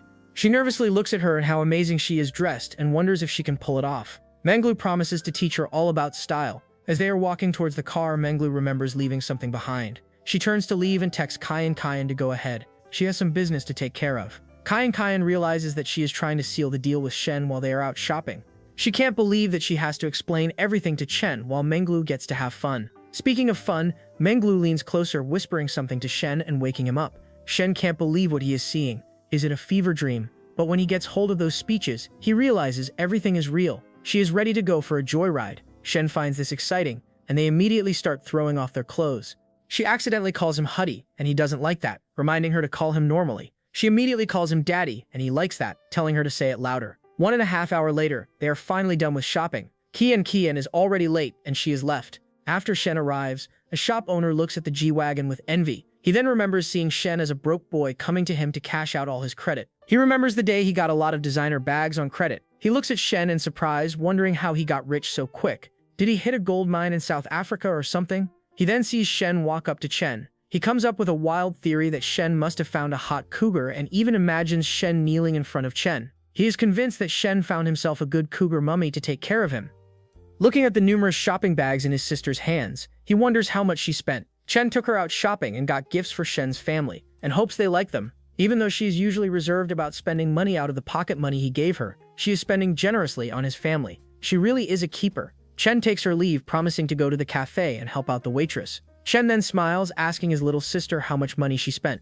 She can't believe that she just spent 400,000 yen. Shen enjoys her reaction and tells her that she is the princess of their family and can't be so happy about spending a few 100,000 yen. She calls her brother the best guy in the world. Even when they were well off, her parents were never so generous. Shen then tells her to pull her story straight. They can't let his parents know about the two sister-in-laws or else his mom will break his legs. Even if he is rich, he is still Asian and will get the beating of his lifetime if his mom knows. She tries to blackmail him and he reminds her that she just got 400,000 yen worth of gifts. She innocently points out that it's from her sister-in-law and not from her brother. She enjoys teasing her to let him know when she likes something. She enthusiastically screams. Later, Shin's parents can't believe all of the gifts they have from this sister-in-law. They turn to Shen, asking if he's dating someone new and why they haven't met her. Shen smiles nervously, saying that it wasn't the right time yet. His sister smooths things over, reassuring them that the sister-in-law is very gentle and wifey. After answering a million questions about her, Shen is finally at peace. It's a good thing she is answering the questions for him. He also goes over his to-do list for tomorrow. He needs to pick up Chen's little sister, Shin Yu. He also needs to take the counselor shopping, then needs to take the little dragon maid to spend money and get a refund.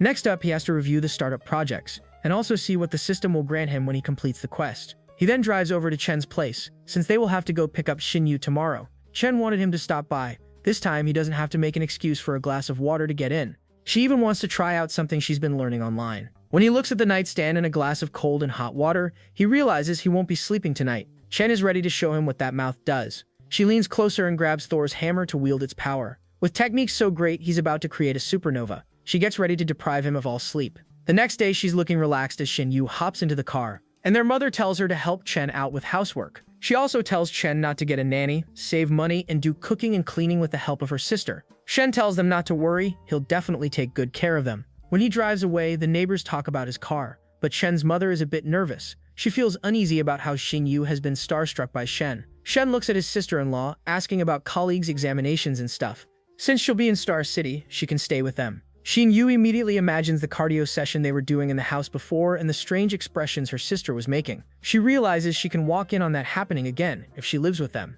She decides it's not a good thing. Shin tells her they won't be disturbed and she can stay as long as she wants. All of a sudden, an affinity symbol pops up on her head with 60 points. She starts falling for Jerprov. Even though Shen might be a lying, cheating son of a gun, he's not so low as to tap his sister-in-law. He drops them off and tells them to take care. Half an hour later, he arrives at the counselor's place and looks at a douchebag parking his car in 2 spaces and trying to send Meng voice messages to take him back. Shen realizes this is the guy who traumatized Meng by cheating, and he still tries to go back to her. He decides to give him a taste of payback. He blocks his car, and the guy starts shouting at him to move away. Shen coldly looks at him, wondering what the problem is. It's not like he owes the parking lot or anything. The man yells that having money doesn't make him right. He's thrown off when Shen calls him Little Meng's ex-boyfriend. He wrongly imagines Shen is her current boyfriend and slams his car door. He tries to play with Shen's mind, saying that he's only a sugar daddy and she'll never be able to forget him and all the times they had together. Shen remembers pulling the same stunt with Ankh when Ting dumped him, but he doesn't care about his little insults. His G-Wagon is enough to keep the poverty out. He tells the nerd that he's content with having her body. This immediately throws off the nerd who imagines them having the time of their life together. The nerd is about to throw hands. Even though he had been dating Meng for 2 years, he didn't even get to first base. And this comes back actually got to tap that. He always thought that she was single because she missed him, but it turns out he was being delulu. Shen looks at the counselor, greeting him warmly, but the counselor looks mad, telling him to get in. She looks at the nerd, telling him not to call her sister ever again or else they will have problems.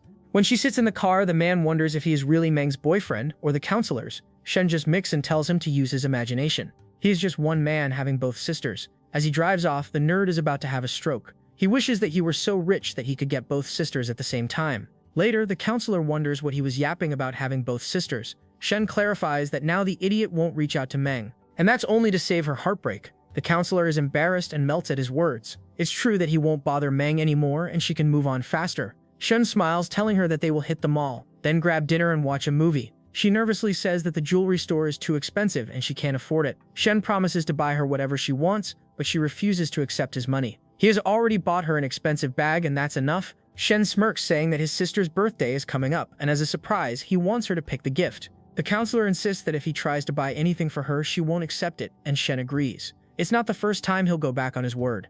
Later, they arrive in a dressing bouquet. The counselor likes a dress and asks for a small size. Looking at her massive marshmallows, the helper wants to suggest a medium, but still brings out a small one. She steps into the waiting room and then calls Shen. It turns out the zipper is stuck, and the sales lady is not here. She asks Shen to go grab her, but our boy wants to grab something else. He offers to help her like the gentleman he is. She nervously tells him to get out, but he promises to just fix the zipper and leave. She caves in and reveals her lean back. Looking at the back view is a little too much for him. He tries to zip it up, but it's impossible. He also teases her that if she rushes him, it will break, and they will have to pay for the dress. He also leans closer, wondering if he should call her teacher, counselor, or something else. With a face as red as a strawberry, she tells him to use her name when they are on a date. Hearing this, Shen undoes the clasp that holds her melons together. She wonders if things are heating up and tells him to behave himself, but he just smiles. This will help him remember this moment. 5 minutes later, Shen already has a tent in his pants. If he doesn't lay the pipe, his zipper will explode. He decides to just zip it up and leave. He finally realizes that this dress is too small for her godly rack. She angrily pushes him out of the room.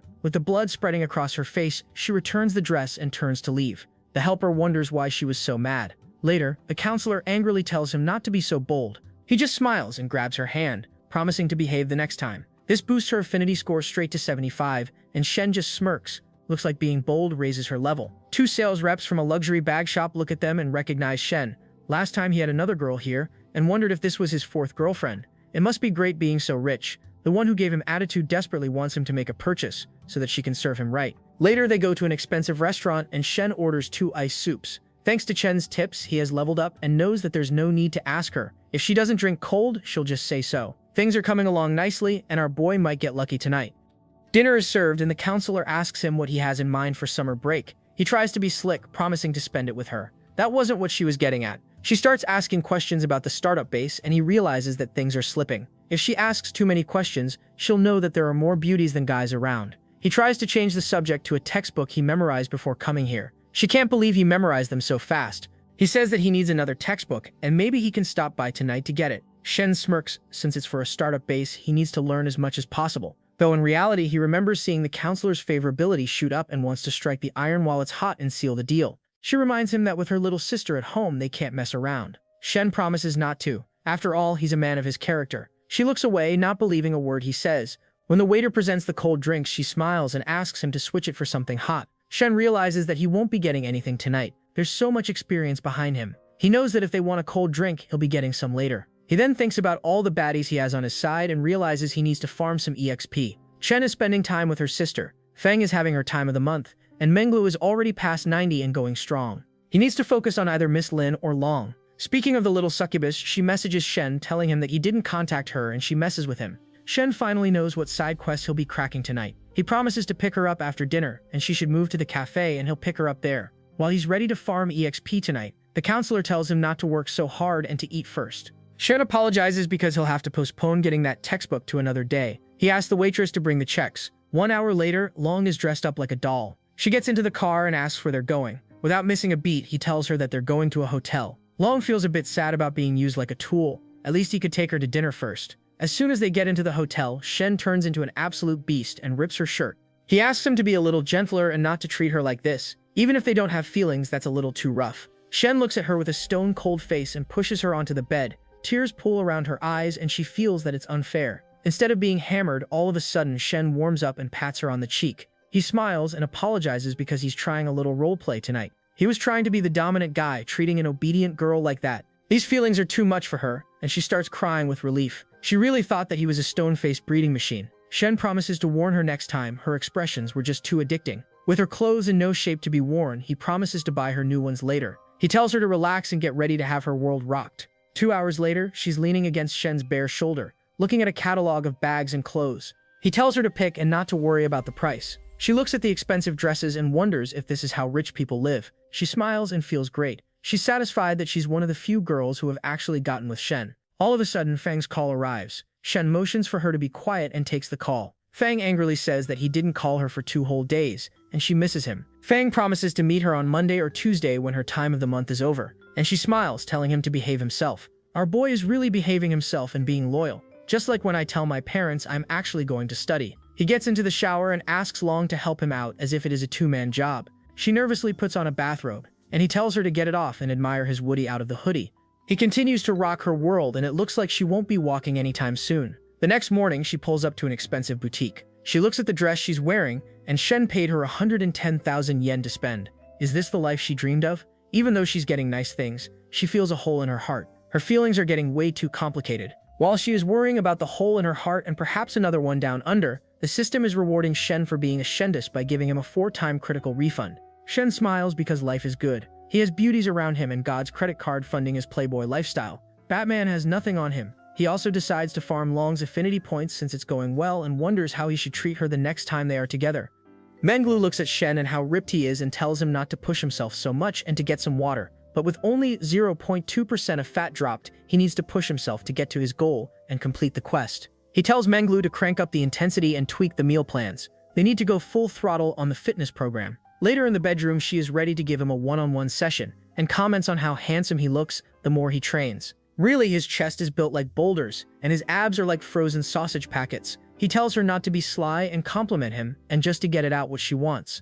As she gets on her knees, she makes it clear what she wants, and he has this baddie eating out of the palm of his hand and then later out of his pants. Later, he comes to the auditorium to sign the startup base. Our boy is looking fresh with new threads and a new haircut. The counselor is glad to see him wearing short formal clothes. He looks more handsome than ever. A fellow student points out that he is young, wealthy, and handsome. The Holy Trinity, and so many girls are losing sleep over him. How come this guy doesn't have a girlfriend yet? The counselor blushes, and the teacher wonders if she has a little crush. They look at Shen, who casually signs the 10 million yen contract. The fellow teacher tells her to strike while the iron's hot. It's okay because they are a modern society, and teacher-student romance isn't that shocking anymore. The secretary of the school thanks him for his generous support. They smooth things over, and it's mostly the secretary glazing Shen over and over again and hoping he will continue his support in future projects. He tells the press to take good shots of this boy who is helping out at his school. Shen realizes that the vice principal is thinking far ahead. But if it wasn't for the prestigious task, he would have never shown himself to the world. But at least he got a lot of beauties out of this quest. The principal even tells the dean to give Shen a bunch of other positions as well. Student of the Year, Model Student, and all the other titles. His fellow dean reminds him that Shen is failing his classes and barely shows up. But with that fat Shen in his pocket, the principal doesn't care, reminding him that studies aren't everything. The principal just bows, promising to carry it out immediately. Later, a beautiful reporter asks Shen for a moment of his time. She introduces herself as Zen and wants to invite him to a special program about outstanding university students. Shen plays it cool, telling her to leave her contact info and he'll get back to her. He notices the counselor observing him and realizes he can't try any funny business. He coldly tells her that he'll reach out through WeChat and they'll talk about it later. The teachers are satisfied that Shen is not a flirt or a playboy, even though a beauty invited him to dinner. Later, he meets up with his new secretary and accountant, Long and Yingzi. They have 2 male students and 5 female students on board. The equity distribution is such that at first the investor will have 70%, the students will get 30%, and 20% will be shares. Once the project reaches 5 times the investment amount, the equity will be transferred, so that at the end, students will have 70%, and investors will have 30%. Shen likes these terms and conditions. After all, harvesting these 5 beauties is another side quest for him. He tells the secretary to invite Lu from the Japanese department for an interview. Lu arrives and is an 11 by 10 beauty with taste and elegance like none before. She is so outstanding that she traps her boy in a genjutsu. He imagines looking at the skyline while on a date with her. She tries to greet him, but her boy is starstruck. He snaps out of it and invites her to sit and talk. Her plan is to make a campus supermarket that will eventually turn into a chain, kind of like Jeff Bezos. She smiles, saying that it's profit sharing. She will treat her employees well and give a slice of the pie to them so that they can work hard. That's how they'll dominate the market. Shen finds these ideas amazing and promises to expand slowly. Then he also wonders why she is not trying something in Japanese, since that's her major. Louis nervously says that her parents chose that major, and she is not too interested. Still, she can hold a normal conversation with Japanese people. Shen realizes this opens a whole new world of possibilities. She can be his translator when he goes into the Japanese markets for baddies. The world is really kind to the one who has God's credit card in his hand. One of Shen's loser bros yells why the hell was his project not accepted instead of songs. His other bro wonders what his project was, and this genius had the idea of opening a lingerie store on campus. His brother looks at him wondering if his brain cells are as damaged as his wallet. Who in their right mind would go to such a store in broad daylight? His other bro says that it's probably because selection in the startup base depends on their gender or their body count. But if that's true, why are Song and Moore over there? He yells that those are only diversity hires, but this idiot still wants to be one of the filler spots. He really thinks his idea is 1 in a million with zero self-awareness. He keeps living in his bubble. His bro even shows him a picture of Shen signing the 10 million yen deal. He looks classy now, and every girl on campus is a bubbling mess when it comes to Shen. He hasn't even visited the dorm in ages. The loser wishes that they could swap girls like him every day. He's living every guy's dream. With the startup base, he even has 5 goddesses under his wing. All 3 of them wish that they were in his shoes. Speaking of Shen, he's having the time of his life interviewing Lu. He asks her to say something in Japanese. She tells him a few common greetings and exchanges, but he wants something steamier, something more interesting. Lu realizes that he's in for a little era fun time. She waits a minute and then says Yamete kudasai, which sends him into a spiral. Shen feels as if he can now die with satisfaction. He even imagines the senior in the sheet saying the same phrase in front of his hammer. He decides to cross that bridge when he gets there, but first he signs the contract. The secretary and the accountant bring the contract. She will get 220,000 yen as a startup. The system congratulates him on completing the 10 million yen investment. As a reward, he gets complete ownership over a whole health empire with 2 health screening centers, 3 fitness clubs, and a yoga studio. Shen can't believe that the system casually rewarded him with an entire empire. Where the hell is FBR in this world? Is the IRS really okay with someone mysteriously getting a whole empire? He then gets a message from Feng, telling him to meet up today. He decides to meet her at the cafe and she smiles, picking out her best dress. Her friend shows the 5 gorgeous girls who have been selected for the startup and wonders why her relationship is not public. Feng doesn't care and he wonders if Shen has his reasons. All she needs to do is shut her mouth and be pretty for him. After all, Shen is destined for something big. Poor girl doesn't know that she is also destined for something big. The fart girl doesn't know that she is also destined for something big this afternoon. Looking at the dress she's rocking, her friend questions her own sexuality, feeling jealous of Shen and the treasure he has. As Shen is getting into his car, the 2 ventures from earlier try to hitch a ride with him, but Shen isn't interested in casual flings anymore. He apologizes and just drives away, shattering their confidence. Now that he has a whole empire to run, he can't get into random affairs. With Menglu by his side, he can run the fitness studios really well, and the reputation he's got at his school will also help him make contracts. After all, he should turn into a real tycoon soon, and he needs to take every step carefully. He arrives at his cafe and decides to grab a coffee while he waits. His sister-in-law greets him and immediately turns into a bubbling mess. She nervously asks the waitress to keep an eye on her since she's scared of messing up. The waitress nervously wonders what the hell is going on. Is she seriously suffering from a crush on her brother-in-law? With Shen's reputation, she imagines him having both of the sisters side by side and wonders if rich families are this complicated all the time. She brings him his coffee without spilling, and Shen compliments her as it's her first time. While blushing, she offers to bring him an Americano as well. She learned it just today. Shen smiles, saying he won't be able to sleep tonight. Her mind is about to take a dive into the gutter, but she realizes he's talking about drinking too much coffee. She turns to leave for work. Later, he gets a message from Feng that she's here. He brings her to the bedroom over the cafe as things are steaming up. She tells Shen that she missed him a lot. Shen tells her that he also missed her, but she calls him a liar. It's only her body that he misses. Shen smirks, saying it's part of it, but he also misses everything else. With his silver tongue, he saved himself in time. She tells Shen to be gentle, or else she won't be able to walk the next day. Shen picks her up and is ready to toast her buns, promising to be gentle. The next day, he wakes up with satisfaction written all over his face and a note telling him that she needs to attend classes, so she's leaving first. Usually, she's the possessive type, but today she didn't even talk about the start of base. She must have gotten mature or used to his shady dealings. He then decides to visit the industry he got from God's system. Speaking of the industry, all the board members are stressed about the new owner, now that the last one has cashed out and left. They wonder if they'll have to pack up and leave as well. The last owner cashed out, and now Shen is here to replace him next to the president. The president introduces himself and explains how he's handing over the company to Shen. It's as if God manipulated destiny to force him to hand over the company to Shen. He hopes everyone will work hard under his leadership, and the industry will burn brighter than ever. Shen smiles and tells everyone that today is only a handover meeting. They can go back to work. Only the HR manager and the CFO need to stay. They greet Shen and notice how young he is, barely in his 20s. Shen asks for 3 months' worth of reports and profit margins. He also asks how long they've been here. Turns out they've been here for about 5 years. He then tells them to take their leave. After all, a managing company relies on personal authority and financial authority. He needs to see the executives, and if they're usable, fill the key positions with his own people. Speaking of his own people, he heads up the secretary first, telling her that the startup base is now running smoothly. Long can take care of everything since she has a major in finance. He asks her to come work for his new company tomorrow. The secretary asks if he's joking. She can't believe that Shen really had a hidden business outside. With newfound respect, she points out that she still has half a month left before summer vacation, and her classes are really hectic. Shen tells her that education is only a sham. She should work for the top G and make a killing by getting an early internship.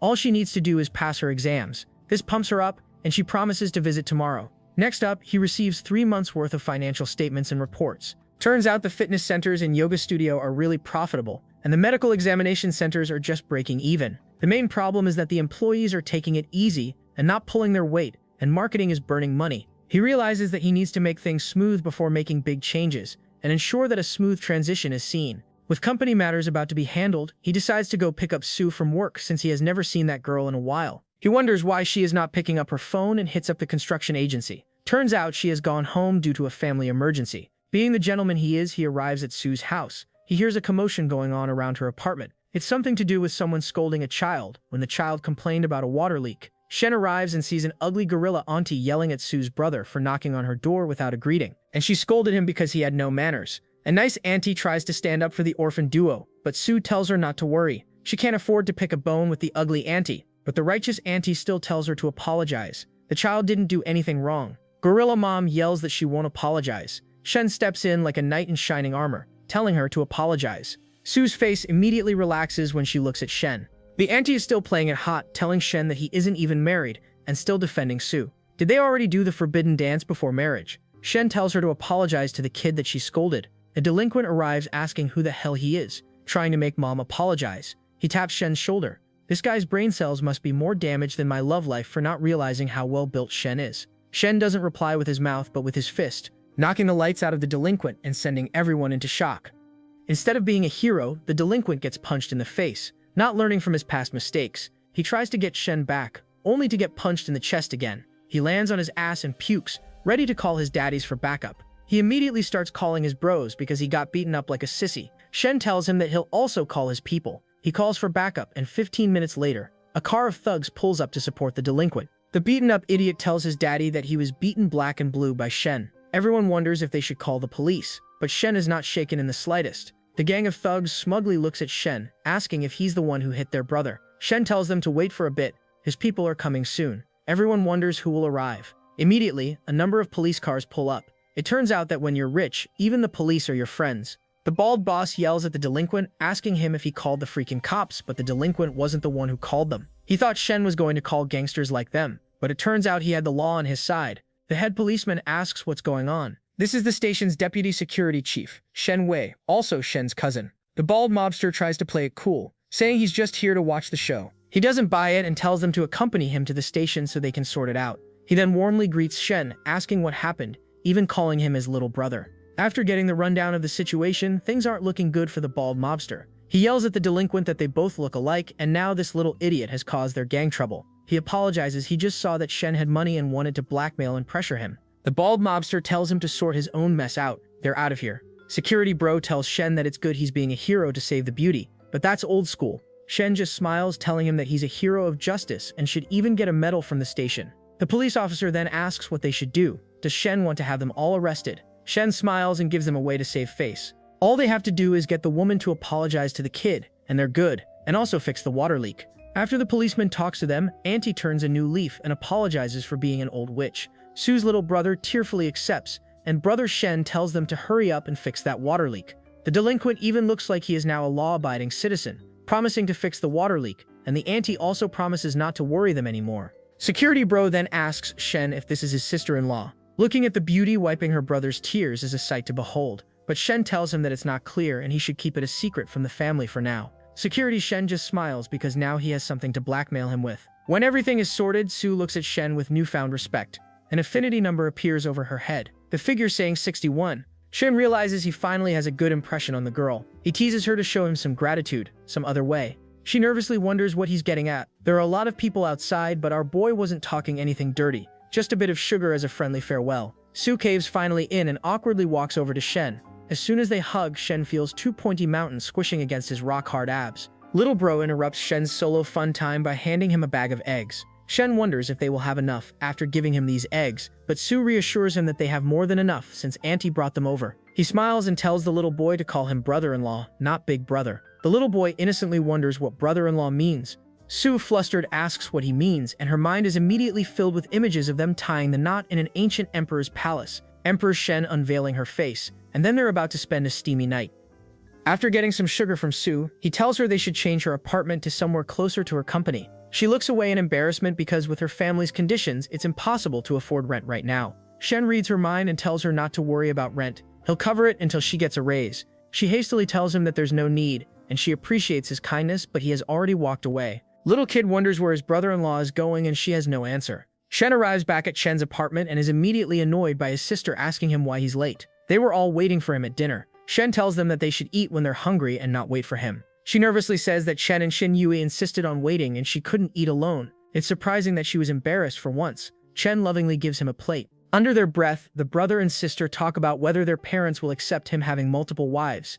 Shen has a brilliant plan that she should take their parents out on a modern date trip and get them to accept that it's normal nowadays. She accepts the request only if he's ready to cough up some extra pay. He reminds her that he's already getting her a car and that should be enough. The dinner ends with laughter and jokes. Later, he gets up and decides to hop into the bathroom for a quick shower, only to find Jinyu occupying it as naked as the day she was born. He hastily gets out and closes his eyes, asking Buddha to absolve him of his sins. He later apologizes in text that the steam was too thick and he didn't see anything. She tells him it's no prob since she forgot to lock the door. He also secretly admires how beautiful she is. Really, the sisters are on a different level. The little homewrecker, on the other hand, is blushing stupidly, thinking that her brother-in-law saw her in her birthday suit for the first time. And surprisingly, she feels excited. The next day, our boy is busy getting ripped at the gym when the system interrupts his workout. He is getting buffer by the day and tells Menglu that they should visit his 2 gyms and yoga studio as an undercover spy. She wonders what he's planning, and he reveals his game plan. She gasps in surprise because even a little fitness club costs 1 million yen, and he has 2 with a yoga studio. The system detects that he is trying to expand his business and gives him another quest, this time harder than before. He needs to improve the profit of the company by 5% within 3 months, and he will get 3 times cash back on all salary and dividends earned, and also equity over mystery shares. Shen looks at the quests and realizes that if he needs to raise the profits fast, he needs to cut costs and raise value. Only in 3 months. Menglu finds it weird that he is just pacing out in the middle of his workout. After all, ordinary people can't see the system window. He tells her to infiltrate, investigate, and give him a real-time report. Realizing that she is a corporate spy, she vows not to let Daddy down. Back at his office, he realizes that the infiltration mission will take a few days, so he will have to shake the tree to see what falls from it himself. He asks Manager G of the medical checkup facility to stop by. The manager arrives, a timid and mousy man, saying that many health centers are losing money, and it's a miracle that they are breaking even. Shen coldly wonders if that's so, and the man is sweating bullets, telling Shen not to worry. They have new sales reps, and they are bound to make a killing. Shen wonders why he is implementing it now when he knows what they needed to do.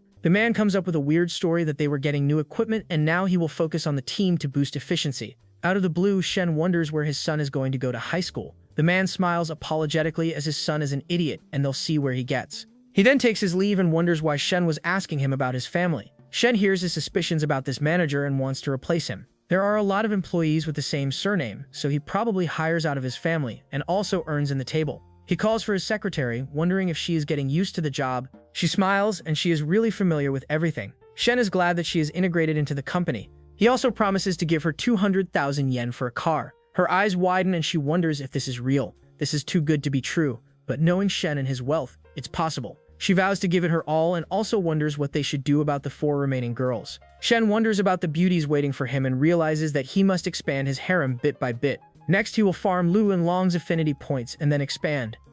Realizing that Shen will sack the entire health center, the manager barks at his team to keep a close eye on the new recruits. They have a boss to win over, or else they are all doomed. One of them tells the manager not to worry because the new recruits are full of potential and connections. The president is glad to hear that, but he has a bad feeling that the good days at the health center are ending. The guy wonders if it's really true that the new boss is hard to deal with. The president was under the impression that he was just another rich kid running daddy's company, but he is a business mastermind. They have to stop taking advantage of the company and make good performance to look good. Later, Shin comes back to Chen, dressed up like a doll. She has numerous shopping bags in her hands. But it turns out instead of buying herself fancy bags, she got Shen a few shoes, a belt, and even an expensive designer watch. Shen wonders how much it costs, and it's over 1 million. At this point, our boy should just sling a wedding ring over her finger. She is 1 in 1 million. For real. Shen realizes that she is unlike anyone he has been with and decides to reward her. She is a bit embarrassed since her younger sister is in the apartment, but they still lock lips. As things heat up, the little homewrecker arrives. They pull away in embarrassment, and she leaves flustered, telling them to go ahead and do what they have to do. Chen apologizes and tells Shen it's his fault, but he tells her that she is over 18 and she has to adapt like Maharaga if she wants to live here. Chen is still not sure about being lovey-dovey in front of her. She feels as if she has been acting strange lately, although she is not sure why. Shen has some idea of the little stunt he pulled in the shower, but he tries to force denial by saying it's nothing. She is just overthinking it. The next day, he wakes up and realizes Shen has already left for the cafe. Aside from being a good wife, she is a really hard worker. He even decides to get back to business. He needs to learn everything he can about human resources. He needs to train and build foundations so that the building can stand strong. The Xinyu arrives while blushing and handing him a box in it. He wonders what it is. She says that it's a phone number plate she got for his car. She was getting one for her dad and decided to get one for him as well. Weirdly, they touch hands during the exchange and she blushes and pulls away, telling Shen not to tell her sister. He wonders why she is acting so weird. Is there anything Shen shouldn't know? He decides to drop it for now. Mang looks at her sister applying makeup for the first time in her life and looking absolutely stunning. If I had a teacher like that, I wouldn't have failed arts twice. Mang wonders why she is taking so much care of her appearance. She nervously says that Shen is coming over to study. Sure, study he will. Mang teases him that she is learning from his bad habits, and it's a study date. The counselor adorably tells her to just stay in the living room so that they can behave. She also corrects that it's not a date. She continues to tease him until the doorbell rings. The counselor opens the door and Shen is blown away by how amazing she looks and how boldly she is dressed. He is ushered in, he compliments the counselor and just smirks. He then hands an expensive bag to Mang, saying it's for her. Mang smirks and tells them to concentrate on studying, and she will be in her room. The counselor raises an eyebrow. How can her tone-hearted sister be bribed so easily? Shen tells her that it's a happy learning time now. He tells her to take a seat. Later, the system window hits him with another quest. All he has to do is learn the HR topics, and all the knowledge about this topic from the top university will be downloaded straight into his mind. Shen can't believe how generous the system is. He can get premium degrees without spending a dime. Half an hour later, Shen is engrossed in the book, and the counselor is left wondering why he hasn't acted up. He hasn't made a move, which is unlike him. Shen asks the counselor what she is doing. They should continue, and the counselor is a bit disturbed. It's weird that this guy is actually studying instead of acting up. She decides to play her cards by leaning closer and grabbing his arms. Shen still wants to study, as he is a man of determination and willpower. The counselor wonders if Shen has changed. He is not trying anything funny, even when she is close. Looks like she spoke too soon, because our boy grabs her waist and her thick thighs, locking lips and telling her that she's been playing with fire and now it's time to get burned. The counselor turns away, asking him to start studying again. What she doesn't know is that our boy isn't a toy to turn on and off whenever she likes. Today she'll be studying Thor's hammer real closely. Even Shen tells her that he needs to clear his mind now that he's worked up. As he starts reading for those pieces of peaches, he wonders if she is dressed this way on purpose. While blushing, she says she's only tidied herself a little to meet him. That's all. They melt into each other's embrace. Just then, Meng arrives. Our boy's greatest kryptonite is his sister-in-law's walking in on him having fun. As he leans closer and is about to touch third base, she asks him for a bit more time to prepare herself mentally. Shen nervously says that he can't be expected to hold back. She decides to help him study in another way by showing him what that mouth does.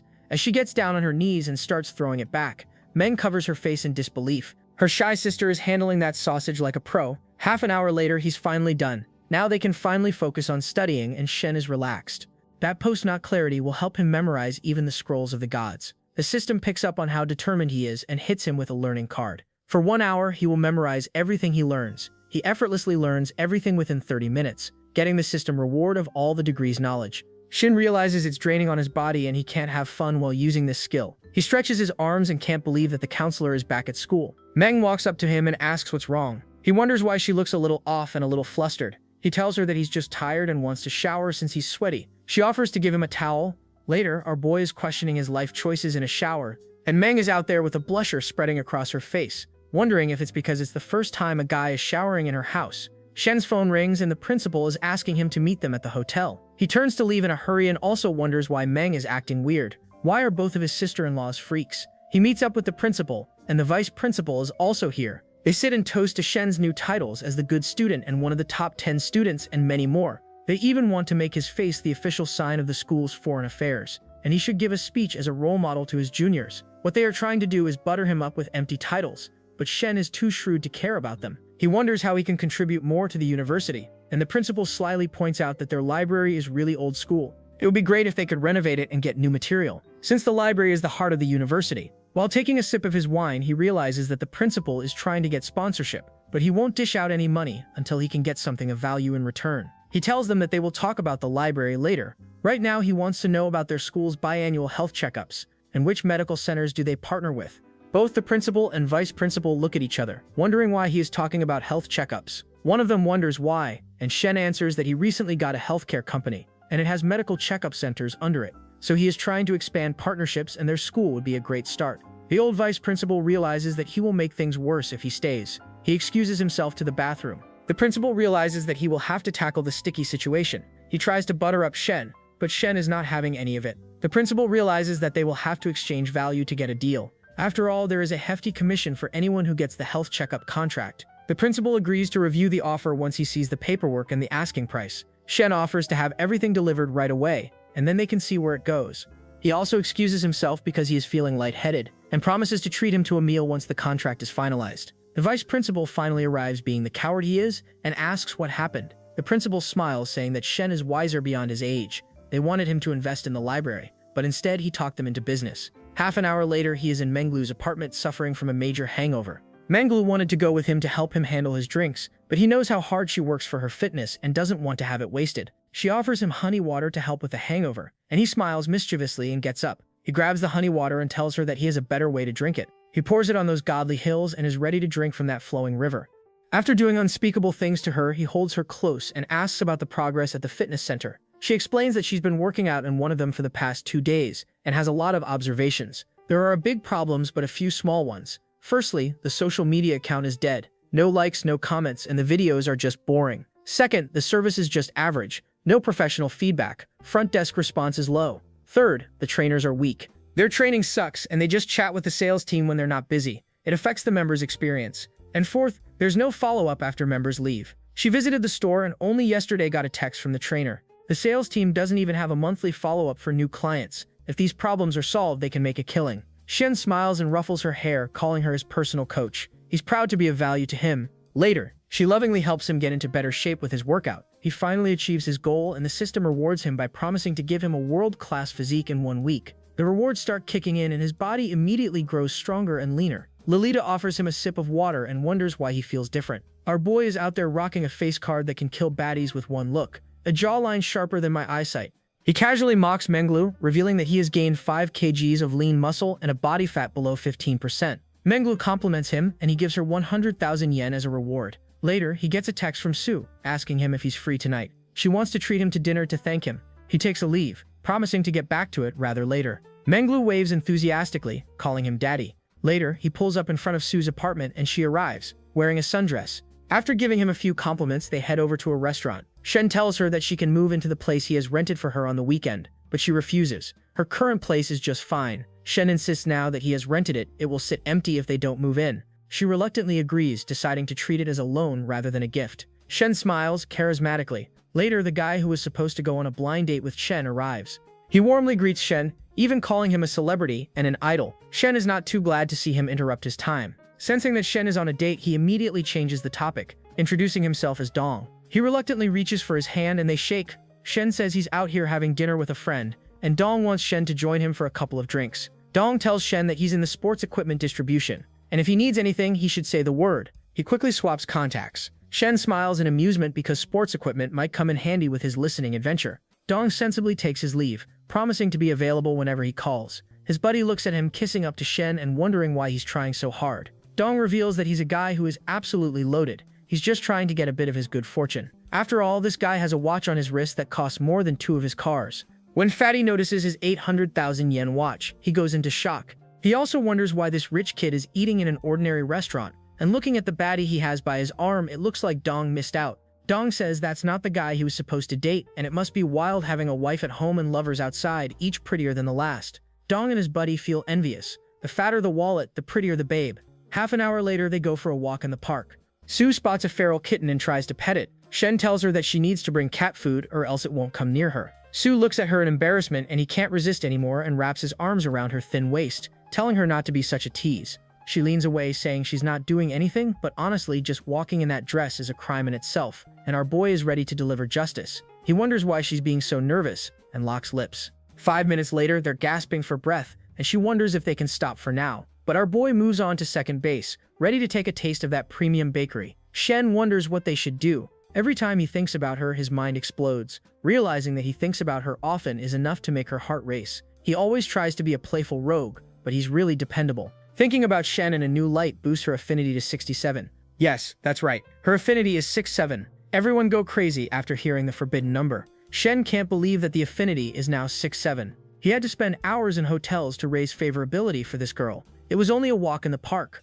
Sue's mother is busy teaching her son how to read. Sue arrives and tells them to get packing. They'll move out in a few days. Her mother wonders where. She replies that Shen has found them a place. Her mother cautions her that once they take the favor, there's no going back. But she just smiles reassuringly. After all, she kinda likes him. The next day, our boy is driving to his office and calls the health center president to ask how the partnership is going. That lazy bum has just woken up at 9 when he has an appointment at 10 with the principal. Shen is displeased by how lazy this old man is. It's better to get him to pack up and leave soon. At 10:10 a.m., he arrives at the principal's office. The principal smiles and tells him to take a seat. The marketing head and the president also smile, but the marketing head is warmer. The president looks like he's about to pass out. He wasn't expecting Shen to be in the presentation. He dumped the entire project on the marketing head, and he was just here to listen. Shen smiles charismatically, telling them not to mind him and get the show on the road. The marketing head continues to negotiate and show brilliant ideas, while the president is sitting there like a brain-dead duck. Shen notices how useless the president is. He even makes up his mind to find someone to replace him soon.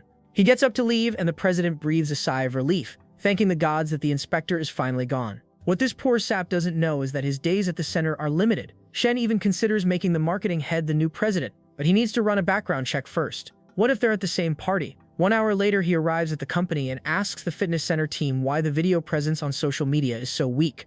The manager apologizes, saying that they need beautiful models to appear in those videos and they just don't have the budget for that. Shurita wonders why the other trainers can't appear in the videos. It turns out some of them are just camera shy and don't want to arrive, and the ones that arrive from online presence are evenly distributed, so the ones filmed will find it unfair. Shen tells her to analyze the issue, but the manager says that their profits are already fine, so they've been ignoring it for a while. Shen lists all of the problems at the gym and the yoga center. Online traffic is low, in-store service is poor, staff discipline is weak, and follow-ups are a total disaster. The manager wasn't expecting Shen to know all about the hidden problems. Shen taps his fingers on the table in impatience, telling them to report improvement measures by tomorrow. With a pale face, she agrees and turns to leave. As their fitness center has been going strong in both scale and profit, they thought that he would burn down the health center first, but he's going after them. But since he's given them a chance to make improvement plans, there's a way to keep their jobs. Later, he spends the entire day studying reports. If they can fix the key issues, they can make a killing in fitness.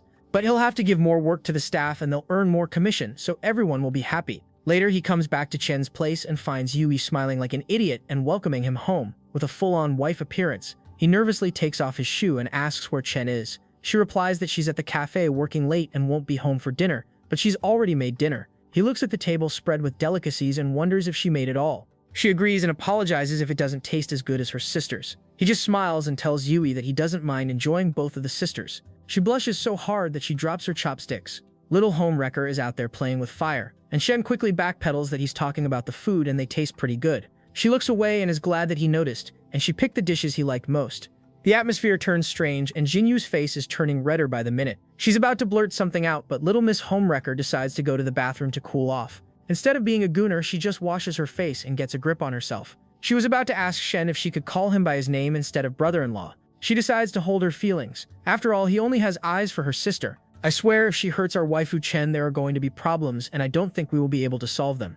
Lion Yui gets a grip on herself. If she doesn't clear the air, something bad might happen. Something no one will be able to come back from. She comes back while blushing for no reason, saying she didn't mean it that way, and Shen nonchalantly says that he knows and it's okay. This shatters the touching moment she had created in her mind. It looks like he doesn't care anymore and is crestfallen. Shen notices how glum she is and decides to cheer her up. He wonders what he should say and in his infinite stupidity, tells her to choose freely and not to be restricted by society's rules. This rubs her the wrong way and she wonders if he's coming on to her. She leans closer and tries to think about what to say. Just then, the door creaks open and our waifu arrives. Chen smiles with the brilliance of 1,000 suns, asking Shen if he has eaten yet. Chen Yu quickly pulls away and offers to heat her a plate since they've already eaten. Shen comments that her cafe business is getting better and better thanks to her hard work. She just smiles. It's all because of the excellent conditions Shen has created that she can truly thrive. Their lips are locked in a kiss, and their passion swirls while Little Miss Homewrecker looks at them with envy and soreness in her heart. The next day, he's at the gym talking to Menglo about the other store and what she noticed.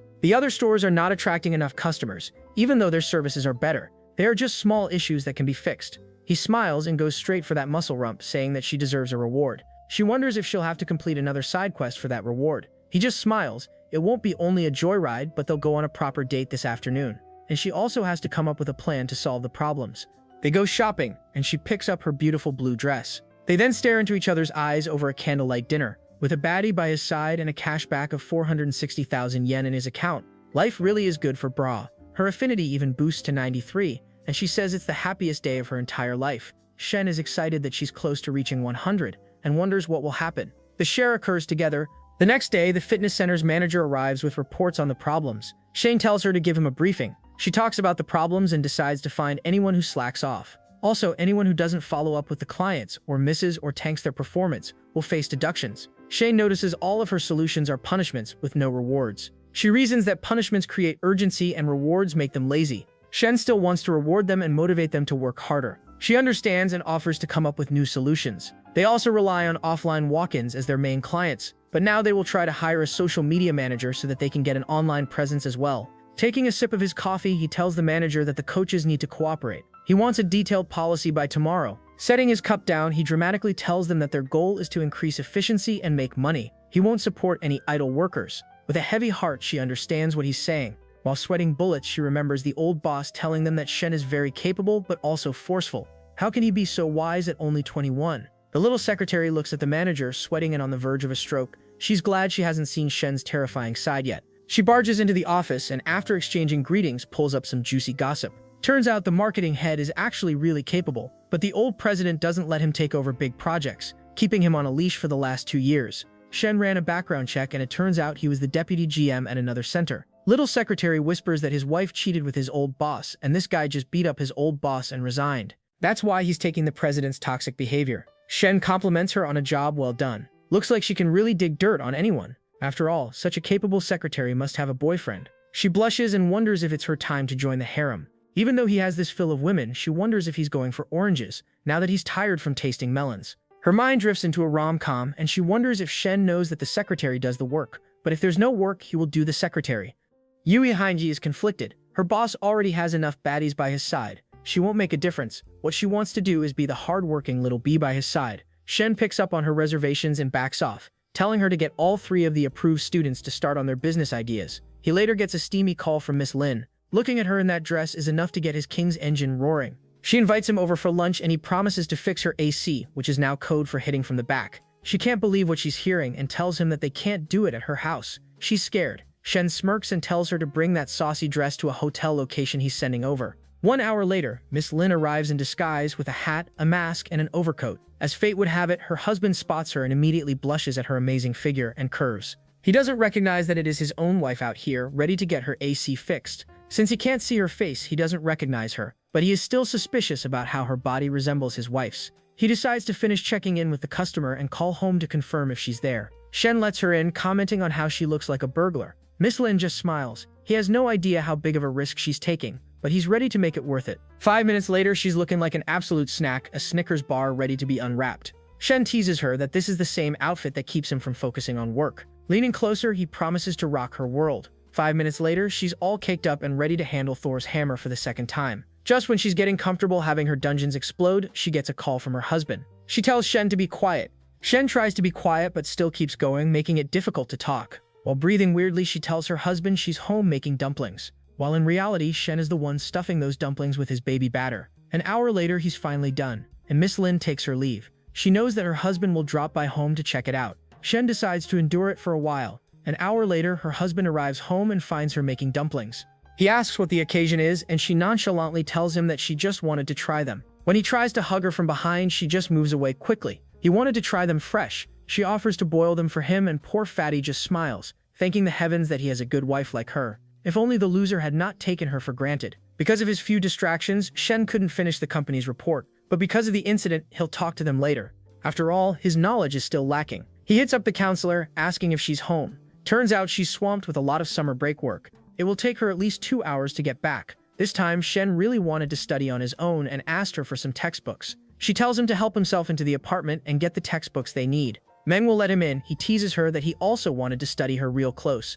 While blushing, she promises to keep him company when she can. The fellow teacher spots her being all cute over the phone. She turns into a tsundere, but the old teacher tells her not to lie. She knows when a girl is lovesick. After all, she's the one who diagnosed Bo Hancock with lovesickness when she fell for Luffy. She also notices that the student must be a lover. Since she's being so secretive, she imagines herself going before a student and smiles, telling her it's no big deal. They live in the 21st century. The counselor covers her face with the magazine cutely, and the teacher turns away, telling her to relax and not to be so uptight. Meng, while blushing weirdly, lets him in. She knows he's here for the study material. She lets him into the bedroom, telling him to look at the top shelf. He spots the textbook, but also wonders why his sister-in-law is blushing like an idiot. He's trying his best not to get these freaky sister-in-laws involved with him. Speaking of freaky, Meng puts out a strange request. He nervously wonders what this is going to be. While blushing, she asks Shen to do it with her once, and Shen is speechless. So speechless, he converts to Japanese and says, "Nani?" The book falls from his hand. The plot thickens more than our boy's baby batter. Will he tap it from the back and turn everything into regret,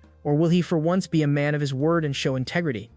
Shen stands there frozen, wondering what he should do. Brain-is girl has just crashed for him, and Meng repeats that it's purely physical. He just needs to think of it as a man doing what he needs to do, and she won't tell her sister about it. Shen's eyes widen and he wonders why the hell. She doubles down, telling him to just say yes or no. There's no why. Without missing a beat, Shen refuses because, without any emotions, he won't do it. Surprising, since our boy is a walking, talking hormone machine. Probably the only reason he's saying no is that this might be a test from the counselor. Meng bursts out, telling him to stop acting like a gentleman. All men think from the worm they have below, no one can control it, but Shen refuses because he has tamed his worm. Meng grabs his arm and pleads, asking him if he's worried about something. With reluctance, he asks if she thinks about how her sister would feel, and he acts tough, but tells her that he's the man she can never have, utterly rejected and humiliated. She stands there frozen as Shen takes the elevator down, trying to figure out what he needs to do to get rid of the tent in his pants. Meng, on the other hand, is throwing things around in anger and frustration. How dare he act like a gentleman? Half an hour later, he pulls up in front of the counselor, ready to pick her up. Looks like he's figured out how to tame his snake for tonight.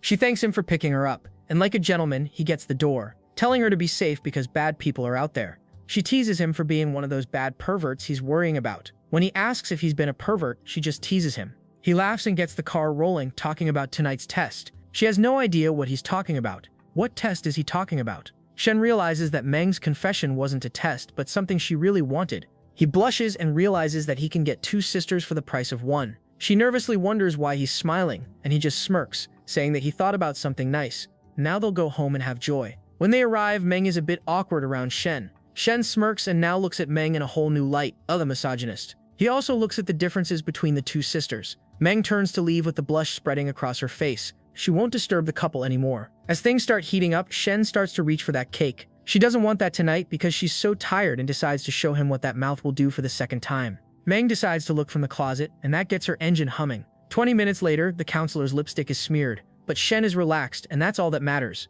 She turns in for the night, and he decides to spend the night on the couch. He texts the counselor, checking to see if she's awake. Since she's not there, he walks to Meng's room and finds the door unlocked. She's lying on her side, and he hops into the bed, asking if she missed him. Blushing, she asks what he's doing, and he tells her not to talk. Since she left the door unlocked, it's basically an invitation. Meng tells him to forget about what she said earlier. It was a spur of the moment. But Shen has taken that spur really seriously and goes for third base. She's already humming, and Shen tells her to stop making noise. She can't hold it back anymore and tells him to get it done with. She's ready to be Thor's hammer. In desperation, she asks for it, even begs. They entwine, and the night continues to darken and burn brightly around them. With a blush spreading across her cheeks and a satisfied expression on her face, she is lying in bed next to Shen 2 hours later. Shen feels she is happy now that her buns are toasted down below. She can't even move and hasn't been dissatisfied in a long time. After all, our boy gave her something long tonight. He wonders if she's ever had any partners before. She tells Shen that he's the best partner that she's ever been with, and her first. Her ex-boyfriend never got to get to third base, but they can let her sister know. Imagining her sister hurt and betrayed shatters her heart. She comes up with a fake excuse that this is not cheating, since there are no emotions involved. They're only mammals doing what they do on the Discovery Channel. Speaking of that gullible little sister, she arrives and tries to go to the bathroom. Meng jolts awake and panics if her sister arrives and finds Shen not in the living room. They will be done for. She can't believe how chill Shen is. What she doesn't know is our boy is an expert escape artist and a con man. With what he has done in Sister Lin's house, this is nothing. 3 minutes later, the counselor goes back to her room. Hearing the door close finally brings relief to Meng. Shen gets up, wondering if she liked her emotional roller coaster ride. Meng sighs. This isn't fun, but terrifying. Shen, on the other hand, finds it thrilling, telling her that she should get used to it since this will become the new normal. The next day, the counselor is making him breakfast, telling him to go wash up. He calls her babe and tells her that it smells amazing. He leans closer and even wraps his hands around her waist. She is not used to this kind of attention and is immediately blushing like it. He just smiles, telling her to get used to it. The innocent sister tells him not to be like this since Meng will get him, and it'll make them look bad. Speaking of Meng, she is freshening up and finds Shen standing in the doorway. She tells her boy toy that she's already squeezed the toothpaste out for him. That's the least she can do after squeezing the cream out of his roll tonight. He just smiles and calls her partner, and she calls him a pervert, winking and teasing him. He finds her really different and bold today, but with no affinity meter over her head, it's clear that she treats it purely physically. When they're having sandwiches for breakfast, the counselor blushes, looking at the skimpy outfit her sister is wearing. She drags her away, telling her to dress properly. She also apologizes for getting Shen to stay the night and promises it won't happen ever again. Instead of being relieved, Meng panics. After all, how will she solve her problem if this doesn't work? She tells her sister she's completely fine with it. Later, they see Shen devouring the sandwiches as if he's been starving for the last 10 days. Shen only knows that he's getting the energy back that he spent going for dual kills. Shen smiles and tells them that the meal was delicious, the best breakfast he's ever had. After sweet-talking his way, he gets up to leave, and Meng also rushes to her room. The counselor finds it a bit weird. Why is she blushing? Was it because they were hugging in the kitchen or something else? Later, Shen turns into the stone-cold business tycoon he was meant to be. He slams a file and tells the president to explain. The president realizes the cat is out of the bag. A lot of numbers are wrong in the file. It's clear that he's been embezzling the funds for months. The president feels weak in the knees. It's finally time to pay for what he's done and asks Shen for mercy. Shen smiles and tells him the only mercy he can get is to be fired or to resign.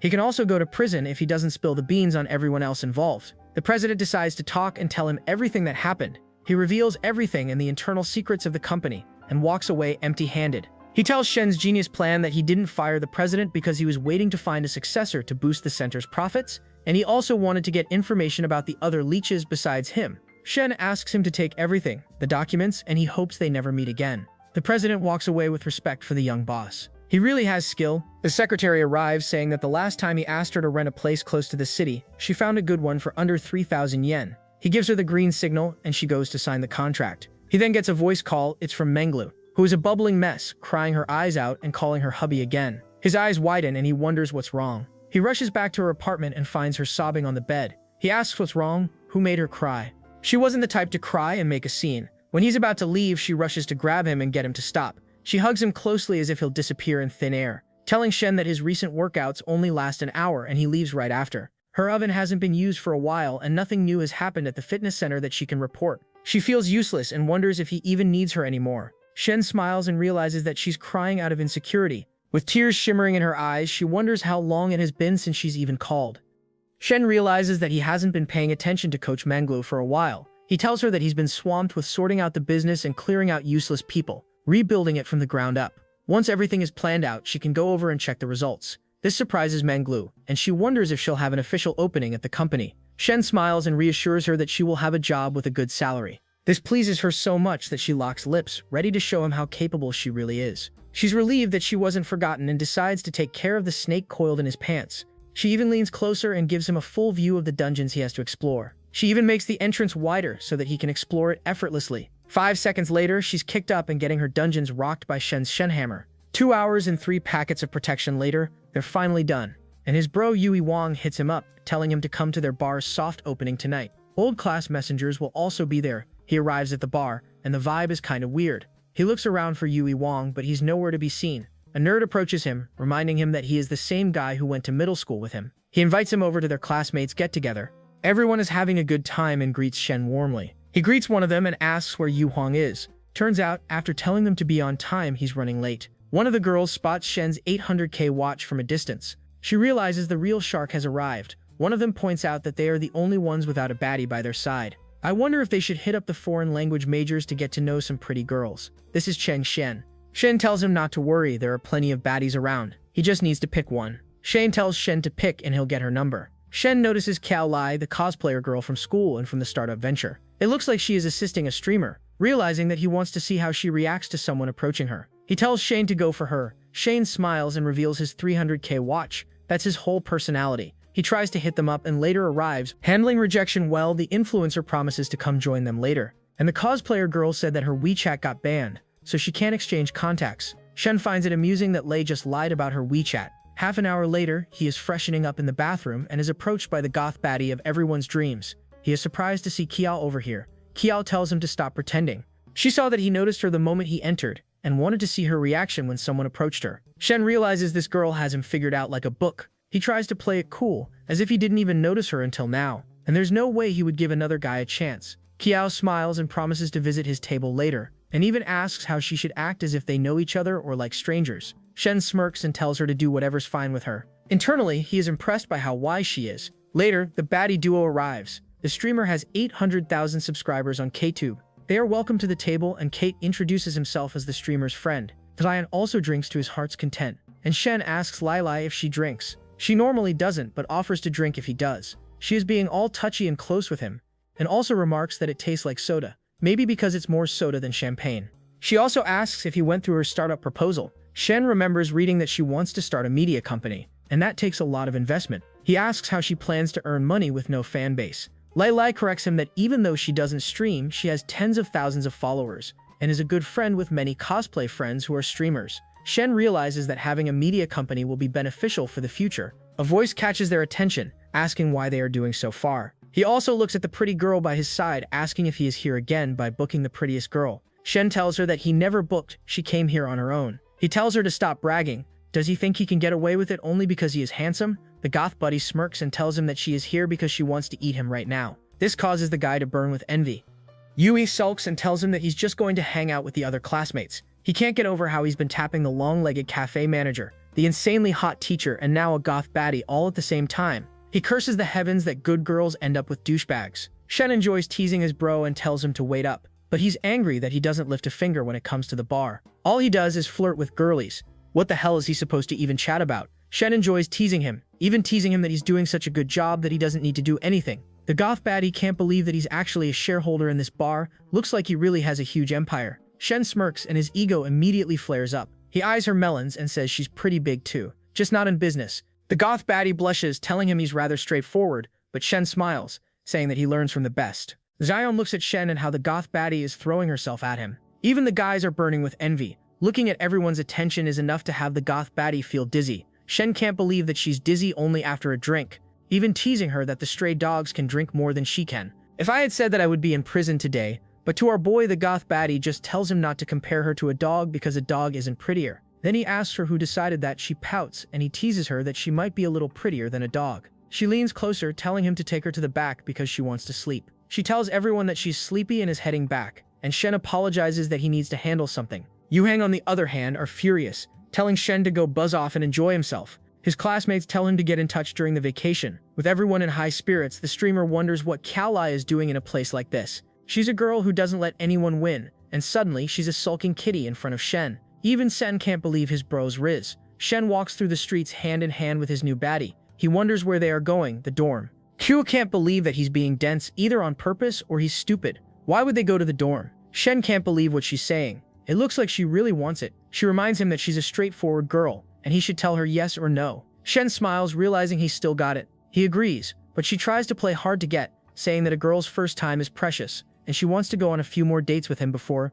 Shen agrees, and she says she applied for the startup base for money, and she knows the price she needs to pay, so she won't run away. Shen realizes that this is a girl who knows what she wants. Though she's for the streets, he likes what she has to offer. He leads her to a room, telling her to stay as long as she wants. He will leave the rest to her. Before going, she nervously wonders if they can lock lips. He looks at her in annoyance, wondering if she's just an OF model, but it turns out she just wants to know what a kiss figure is like. He enjoys teasing her. Instead of kissing, he goes straight for those big marshmallows. She smiles, grading the milk as A quality. She angrily wonders if he's like this with all the girls, and he just smiles.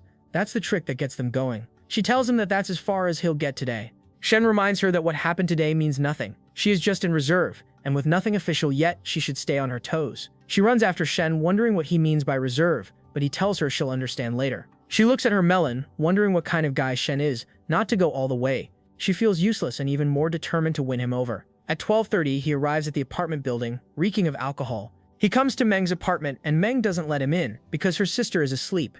He just wants to crash the night here, since he has nowhere to go. He even forces himself in, and she tells him to be quiet. Her sister will wake up. Speaking of the innocent professor, she wakes up, just as Shen has Meng pressed against the door. She nervously asks Meng what that sound was and if she is okay. Meng comes up with the excuse that she just went to the bathroom and closed the door too hard. She calls Shen a bastard. He really has big balls to try something like this in front of her sister. But Shen just tells her that if they are caught, they will all just do it together. But Meng refuses. She gets piped down by Shen, and she asks Shen to be more gentle next time. He leans closer and teases her, and Meng notices how drunk he is and has no idea how strong he is. 2 hours later, she is looking at the sky with her mind completely blown for the dungeon exploring he did. But she still wants to do it at hotels from now on because it's too risky doing it at her home. He just turns in the lap pillow, saying he's a broke student and he has no money to book a room. This ticks her off. How can he be so shameless, buying gifts worth tens of thousands of yen and then pretending that he can't afford a room? She even pinches his arm, causing her to wince in pain. She asks if he really knows what pain feels like. When she asked him to be gentle, he went full rodeo mode on her. And now she can't even walk straight. Doesn't he know how to treat a girl? In response, he just locks lips, promising to treat her gently next time. He leaves her fuming, thinking that this guy is extremely shameless. The next day, the counselor finds Shen sleeping on her couch and wonders what's up. He comes up with a phony story that he couldn't sleep because he was missing her too much. After sharing a sweet kiss, she offers to make him breakfast while he dozes off. She then walks to Meng, asking why she didn't let him know that he's crashing for the night. Meng says that she didn't want to disturb her lovely sister. She still insists on knowing when he comes by next. Internally, she gives a thumbs down because this comeback wasn't here because he was feeling down to launch a surprise attack on her. Half an hour later, he's woken up by the smell of pancakes and the counselor's perfume. Looking at the counselor in an apron gets his engine buzzing. She really is blessed by the heavens with a godly bod. Meng raises his eyebrow and tells him not to look too long and just eat. He quietly does what he is told since he's also half asleep. Warren wonders why she is being so possessive when it's purely physical. They're only partners, and she's feeling unwell. Is she developing feelings just after 2 flings? Shen slowly chews his pancakes, and the counselor goes to change. He offers to take her to school later, and Meng angrily wonders why he is not taking her to work. She wonders what she is thinking. They're only partners. He will take her another day when he feels like it. All of a sudden, a 65 pops up on her head. Looks like they're partners no more, and she's faltered for him harder than Lucifer's descent from heaven. He asks what time her flight is and promises to drop her sister off, then come for her and drop her at the airport by 10:30. Just as planned, he drops her sister, who is greeted by the older sister. She smirks because she now knows that she has a thing with Shen since no one drives a G-class other than him. The counselor comes up with a story that he's just giving her a ride, but with years of experience behind her, the old teacher knows what's going on. The flush on her face is already enough to reveal everything. And she also reminds her that if she doesn't make it official, something can go wrong. He must be really special for someone like the counselor following him, and this causes the counselor to run away in panic. The older woman reassures her that he's kind, gentle, handsome, and rich. It doesn't get any better than this. She asks for all the juicy details about their relationship. On the other hand, Shen is dropping Meng off at the airport, but he's feeling feisty today. He offers to call her a cab because he has something urgent and angrily wonders what he is trying to get to. She smiles because it doesn't matter if she goes in a car or a taxi, and she calls him shameless. She hasn't even settled the score for last night. Shen smirks and tells her to get used to it, and she tells him to drive, and also wonders how much this costs. Shen reveals it costs 3 million yen, and then starts feeling her up. She nervously grabs her hand and tells her not to do it in public, but he doesn't care. After all, isn't this what she wanted? Shen leans closer and Meng tells him to be normal, but he reminds her not to say things that sound like something and mean something else. She just tells him to drive and wonders how he got so rich. How did he make his money? He comes up with a bullish story that he got rich trading crypto and forex back in his freshman year, and now he runs his own company. She is impressed and is glad that her sister might marry him in the future. She even jokes about being a shut-in if he agrees to raise one more person. He just smiles and looks at her rack, telling her he'll consider it if she eats papayas more and focuses on growing those melons bigger. She angrily calls him a pigfoot for getting more and more feisty. She even threatens to get her sister to dump him, but he just smiles. If the counselor dumps him, they won't be partners anymore either. With no way to pressurize him, she starts applying her lipstick, calling him a selfish bastard and telling him to start driving. Shen tells her that if she says he can look and he does, then she's still unhappy. Now he'll not look even if she begs for it. Meng takes it like a challenge and spreads her legs. He puts his foot on the gas and gets the car running. He wonders if she's giving him a view on purpose and she plays dumb. He wants her not to play with fire. He stretches his cuff trying to breathe and looks at her as a delectable treat. As things are streaming out, passengers on the bus next door look at that car and the baddie rocking. They even take pictures and vow to work hard to afford a baddie in a car like that, as if these brookies can reach our boy's level. Heck, even I can't reach his level, and I have an arts degree. They start speeding across the highway away from the airport, and Meng wonders where the hell he is going. Shen wonders who said they're going to the airport. He has told her that her flight is at 11, but he promises to get her there on time. They have 30 minutes to wrap it up. Meng realizes what she's done by provoking him. Shen tells her to take a chill pill. After all, he wanted to try tasting her in this uniform for a long time. Later, they hop into the back seats and roll around in a special takeoff session. With the G-Wagon violently shaking, a little innocent kid tells his mother that the car is dancing. His mother quickly tells him that it will explode and they need to hurry. She's right about something exploding, but it's not the car. He can't believe that they're doing it on a road in broad daylight. 45 minutes later, she finally arrives at the airport. She looks fine, aside from a limp in her step and her stockings missing. A fellow air hostess wonders who the guy was riding in the G-Wagon. She replies it's her brother-in-law, or something like that, since her sister hasn't agreed yet. She also vows to get him back for the stocking he ruined. Half an hour later, he arrives at the company, asking how everyone is managing. The little secretary says everything is fine. She went to school for important classes and works normally. She's familiar with 90% of the HR and is rotating operations. After going over the details about the takeover, he tells her to put more effort into building their own team. Most of the older employees are just slacking off and need to be sacked. The system window informs him that he has made 1% progress in increasing the profit. It's been over a week since the mission was issued. The departments are going through a big change, but it's not easy to boost a company's profit. All he can do is combine his understanding and his knowledge to do the best he can. Sue gives him updates about the renovations going on, and Shen is glad to see everything is coming along nicely. He drops by to give Sue a visit. She tells him about the smart home system, and he can control everything from his phone. Shen teases her that he won't remember everything she just told him. He should stay with her for a day or two, and he'll know everything. Sue turns as red as a beetroot, saying that she needs to cook at home for her family. He offers to hire a nanny to cover 2 days, but Sue is still unsure. She definitely owes him money and vows to pay him back someday. She leans closer and he calls them family. As he's getting too familiar with her, she reminds him that his boss is still upstairs, but he doesn't care and leans closer to get more access. Sue remembers the last time he was a little bold. He is going in for the win, and she asks him to be a little gentler.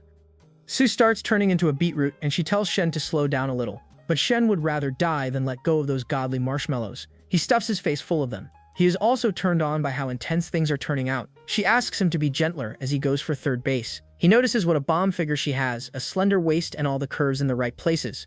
If she were a bakery duck, she would probably be a donut, because she is all sugar and curves. Get it turned on by Shen's touch. She starts scratching his back and hugging him so tightly that our boy has to admit that it hurts. She apologizes and pulls away because she couldn't control herself. Shen smiles because he is the one who should be blamed. He also sees her affinity boost to 74, and her cheeks as red as a tomato. If things go on any further, her other cheeks will be just as red. She asks him if they can go upstairs later, and he admits seeing her affinity rise in a private setting. He reasons that it's probably because of adrenaline. 20 minutes later, they are in a car, and Sue is wondering what their relationship is exactly. Poor girl doesn't know that she has been recruited to the Avengers of Side Chicks. She wants Shen to bring it up and tell her what they are right now. Shen senses her hesitation and wonders what's wrong. She hesitates, asking to have a meal together, as her mother really wants to meet him.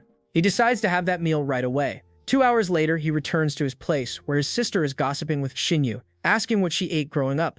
Shinyu nervously says that she just ate normal food, but she doesn't buy it and points at her massive jugs. No way a normal diet can give her that godly rack. She blushes and tells Shenyu's sister to stop messing around. She doesn't know what her mother fed them. Shen finally arrives, and Shen asks if he will have dinner with them. Shen smiles. He's already had dinner, but maybe he'll be eating something else upstairs. Shen giggles and wonders if she should draw him a bath, as he hasn't used the bathtub yet. His sister burns with envy. Why is such a hot wifey material girl spoiling her rotten brother? She runs his bath water, and he's living the life even an emperor couldn't dream of. Shen raises an eyebrow, looking at his sister and wondering why she is here and what room she is sleeping in. She pouts and tells him that she's just taking care of her sister-in-law and Xinyu, so she's of course sleeping with Xinyu. Shen grabs the bag of chicks she was munching on, telling her to get a break and get off her lazy ass and actually take care of her sister-in-law. She's already been a burden. His sister starts clawing at him like a cat, trying to get that bag of chips back. Xinyu, the little homewrecker, gets up like a soldier, asking Shen if he wants those chicks so bad that she will go downstairs and buy some more,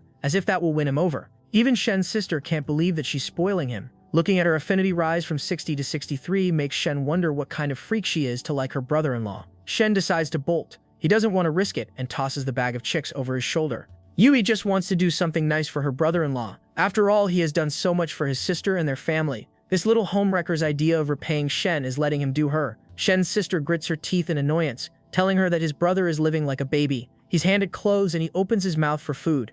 Yui's face turns red, suspiciously so. She says that they are very small things when he has done so much for them. She notices Jinyu's acting sus and leans closer, asking why she's so red as her face is burning up. She starts teasing Jinyu, asking if she likes her brother, and Jinyu tells her to stop. Back to our boy, he's having the bath of her lifetime with his godly Greek physique soaking in the steaming water. Jinyu sits over the bathtub looking like an absolute treat. He wonders where she learned this kind of massage from. She continues to massage his scalp, saying she's seen it online a few times and it will refresh him. Her hands start going over his rock-hard muscles, and he smiles, telling her that something else is getting rock-hard. She really has learned naughty things. She blushes and says she learned it just for him. He wonders if she used Ichinyu to practice. No way she could gain this kind of technique on her own. She smirks, saying that she's been watching videos, tutorials to be able to please him. He decides to give her his love. 2 seconds later, she's pressed against the bathtub, with something hard poking her from behind. 5 seconds later, she's breathless and in the bathtub, getting her world rocked from every angle. Shen smiles while laying the pike. As his phone buzzes, he doesn't care. Right now, he's going to stuff himself into her heart and somewhere else. Half an hour later, he gets thirst traps from a chick. But they're not much of a thirst trap, lukewarm pics, and for a boy who's been laying the pipe left and right with world-class chicks, this kind of thing doesn't even turn him on. He replies with scene, and this infuriates her, asking why he's acting like corporate. She tells her that this kind of stuff is bland, and she wonders if she should spice it up. He replies that he appreciates it, and she should send it over, as if it's her resume. But knowing our boy's hiring criteria, that probably is her resume. She smirks and gets a big head that he wants it badly, so she tries to play hard to get. He doesn't even care and turns his attention to Lele. Of course she needs to be kept hanging a bit longer. He tells her that they're not meeting up and she's shaken. Why not? She's even picking up a cute dress for him. She texts back saying that she is his concubine, but he replies that he's the type who holds grudges.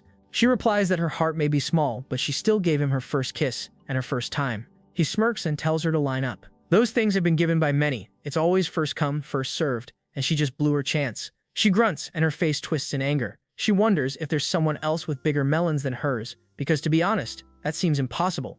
Shin still plays hard to get, telling Lele to forget about it. He's not joking around anymore, and they won't be meeting. Lele still insists that he come pick her up. They'll decide the time and place whenever he feels like it. Shin finally gives in. He smiles with satisfaction, with one baddie snuggled next to him and another on call. Our boy is really living the high life. He then gets a message from Manglu asking when they are going to work out. Poor girl doesn't know that he just had the workout session of his life. Laying the pipe, he tells her that they'll work out the day after tomorrow. Next up, Long messages him, asking if he has the time to meet up. He coldly replies that he's busy and he'll set a time later. Looking at his inbox explode, he smiles with satisfaction. Last time when Long came to deliver documents, he had promised to meet her this week, but completely forgot about her after popping her cherry. Poor Long looks at her phone and then at the dark blue sky. She feels rejected and used, but still replies okay. Chen smiles, telling Shen that his birthday is coming up, and asks how he plans to celebrate it. She already knows that he has a whole team of women to tend to, and wonders if she will get the chance to spend time with him. He smiles, he'll always be his wifey number one.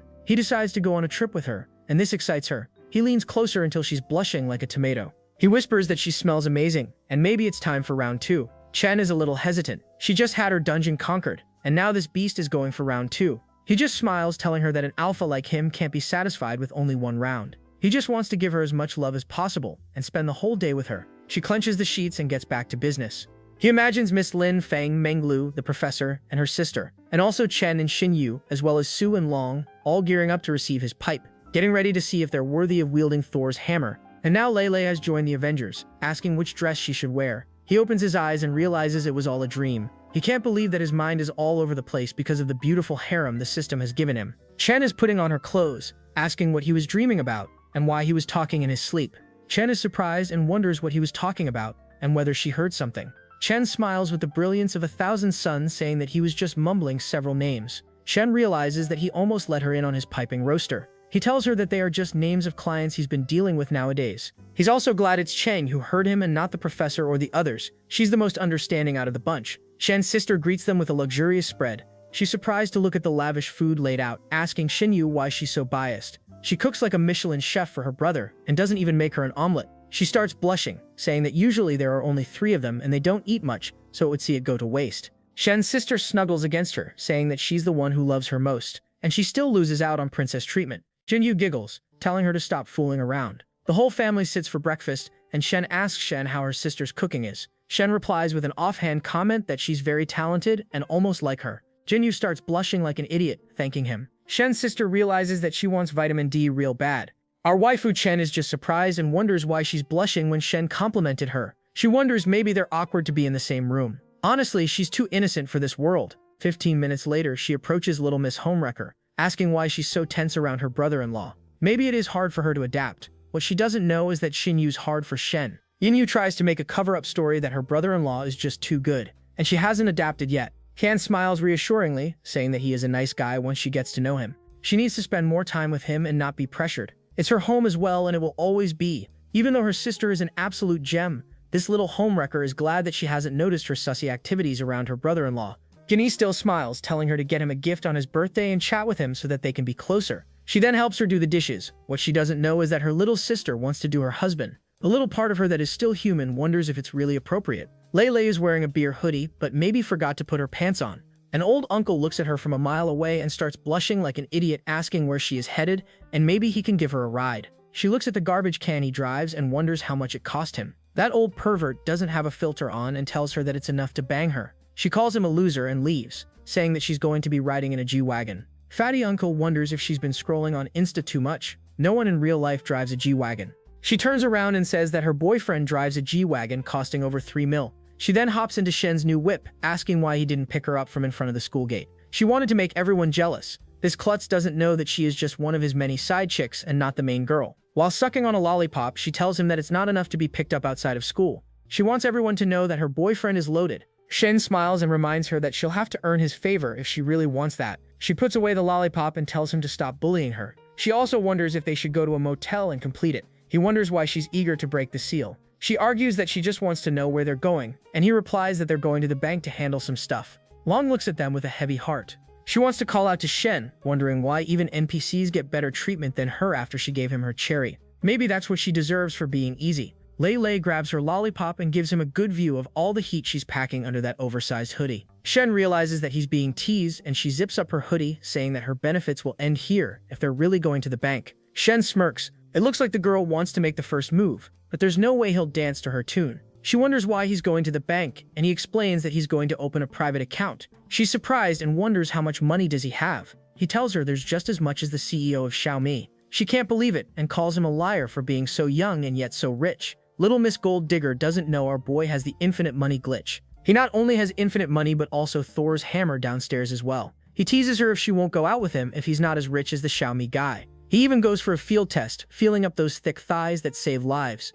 She smacks his hand away, telling him to stop taking advantage. She is not a piece of candy he can lick whenever he wants. He smiles. One touch is worth 300 yen, and he'll treat her to a 300 yen plus lunch this afternoon. She plays hardball, telling him to go to a luxury restaurant costing over 1,000 yen per person. To her boy, that's loose change. When he arrives at the bank, everyone bows respectfully. His presence is so strong that it creates a disturbance in the force. With the designer long coat on his back and a baddie walking behind him, all the men are envious. They can tell that he is rich from a mile away. While they are all squeezed into two counters, he is walking like the bank owes him money. The banking staff is fawning all over him, telling him to deposit his balance at their bank, and he also meets the criteria to open a private banking account. They start listing the many benefits, including private banking, some of which are domestic, international VIP lounges, transport, medical services, and golf clubs. Lei can't believe that Shen is a big shot. He is depositing money and opening an account, and everyone is treating him like an emperor. He is getting stuff that normal people can't hope to imagine just by opening a bank account. Just how rich is he?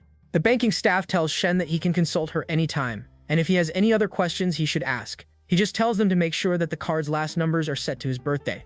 They immediately comply, and half an hour later he is handed his new and improved black credit card. He is now a private client of China Merchant Bank. They also have a portfolio manager to manage his assets. Shen smiles and pockets the card, telling her that he doesn't need that, but if he has any other funds, he'll prioritize putting them here. They smile and promise not to disturb their date anymore. They even have a gift for the lovely lady. They hand her a green tea cake from a famous bakery. She accepts it, and they turn to leave. The bankers show him the way out and look at him as he hops into his 3 mil G-Wagon. One of them whispers that a 21-year-old has deposited 30 million into their bank. Another one says that his fixed assets and businesses must be impressive. He is rich, handsome, and young, some rarer than a unicorn. And to top it off, he has an amazing body. All the female staff members are fawning over him. It's clear that after this meeting, all of them will have to go take a shower. One of them even wishes she were born prettier so she might have tried her luck. Lei looks at her reflection through the window. He didn't spend a single cent, and yet everyone is fawning over him. He had the whole bank eating out of his hand. He asks Shen who he is meeting later. He tells her that she doesn't know it. She is a little disturbed that she is only sticking around for errands and not anything serious. What will the other girl do? Shen smirks and tells her that she will spend the night together. She gasps in surprise, wondering if they will be sleeping together. Shen wonders if sleeping is something wrong. She pouts, realizing that the easier a man gets something, the less he cherishes it. He is going to play hard to get until her last breath. And she also vows to figure out how many women Shen has so she can see if she can become the main one. This stupid little girl has no idea that Shen is our main waifu. Whoever tries to take her place, especially Miss Little Homewrecker, will get a taste of these hands. Lei takes a picture of the lunch that is served. She can't believe that she only stole on the gram. Shen smiles, telling her about all the luxury dishes he has ordered and the specialty of this restaurant. Lei enthusiastically wonders where they will be going after eating. Shen smiles, telling her that she will be going back to the school dorm, and he will go on about his business. Lei complains that this day was supposed to be hers, and Shen says that he has other appointments this afternoon. She wonders who else he's meeting up with, and Shen tells her it's none of her business. She continues to nag, asking if they can spend a whole day together. Shen nonchalantly tells her that he doesn't have the time. The most she can get is half a day or the entire night until the next day. His phone starts buzzing and Long starts sending him pictures in spicy cosplays. First as a bunny girl senpai, then as a Chinese beauty, and third in a swimsuit. Shen wonders what's going on. Is Long so insecure that she is trying to hook him with spicy pictures? Or maybe she just ate something and is feeling kind of high. She asks what's wrong and Long holds her breath, saying she is just looking at what he likes. He tells her they are all fine. She tries her luck asking when he is free. He tells her that today works. Lei complains that he is on his phone the entire time they are eating. Why not stop playing and talk to her? Looks like this little gold digger hasn't realized that our boy doesn't put up with drama. He wonders what she wants to talk about, and she tells him they should just chat.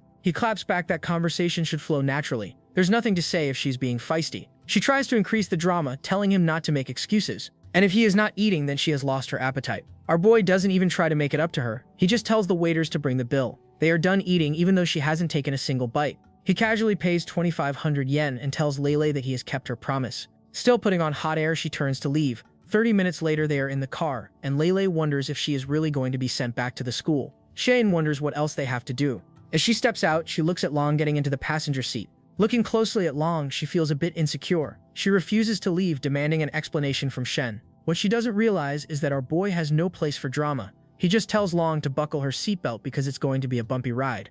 Lei complains, how can he go about with such a seamless transition? One chick in and one chick out, just like that? Shen reminds her that he has some serious business to attend to. Realizing that she has no leverage in this situation, she tries to calm down and asks what they are going to do. Shen just smirks and Long looks away, blushing. She realizes that they will be laying the pipe and curses. Couldn't he have waited until she was inside the school? Shen tells her to leave if there is nothing else. She refuses to back down, and all of a sudden gets in the car, saying she is going too. Sheen tells her not to be ridiculous. He has some serious business to get out of. Long is disturbed. This was supposed to be her night. Realizing that Lei is throwing her tantrum in front of the school, he can't drag her out. He asks Long if she minds. Lei is furious. Not only was she pushed out of the passenger seat for this woman, but now he is asking if she minds. She tries to remember if she has been treated this way before. Long just smiles and tells her it's fine, even though she is cursing this stupid little girl for ruining her date when she finally got his time. Shen decides to go shopping first. After all, putting Lei in her place isn't bad. It will do good things for her self-esteem to see how unimportant she is to him.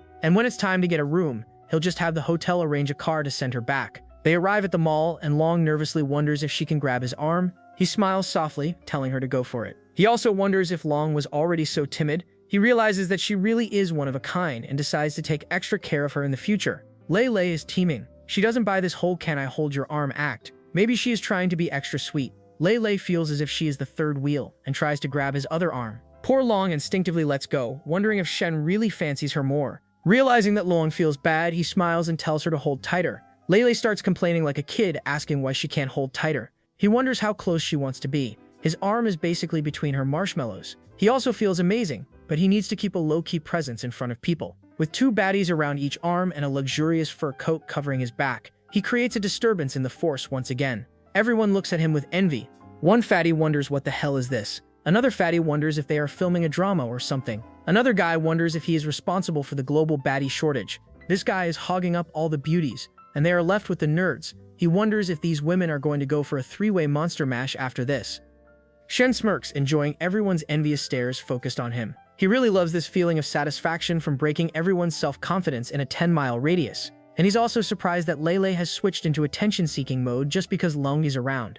And if that's true, then maybe tonight having a three-way isn't impossible. He approaches his regular store where all of his side chicks shop. The attendant greets him like an old friend. Shen nervously says that he has 2 girlfriends, but he corrects himself mid-sentence, saying that he has 2 friends here to buy things. The attendant smirks, thinking how he doesn't even hide it anymore. He would bring one after another, but this time he's brought 2 at the same time. Maybe he's going for efficiency. Shen smiles softly at Long, telling her to pick whatever she wants. She smiles and Lei tries to beg for his attention, saying that the bags and jewelry here are so pretty. She's trying to hint to Shen that she also wants to shop. Shen doesn't take the bait and tells her that money never goes the wrong way. She wasn't trying to get a riddle out of him, but some money. She's also nervous about the gap between the two. Here Long can casually pick gifts worth tens of thousands of dollars, and she's only worth a Western meal. What she doesn't know is that Long has already had her cherry popped. This is the least he could do. 10 minutes later, the attendant is ringing up a pair of expensive shoes. Shen, on the other hand, wonders why she's picking out only 2 pairs of shoes. Doesn't she like the bags and clothes over here?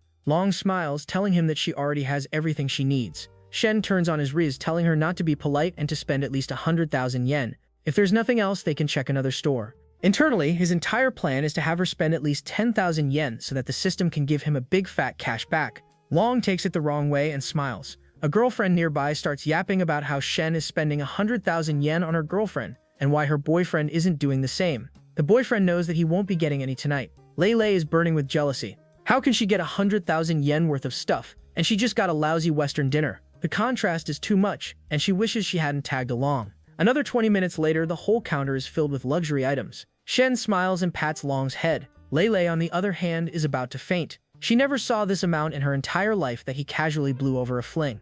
Lei is feeling left out. Our boy tells her to pick one as well. Her face lights up like a Christmas tree. She can't believe that she's getting some designer goods without paying for them herself. Little does she know that she'll be paying in another way soon. She excitedly runs towards the store. Shen knows that even though her affinity meter hasn't appeared yet, he still needs to spend on her. She's indeed confident and strong and kind of stubborn, but he doesn't want to nosedive his chance of getting with a cosplayer. 15 minutes later, both of his side chicks are satisfied with designer bags in each arm. Shen casually blew 120,000 yen on Long and 50,000 on Lei. But Lei didn't trigger the system, so he only got the cash back for the amount he spent on Long. As he's loading up his G-Wagon, Lei wonders where he's going now. He explains that he'll drop her off at the dorm and be on his merry way. She wonders why. What will they be doing? This stupid little girl doesn't know that Long will be paying back for that 100,000 yen with her long legs. She just says that they're going to be busy at the hotel. She squishes against her arm, asking to go as well. Shen wonders what she'll do over there. She should just get into the car so he can drop her off at school.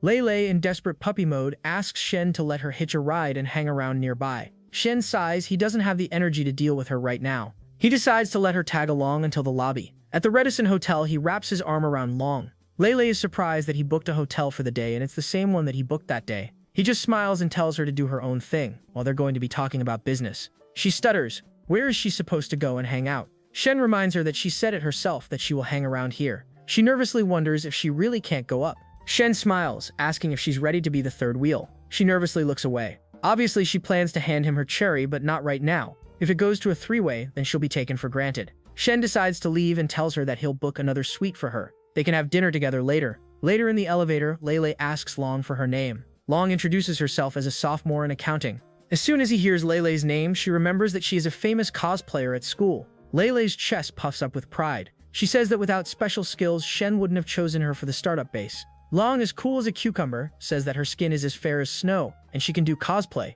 It's only normal that Shen would choose her. She also tells Lei that she applied for the startup base and was the first to be chosen. Lei is a little shaken. She then looks at Shen for an answer, desperately wanting him to see her true personality and not to be fooled by her helpless looks. Our boy's mind is all over the place. Obviously, where there are women, there will be schemes and drama. Even normal things will become huge competitions, such as who met him first, or knew him first, or wielded Thor's hammer with the greatest skill. But in the end, they are all his. He's just grateful that there are 2 women here. If there were 4 or 5, the whole hotel would explode. It looks like his dream of a peaceful heaven is impossible right now. He tells them to go into the suite because he needs to take a call. It's Fen, and he wonders what's wrong. It looks like Fen has joined the fray because she is feeling lonely in the dorm, and her roommate is nowhere to be seen. She wants company. Shen tells her that tonight is not good. She then decides to go stay at the Radisson suite by herself. Shen's taken aback while she's heading to the same hotel he's just booked. To further complicate things, she's already on her way. Shen's mind races at the speed of light. She's already here, and he long-term booked rooms just for convenience, for when she wasn't around.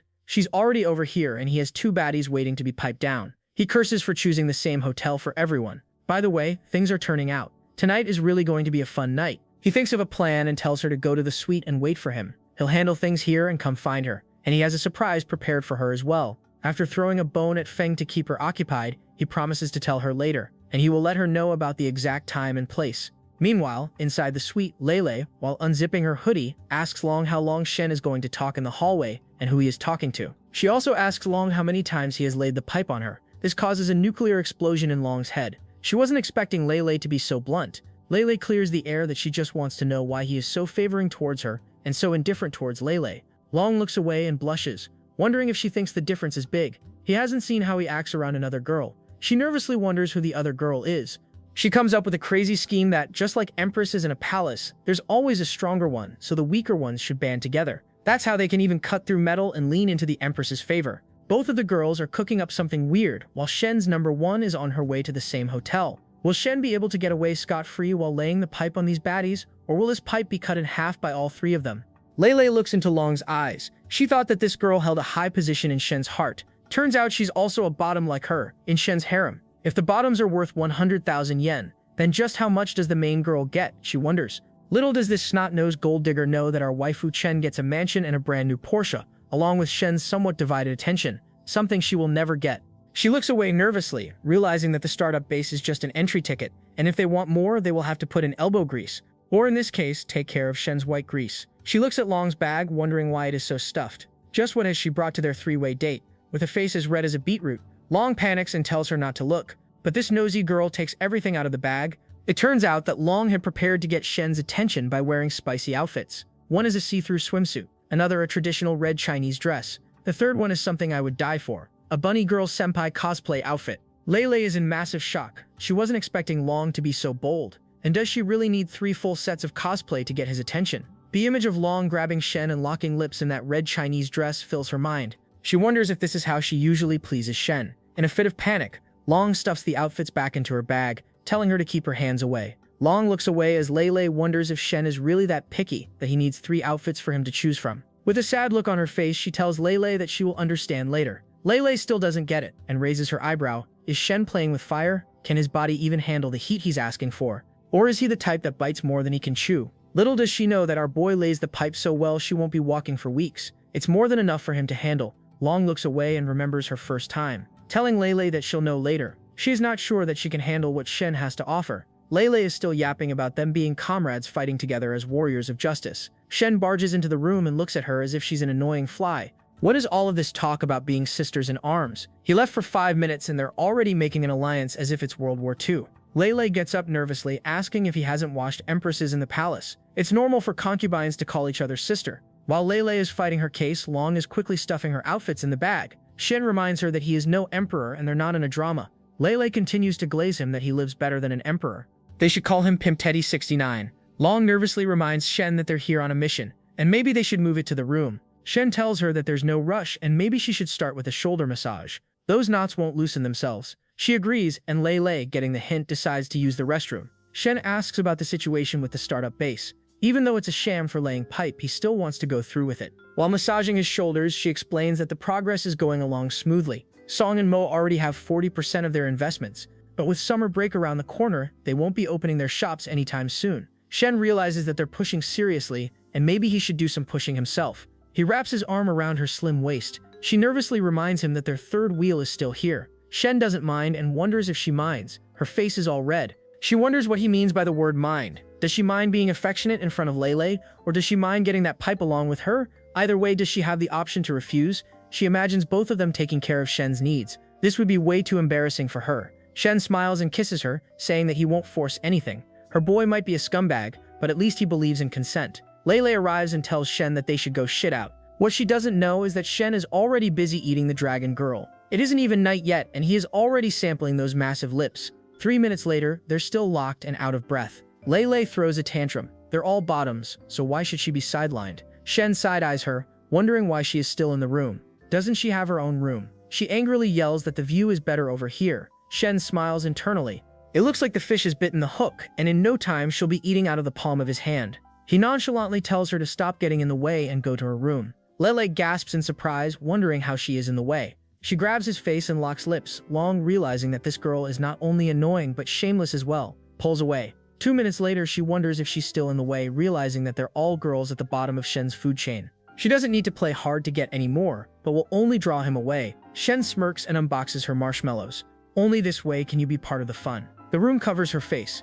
If she can be like this, what will happen to their own date? She shakes her head violently. She wanted to be alone with Shen, but if there's a third person, she won't be giving him entrance into her dungeons. She crosses her arms and looks at that annoying girl who gets in her way. First time seeing a scene like this up close, it feels strange. She realizes Lele is shameless and a gold digger, so will she have to lower her expectations? This annoying brain-dead girl looks at Shen, reminding him that Lele Long is still here. Shen tells Long to wait in the inner room. She turns to leave, feeling sad. Shen continues to go down on her, wondering if they should go to the bedroom. Lele nervously says that's not what she was trying to get at. Shen wonders, then what was she trying to get at? She stutters. He realizes that 3 people in one suit is really rare. It will be hard to create another chance to get what he wants. If he can pull it off, next time will be even easier. He tells her to go wait outside and grabs Lele in his arms and takes her to the bedroom. Long is left alone with a heavy heart. Their voices echo through the mansion. It's obvious that it was her night, but Lele insisted on tagging along. And now she's starting to mess with her first chance to get along with Shen. She should be the heroine, and not the side character. She drops her coat and makes a decision to join in on the fun. She looks at Shen, just about to go into the dungeon. He smiles. It looks like Long has made up her mind.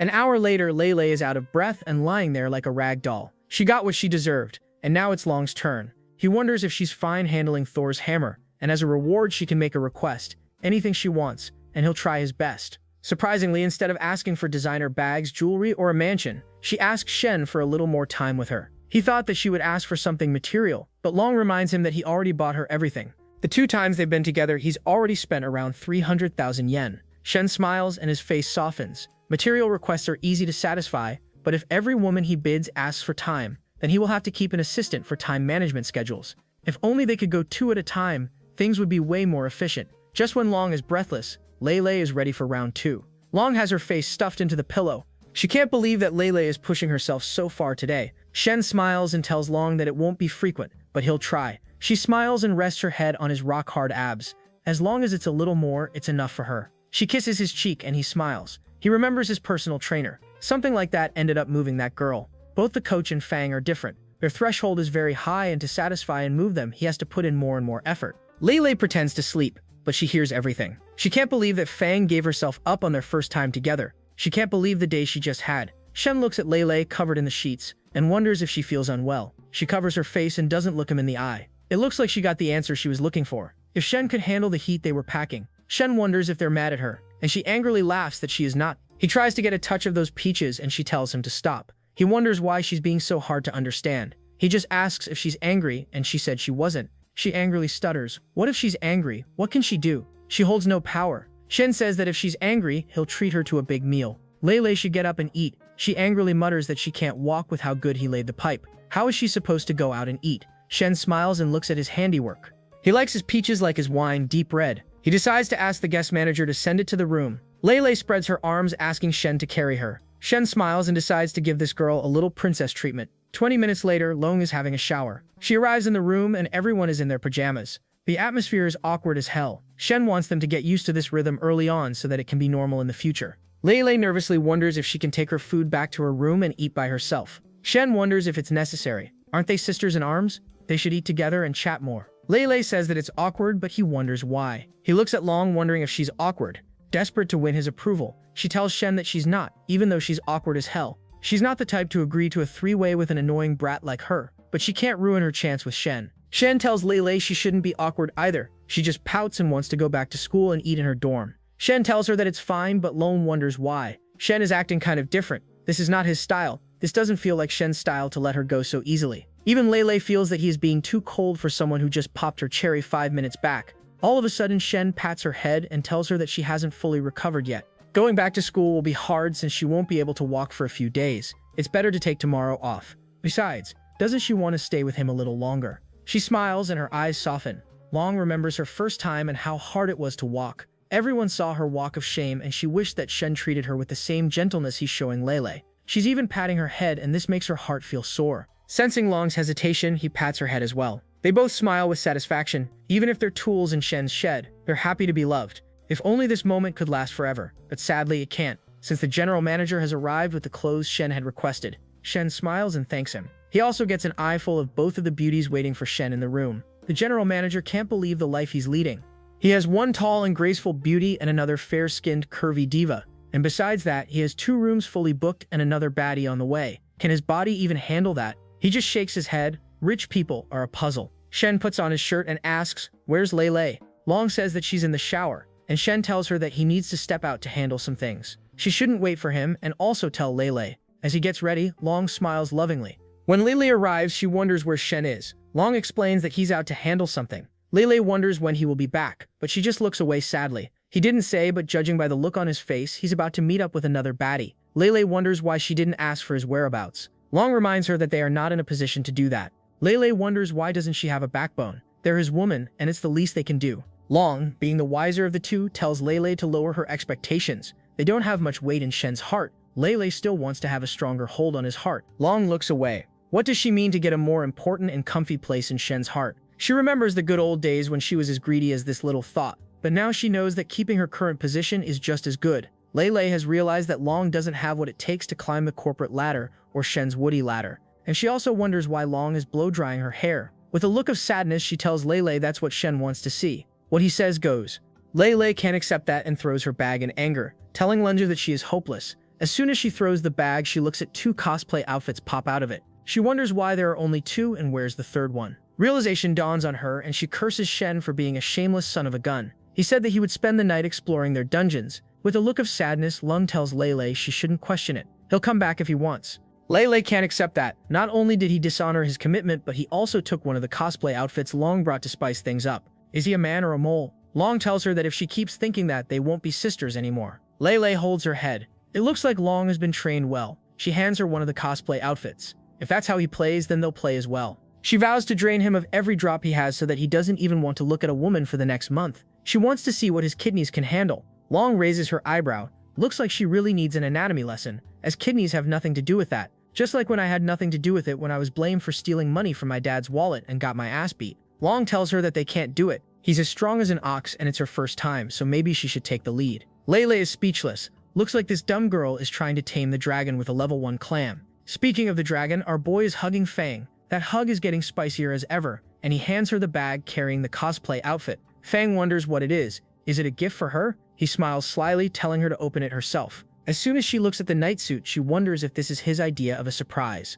Chapshin just smiles. He thinks that it will fit her well. While blushing, she tells him that he's really something else. Shen plays it smooth. His surprise is going to change everything. She goes into the bathroom and returns 2 minutes later. She's wearing a dress that covers her whole body and reveals everything as well. She nervously wonders if Oppa likes it, and Oppa is unable to control himself anymore. He starts going for her shoulder and she tells him to go easy. Our boy lets his sick fantasies run wild, asking Fang to call her daddy. While blushing furiously and her face a few inches from a wall, she tells him that his happiness is something she doesn't want to do. When our boy gives her a good view of his rock-hard abs and tells her that she'll get a surprise if she does that, she nervously calls him daddy. Looks like our boy loves to be a daddy without paying child support. With her cake out in the air, she wonders what exactly the surprise is. He just laughs, grabbing her wrist and telling her that some small girls will be worth surprises. She struggles and calls him a lying son of a gun. His mouth gets just naughtier and naughtier, and she doesn't know whether there's a place where that naughty mouth should be. Shen grins and tells her that he'll show her what that mouth can do. She's all caked up and sweaty, ready to go on a joyride. Shen also thinks that all the NPCs that he beds get him to upgrade his skills for his number 1. After all, she's number 1 because she is talented in dance and cardio. 2 hours later, our boy has finally laid the pipe successfully. He puts out another pressure and wonders if she got hit by the Shen train. She's just lying there with a satisfied look on her face, telling him that he's amazing. He grins, asking what she should call him in bed. She nervously calls him daddy again, and he smiles. Looks like he'll have to get her breakfast to make it up for tomorrow. As he's leaving, Fang wraps her arms around his shoulders, telling him not to go. She wants to spend more time together. He just ruffles her hair, telling her that he has some special guests to attend to. If by guest he means the 2 NPCs waiting for him in cosplay dresses, then I wish that I had special guests to attend to as well. As he's leaving, she tells him to remember not to drink too much, and he smiles, promising to keep it in moderation. He's been out long, and he realizes that he needs to go up and keep company with the 2 of them. As soon as he enters, he feels the atmosphere kind of change. He sits down and his eyes widen in shock as he looks at the little dragon girl in a steamier outfit than what he gave Fang. She nervously asks Shen to get a taste of those premium cakes as well. Shen wonders why she is being so confident, and looking at her shyness and boldness at the same time is enough to get his engine running. He then looks at Lei wearing a bunny senpai costume. Our boy knows what he needs to do. He immediately starts unbuttoning his shirt. The 2 of them have really turned into sync. He realizes that he'll be able to save time left and right. Looking at him go, she starts regretting it, and hides in a closet. He wonders what's going on. Long tells him that they discussed it, and they might have been carried away for a moment. He just smiles. If it's a cosplay battle, then he's loving it. She wonders how she is supposed to persuade her sis. She just got cold feet at the worst moment possible, but it's easier said than done. It's easy to persuade her to buy a drink or something, but not to get her dungeons destroyed by Shen's hammer of justice. Shen smirks and gets a handful of that cake, telling her that maybe she should lead by example. Long nervously volunteers to go try to convince her sis to get into the A train. As she leaves, Shen is left wondering if this is related to favorability. Lei's favorability hasn't popped up yet, so asking her to do time stuff is kind of embarrassing. Long comes up to Lei asking what's wrong. Can't she accept getting her dungeon explored along with hers? Long nervously says that these clothes are too revealing and that the collar makes her feel a bit of a tool. Long face palms herself. Isn't cosplay the same thing? She nervously replies that it's not as bad as what she's wearing right now. This is less of cosplay and more like thin fabric just stitched together. It's a stretch even calling these clothes, and to top it all off, they'll be doing it together. Long nervously reminds her that she was the one who suggested it. She's the one who third-wheeled their date, and she's the one who wanted to gain a more important position in Shen's heart. and now she's getting cold feet at the worst time possible. Lele claps back that she wants to, but she feels that doing everything will leave her with no dignity at all. Long is forced to wonder what dignity is. At this point, that word doesn't exist in her dictionary. It might exist in a dictionary, but not hers. Why does she think that everyone is getting close to Shen? It's not by holding on to their dictionary, it's holding on to Shen's dictionary. And besides, it's not like she's asking Lele to sell her dignity, just play a little wilder. She looks at her for one last time, telling her that if it's all about dignity, she will tell Shen and Lele to go rest in the next room. Lele thanks her and puts on a bathrobe. It's been 5 minutes and she turns to leave. Without missing a beat, our boy tells her to go rest in the back room. That's all she gets for not letting him explore her back door. She thought that Shen would be angry or disappointed, but it looks like he doesn't care at all. His indifference is worse than his anger and displeasure. It makes her feel like a toy, completely disposable and really unimportant. A single tear rolled down her cheek. She has thousands of simps on social media, dying for a minute of her day, and here she is looking for validation through Shen. When it comes to Shen, he's hot and cold at the same time,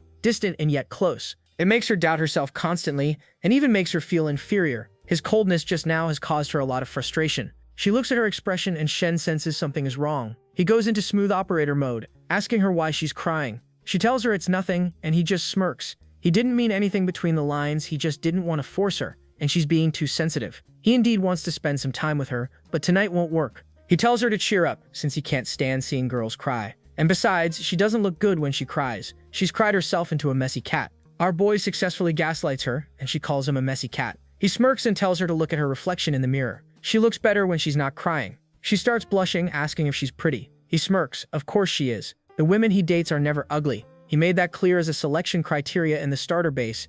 She wonders, then why does he treat her like dog food? He tells her that she's just being too sensitive and is reading between the lines that don't exist. He always cared about her. She continuously asks for his validation, and he keeps giving it to her until the affinity sign finally pops on her head. 63, not bad. She tells him never to treat her this way again, and he agrees. He's also analyzing how he got her to get the mark. Maybe she's proud and confident, so he needed to be tough and then gentle. She buries her face into his rock-hard abs. She's not leaving tonight, even though our boy doesn't want her to stay if she's not offering up a piece of that cake. He lets her be. He smirks, wondering if she should go to the next room right now and get used to it, but she refuses. She'll be staying here. Long looks at their exchange with mixed emotions. Shen took her down just like that, and his skills are terrifying. He's got the smoothest tongue and the biggest body, a deadly combo. He can grasp the easiest way to a girl's heart. She remembers the time when Shen tossed her around like a rag doll. That sense of shame, she remembers it to this day. It really broke her. But right now, she needs to cement her place by taking care of his cement. She pops off part of her dress to show off her marshmallow. She can't fall behind her sisters. She leans closer as our boy shows Lele what that mouth does. One body ahead and one body behind. Our boy gets to the grind. Our boy finally gets up at 8 a.m. the next day. Last night was really exhausting. 3 in a single day, and he really needs to pull himself together. At least both of their affinities have skyrocketed. Last night's session was really amazing. Shen has decided that he can increase their favorability using the same time window. It's super efficient. Later, Long is toggling his hair, wondering if they should grab breakfast at the buffet or have the manager bring it to their room. Shen tells her that they'll get room service. It looked like they were really close. Like nice, and Long tells him that that's what he wanted, so she did it. Later, he gets up to leave. He forgot what he said last night. He tells her to eat breakfast and arrange a car to go back. He won't be able to see her out. Also, he won't eat, he'll head out first.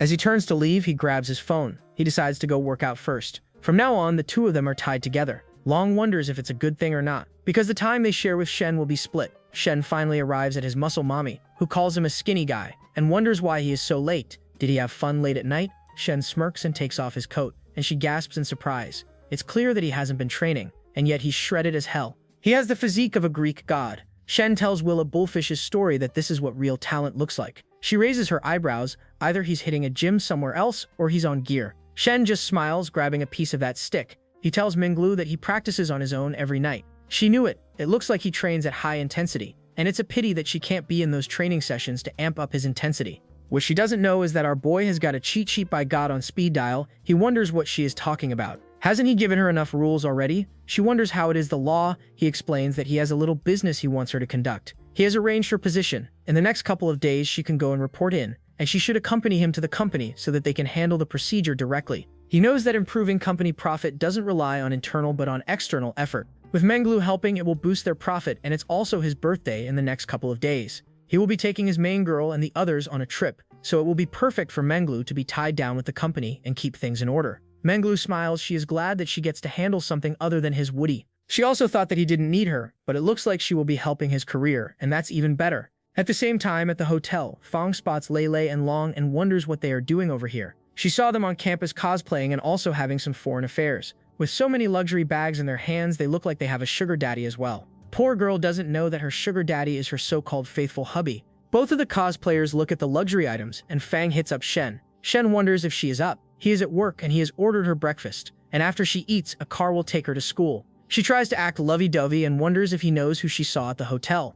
Panic settles in Shen's heart. Did they run into each other? He nervously asks who, and she replies, 2 pretty girls from their school. Shen decides to play with fire. He is feeling bold today. He tells Fang that no matter how beautiful they are, they can't be prettier than her. Just then, Shen's driver comes up to Fang, asking her to get in. Shen really knows how to play with a girl's heart. Giving her a personal driver is enough to keep her satisfied. She also tells Shen that one of them is tall and has a great temper. The other one has a baby face with a big rack. She is as pretty as a button. Shen still insists that she is the prettiest of them all. He even teases her to help him get their number. She calls him a jerk and wonders if he wants to be beaten, and he smiles, telling her that he is just teasing. Both of the cosplayers look at Fong right away in style. They wonder if she is the main girl. Long nervously thinks that it is possible. The girl is in the same class as Shen, and she stayed at the same hotel. There is a high probability. Little Miss Braindead cosplayer wonders if she is the main girlfriend, and she doesn't get it. She is not prettier. They don't know that Fang was the one who stuck with Shen when he was on the verge of bankruptcy. She decides to go back to school and talk to her, and Long, being the sensible one of the two, tells her not to be stupid. Lei can't accept the difference in treatment. Fang gets a luxury car ride and gets Shen all to herself while they have to share her sloppy seconds. Long tries to calm her down. Maybe she is not even the main one, and they shouldn't mess around, or else Shen will be unhappy. Back at his company, Menglu strides in full of confidence. Everyone is gossiping about her, wondering if she is Shen's girl. It is the third baddie he pulled in this building. Everyone is looking at her, wondering why Shen never brings an unattractive woman. Little Settlry thinks that this is nothing. Their boss has a full-on harem planned at school. He only brought 2 of them right now. She asks one of the coworkers who he brought this time, and he raises an eyebrow. She is as clueless as ever. This is the 3rd woman since she was the 2nd. The secretary raises an eyebrow. She hasn't been hit till now. Menglu walks into the office full of confidence, asking Shen how her performance was. She smiles. She came in and made a dramatic entrance, and everyone was surprised. She bossed them into attention. Shen wonders why she is creating such a drama. She should come in normally. She just claps back that she will keep it up. She leans closer to the desk, wondering if he has a secretary. Our boy clearly lies that he doesn't. She gets comfortable on the table, giving him a good view of that blouse fighting for its life. She wonders if she can take on the role, maybe be his secretary. He tells her that with her as a secretary, he won't be getting much work done. Just then, our employee tells Shen that his meeting is coming up. He tells the director that Menglu will be helping him to sign the contract and complete the onboarding process. The employee guides her away. Half an hour later, she returns to the office and tells him that she is one of his employees now. She leans over the dress, wondering how she should address him. Is President Shen enough? Shen tells her to go sit over there and stop touching things. The glass is transparent at the window. She moves towards the glass as if it owes her money. She pulls down the blinds and tells him that it's not transparent anymore. He realizes that this woman is nothing but trouble and sauces. He wonders what she is trying to do, and she leans closer, telling him to try. Looking at that godly rack, he gets nervous. This is a company, a workplace. She leans closer, telling Shen that today she is his secretary. She pulls off her drawers and drops down. Isn't this one of his little fantasies? 1 hour later, after doing everything I saw in one of the videos on a sussy site, she is lying on the desk, breathless and full of mystery white tears. This is concluded, and she is off work. Shen just gets up and tells her that as his secretary, she will have to keep up. Later, they go into a meeting, and Manglu catches everyone's attention and holds the presentation. Shen smiles. It looks like she prepared well. She is not all bust and cake. It looks like she has a really good brain on her head, and ever since he got the system, not only has his life changed, but all of those connected with him have also risen. After that meeting, our boy is getting his shoulders massaged while Menglu is ready to get her boulders massaged later. She asks if she let him down. She is amazed that the seniors and CEOs were trying to sucking up to her when they used to look down on her previously. It's all thanks to Shen. She pecks him on the kiss, and Shen smiles. She has deserved it. With all the knee grease she has been putting in, she deserves the promotion. She also lets her know that he will be going on a trip for a couple of weeks and she has to stay behind. While powdering her nose, she wonders why and if she can join. Shen promises she can join the next batch. Right now, he has got some business to attend to. Menglu just smiles, promising him a birthday gift when he returns. It will definitely be a banger. She then leaves to take care of some HR procedures, while Shen boots up his laptop and wonders about her experience. He also needs to amp up his study. He wonders if God's cheat sheet still has a couple of learning cards. Sure enough, a system window offers him 1 card per 500 reputation points. Our boy has 6,000 street cred, so of course he is going to try 6 draws. he immediately draws 6 cards. One is an insane cashback, another one is a learning card, another one is a participation through trophy, and one is a skill exchange coupon. That will probably turn his millionaire to Stormbreaker. Shen just raises an eyebrow and wonders why he got 4 cards when he drew 6, but still, it's worth it. He decides to use the learning card first. He hits up the counselor, asking if she is ready for another meet-and-greet session. He needs to cram international economy and promises to wait in her room. The counselor starts blushing, telling him not to talk about her room so naturally like he belongs there. Shen teases her that he'll be waiting for her at home, and she just hangs up while blushing cutely. Our boy smiles when he hears her tell about her sister coming to town. Later, the fellow teacher is giving the counselor a teasing session about forbidden teacher-student relationships, and they should marry because love is love. Fang and another student hear their teacher talking about her love interest and start gossiping, wondering who the lucky guy is. Poor Fang doesn't know that's her so-called boyfriend. Speaking of Shen, he asks the counselor's sister if she is home yet. Right now, she is putting on a beauty mask while telling Shen to leave her alone. To get rid of the face mask, her face will be covered in white sauce soon enough. He decides to come to her place and she can cook for him. She just laughs, giving him a taste of that international bakery should be enough. She is not cooking for him. Shen just laughs he won't be able to move later on. Meanwhile, the cosplayer duo is still gossiping about who the main chick is. Maybe it's Fang. She still wants to learn about why they are treated differently than Fang. A friend tells her to drop it, and a poor simp who is about to get his hopes and dreams crushed comes up to the cosplayer with a bouquet in his hand. He stutters like a wimp suffering from no-ball syndrome, and everyone is waiting for his confession. The cosplayer dumps her coffee, telling him not to come within a 3-meter radius of her, and she is already annoyed. The poor dude tries to give her the bouquet, but she curtly tells him to throw it, or she'll have to throw it away herself. That's what happens when they think that the worst she can say is no. With his dreams and balls crushed, the boy just looks away in embarrassment, and the cosplayer takes her friend away, leaving him to suffer. Under everyone's judgmental gaze, she makes contact with her girlfriend. She didn't have any interest in the guy, and if she was a little less cruel, he would keep coming to wear her down. They finally leave the crowd and start thinking about all the wonderful ways they can earn Shen's favor. The cosplayer suggests that they go learn yoga at a studio under his company, so that they can grind to earn the reward. Speaking of grinding and rewards, Menglu realizes that someone is about to walk on her turf. One of the secretaries Shen has on call informs him that there are 2 locations finalized for the trip. One is the sunset camp that has cooking, a barbecue station, and a karaoke machine. The other is a mountain raft location where everyone can play games, have a cookout, and a concert. Shen decides the sunset camp since it's a one-day team-building exercise and they probably have to go back to their families. He also wonders why the place sounds familiar. He decides not to think about it much and starts to chat up the cosplayer who wants to learn yoga at his studio. Little Shorty is really anxious to get trashed by our boy. Shen decides to give her what she wants. An hour later, he is finally at the professor's place. Her sister greets him, telling him that the food is getting cold. He apologizes for ripping her stockings and has 10 pairs to make up for it. She goes through the styles and everyone is as sussy as possible. Of course, Shen plans to rip them apart later. She just raises her eyebrow when he asks for more meals. He then decides to study, and 40 minutes later, sister is walking around like a thirst trap, even changing outfits over and over again and trying to trigger his sleeper agent by showing him her pinky and toes, asking if it smells nice, but our boy is locked in. He's only got 20 minutes left in the learning card. He can absorb everything he learns for the next couple of hours, and he's not going to let a couple of toes and a pair of long legs distract him. Honorable, I would have folded under zero pressure. She argues that the professor will be back at 9 and it's already 7 p.m. He can't lay the pipe if he's sitting tight and trying to be bright. She decides that he's not going to get any cake today and turns to leave. But our boy doesn't bother replying, and 20 minutes later, he's finally finished with the learning card. All of Stanford's knowledge is going to be imprinted in Shen's brain. He just smiles and knocks at her door, telling himself that he's ready. She doesn't reply, and he knocks again. She nervously tells Shen to come in, and Shen, being the tease he is, asks for what? She stutters to work. Shen smiles. Of course he's going to work on that mountain range. Shen finally steps in, and things start to turn freaky when she calls him brother-in-law. He leans closer and is about to let her handle Thor's hammer. She immediately gives him access to her hidden dungeons, and our boy, being the dog he is, lays the pipe for an hour straight and leaves her breathless. He then tells her to go freshen up. She limps to the bathroom, and our boy just looks at his shirt, waiting for the counselor to arrive. He's also worrying about sister scent on his clothes that can get him in hot water. The counselor opens the door, and Shen immediately ambushes her with a hug. She starts flailing around, telling him to go away. Shen stutters that it's him. She finally calms down, asking what he is doing over here. She was scared to death that there was a burglar inside. With relief flooding her system, she leans against our boy's rock-hard chest. Shen asks if she likes it when he's over, and she does. They immediately share a little mouth-to-mouth action, and her affinity level bumps up to 77.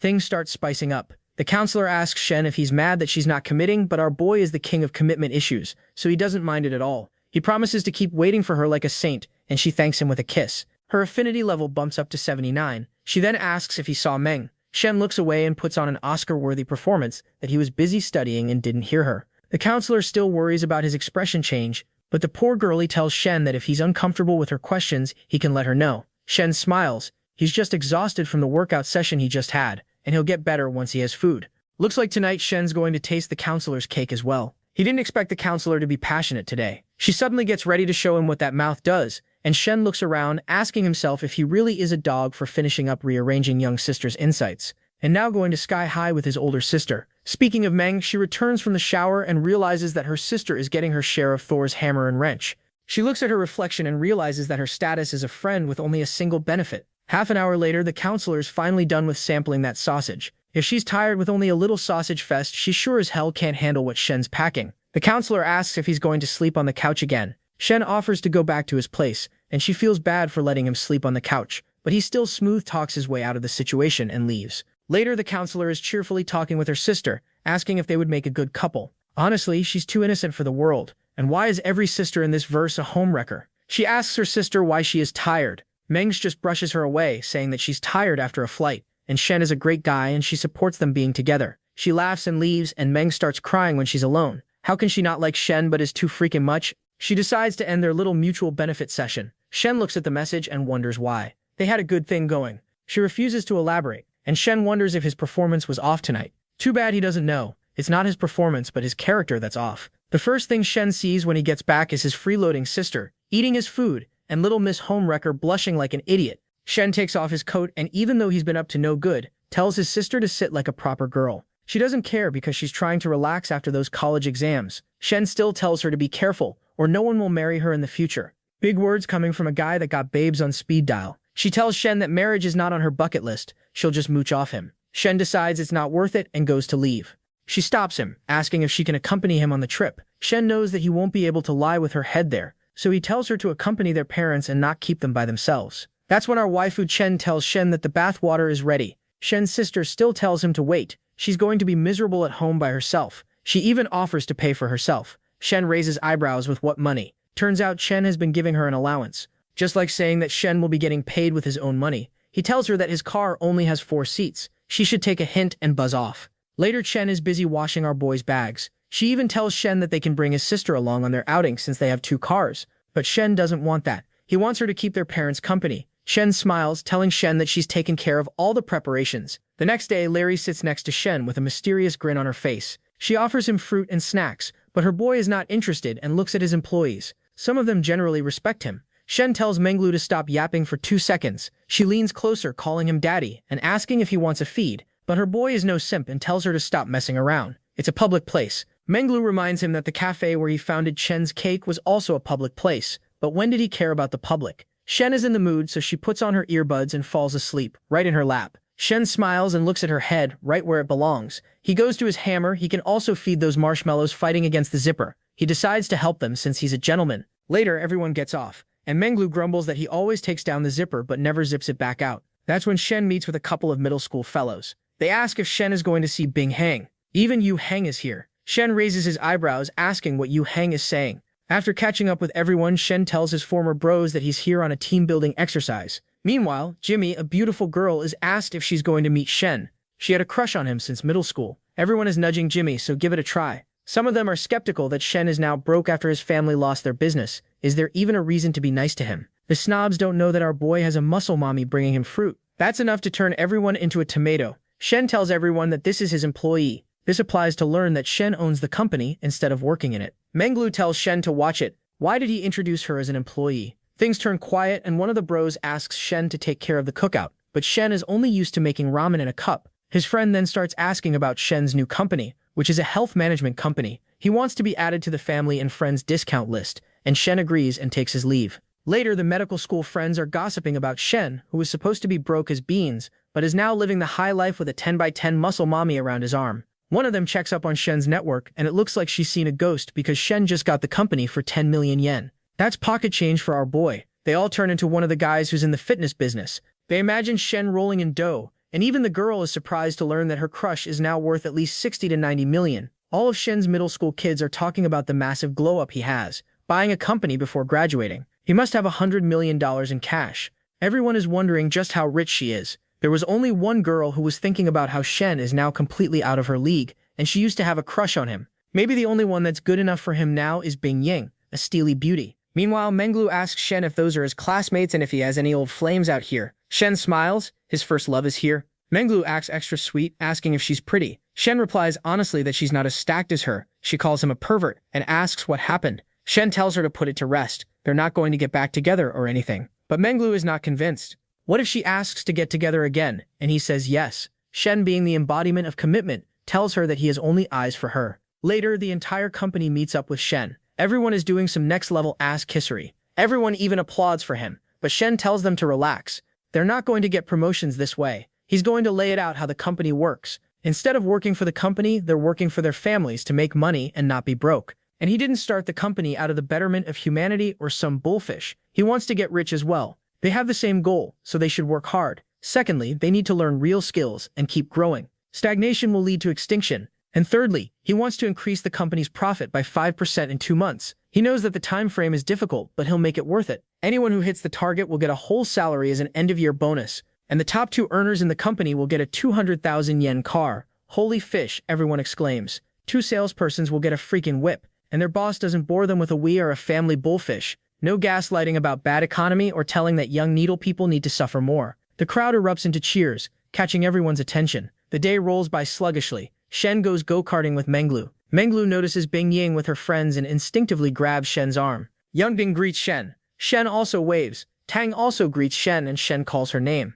He's surprised that Shen knows her name and he smiles, because she was the one who wrote him the most love letters in middle school. Our boy was a player right out of the womb. Young is surprised that he is running a big company, and it looks like the gap between them is as big as the Grand Canyon. Shen plays it humble. It's a small business. An affinity meter immediately pops up on her head. It's 64 now, and she's feeling self-conscious, looking at Menglu and those massive marshmallows out on display. She's also surprised that Shen isn't the typical skinny white boy he used to be, but an alpha with muscles, built like a Greek god. Meanwhile, Menglu is glad that she's put the little witch in her place. Later, they arrive in the parking lot, and Shen sees Bing Ying get into a normal car, whereas she used to travel in luxury cars. Bing Ying's mother tells her to stop with these gatherings. They can't afford it anymore. She needs to be realistic. She looks at the sky with a heavy heart, promising that this is the last time. Meanwhile, at the Grand Gaillard Hotel, our boy has booked his flight early in the morning, and Menglu is not happy. She has packed him sunscreen and UV glasses and everything to protect him from the sun. He also wants to have Chen know that Shen isn't hers to hoard. She's still jealous of Chen, but Shen just smiles. The company is rolling out new improvement plans. They're going to boost profits, and he wouldn't be comfortable leaving, but he has to. They hug for a good minute, and Menglu promises to report anything that happens back to him. She also asks if he's going to comfort his personal trainer. After all, he needs to go on a hike on her mountains. Our boy knows where this is going, and immediately gets ready to put the king's engine to use. The next day, Shen is looking fresh in a new fit. Xinyu and Shen smile, both looking at him with admiration. Xinyu picked out this outfit, and to make matters worse, her affinity meter bumps up to 68. Shen wonders why it just jumped from 66 to 68. Only by picking his outfit. The chauffeur puts his bags in the car and they board a flight. They finally land and are escorted to the private hot springs. The tenant can't believe that this guy is only 21 and staying in a villa that costs thousands a night. He even got a driver in a luxury car. While she is going over every blessing Shen has, Shen takes off his sweater back in the room, and Xinyu's affinity meter immediately bumps up to 69. This girl is a walking disaster. Shen notices her affinity meter. Things with his sister-in-law are getting dangerous, and Shen wants nothing to do with the little Miss Homewrecker. Shen smiles, telling Shen they have a private hot spring, and they can see how different it is from a bathtub. Shen realizes that what she wants to see isn't the bathtub. He also notices that her melons are especially ripe today. Maybe because she's got push-up battle-ready armor. Xinyu is left standing alone. She feels left out and wonders about the swimsuit she should wear. Shen looks at her swimsuit, and it's even bolder than Bonnie Blue's.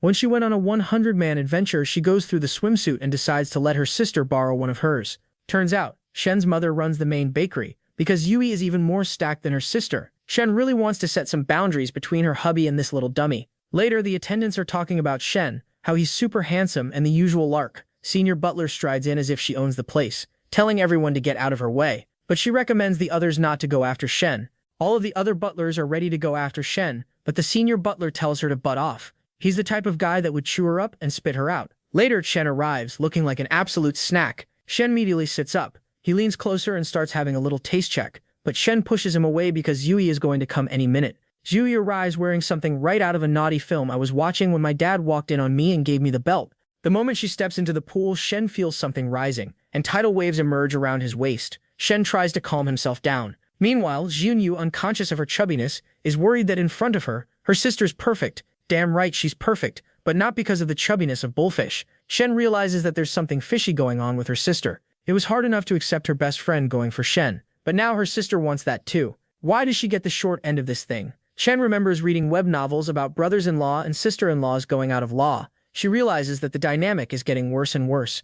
And for a young girl like Xinyu, she would naturally admire Shen, who is stacked and loaded at the same time. Shen also realizes that she fanned the flames by asking her to pick out a tarp for Shen, but she still regrets that Shen is on her side and behaving himself. Shen feels her head spinning, wondering why she's so unlucky. Why is Yui still worrying about her weight, as if being less chubby would cure her rotten heart? Shen turns his attention towards Chen, asking where they're going tomorrow. She replies they're going to a lake, then to an old city street. He smiles, leans closer, and tells her it sounds good. He doesn't even care. Their little Miss Homewrecker is in the same tub. Chen also sneaks a peek at Shui. He knows that the grass is greener on the other side, but he won't go side by side with the two sisters. Xinyu, on the other hand, is still thinking about Shen. Shen decides it's time to leave. Shen accompanies him. Meanwhile, he starts sending messages to all the other NPCs in the harem. He notices something's wrong with Chen and tries to talk it out. He even offers to lay the pipe some other day if she's tired.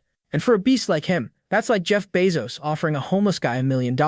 He goes through his DMs while Shen goes through the events of their earlier encounter. She still worries about why Shen can't fall asleep and offers Shen the therapy and spa services the hotel provides. She really is a keeper because instead of worrying about Shen finding another woman, she worries about his well-being. Shen really wants to try a massage and experience some professional techniques. Shen tells him that she doesn't mind and she also wants to ask about her sister. As she's gathering the courage, our boy, cluelessly, exclaims that it might rain tomorrow. He then asks Shen what it is. In reality, our boy changed the topic to avoid a difficult conversation. Shen decides to go back to sleep. Later, the butlers are still talking about Shen's love life. They're wondering if they should offer him a massage. The butler tries her shot, asking if she would like a professional therapy session. Shen decides to go for her, and the butler is ready. The senior butler arrives and snoops in. One of the butlers complains that Shen specifically asked for Sister G. The senior butler reminds them that she's got tenure. They lack experience, and they could upset the client. The senior butler tells Gia to gather more experience and get a bigger bust so that she can go on these nightly duties. Sister Jess still fights back that Shen only wants a normal massage, not one that ends up with happiness. The senior butler tries to be a part of it by offering to go along. Sister Jia agrees, and they both stride forward. The senior butler is packing some serious heat. She unzips her blouse, making every woman in a 10-mile radius tremble with insecurity. She finally arrives in front of Shen, introducing herself as an exclusive butler. Shen looks at the duo, and the senior butler is being way too friendly. Shen tells Suli, the senior butler, that she'll do. Sister Julie didn't expect her to be so bold. Julie walks out, but Shen tells her to wait. He tells them that since they are together, it's only right that they perform the therapy together as well. Shen puts on his wrist, wraps his arm around the small of her back, and tells her the rules are meant to be broken. Both of the girls didn't expect Shen to go for both of them. Shen promises to pay double and tells them to get him. Suli offers to get him out of his clothes. The moment Shen takes off his shirt, they both start blushing like idiots. Julie still innocently believes that this is an ordinary massage, but Suli's got more experience. They decide to take care of one leg each. Whoever wins gets the third leg. Julie is sweating like crazy. Suli tells Julie that she can take care of the special service and she can head back. Suli apologizes because Julie has never gone for the happy service. Julie decides to head back, and Shen enjoys the drama. All of a sudden, he tells Julie that she can stay, and Suli must go. Suli really wants to be part of the soft service session, since that gets the biggest tip. She still tries to convince Shen that Julie is a beginner in soft service. She doesn't even have a boyfriend. Julie angrily grumbles that her personal business is her own. In a fit of anger, she promises to do her best. Sui realizes that things are getting dicey. She'll get a complaint if she pursues it any further. She tells Shen that Julie will take over and she apologizes for giving him a bad experience. Later, she's fuming, wondering why she lost. She's got better peaches and melons, and yet Shen didn't want them. Finally, she starts giving her boy a well-deserved massage. Each of his abs feels like a frozen pack of hot dogs. Suli is going to enjoy herself, and Julie can't keep her hands off Shen. Shen smiles. He asks what she thinks about her boyfriend, and she replies that even though he's nowhere as rich as Shen or as handsome, he generally likes her. They met online, and he promised to see her next month. Shen smiles, realizing that she's a hopeless romantic. He tells her to hold on to those beautiful feelings. He recognizes how she can't stand Suli, and that's why she wanted to go ahead with the soft service. In other words, she can do everything Suli can do, but is hesitating. The night starts to heat up, and our boy finally has a premium butlering service. An hour later, Julie finally gets her face out of the pillow. She wonders if this is cheating, and Shen asks what's on her mind. She shouldn't feel guilty, and she could start brand new tomorrow. Julie asks if he is just as smooth with every girl he goes to pick up. Shen tells the girls he doesn't trick them. He just likes digging out their desires. Julie wears his eyebrow, since when was he Lucifer Morningstar? But she's indeed been craving a man like him. She asks what gave her away. It was her movement, body language, and thigh language that made Shen pick her. He also won't pretend to know her after they've done bumping uglies. She still feels bad about cheating on her online boyfriend, but Shen tells her not to be silly. That online romance is nothing more than a crush. They've never met, only talked on text, and that's not how a relationship works. She'll most likely be disappointed when she sees him in real life. After having Shen track her, of course she's going to be disappointed. Hell, even if Henry Cavill arrives, she's going to be disappointed. While distributing his infinite will, Shen is also grabbing a handful of those buns. Julie tells him to stop while he's acting wise. They hop into the shower, and another hour later, she finally arrives with her knees as weak as jello. She can't imagine how Shen's main girl handles all of this. Shen just laughs. They're used to it now. All of a sudden, an affinity meter bumps up on her head. Finally, he can get some cash back from the investment he's made. Shen hands her the money, telling her to pick out some luxury things and hand him the bill. He'll pay for it. He hands her 50,000 yen in the blink of an eye. Hell, sign me up. It won't be gay. It will only be financially responsible. She vows, thanking him. And even though she was against taking money for what she's done, she can't go back on this kind of dough. While buttoning up her blouse, she asks Shen if they can get a coffee together later. Shen feels his heart stop. He didn't expect this casual fling to turn into a relationship. But Julie clears the air that she'll just visit Star City next month, and with no one over there whom she knows, she thought it would be a good idea. Shen tells her to get in touch, and all of a sudden, she's also again seeing that online boyfriend of hers, because she's realized she needs to find her inner self before she hops into a relationship. Shorty didn't need to find her inner self before hopping into bed or the shower with her boy. After cock-blocking a poor bastard, Shen comes up. But it's a good thing that the online dating didn't go through. Maybe the guy was bad news. Shen even offers her a job if she ever gets sick of the butler business. She wonders if she's going to be a professional sugar baby. Shen raises an eyebrow.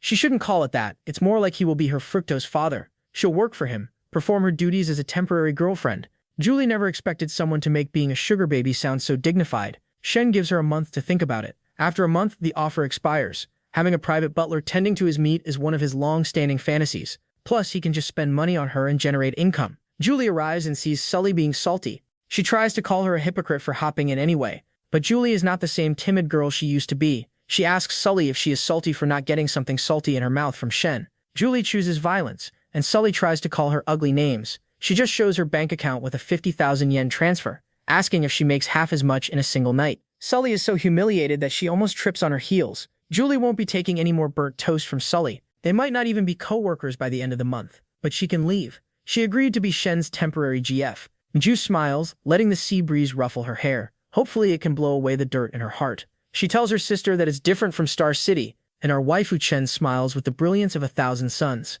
She wonders how they should take a picture together, since there are 3 of them. Shen smirks. He'll find someone to take the picture. He looks at a guy walking with his buddies and asks them to take their picture. One of the guys boasts about his phone being 10 grand, so obviously the camera is good. In reality, he wants to raise up sinew. He already deduced that Shen is Shen's girlfriend, so it must be safe to say that the younger one is fair game. While blushing like an idiot, he thinks about adding her to WeChat so that he can exchange pictures. Shen and Shen stand side by side with sinew a little apart. Shen calls her beautiful, asking her to move to the left. She blushes and does exactly that, and that's when Shen grabs her shoulder and pulls her into the portrait. Jinyu smiles like a freaking idiot, being so happy and wondering if her sister noticed. The boys are also speechless. No way is Shen sampling 2 cakes from the same bakery. No wonder they can't find a girlfriend. This guy has a monopoly over the baddie distributor. Shen thanks the guy for taking the photo, telling him to delete it after he sends them, and also giving him 200 yen for his troubles. Completely defeated and demoralized, they decide to cut off their twigs and become monks.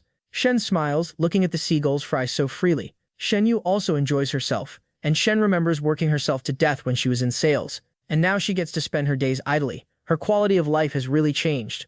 She also knows that Jinyu will probably work herself to death as well after she graduates. She starts reading. Maybe both sisters sharing this alpha is not a bad thing. At least her sister won't have to deal with players, jerks, or getting a job. Jinyu really is the best. Here she is thinking about Shen and her sister, but she still feels a pang of sadness and loneliness in her heart. Jinyu asks if she's cold. She just comes up with the excuse that she's tired, and Shen leads them back to the villa. Julie has spread out a feast fit for a king, and while everyone sits, Julie notices Yuyu's gaze on Shen. Knowing how emotionally intelligent Shen is, there's no way she doesn't know. Julie doesn't want to be part of this messy, rich family. She wouldn't share her husband with her sister, even if it meant ascending to godhood. Too bad Shorty doesn't know that she's part of it, whether she likes it or not. Shen asks Julie to join them for dinner. Julie tells him that he cares, but Shen also insists. They have too much food. Shen then starts acting up by stimulating her calf with his foot. She can't believe that this dirtbag is acting up with his first and second wife sitting right next to him. He really has balls of steel and a woody made of titanium.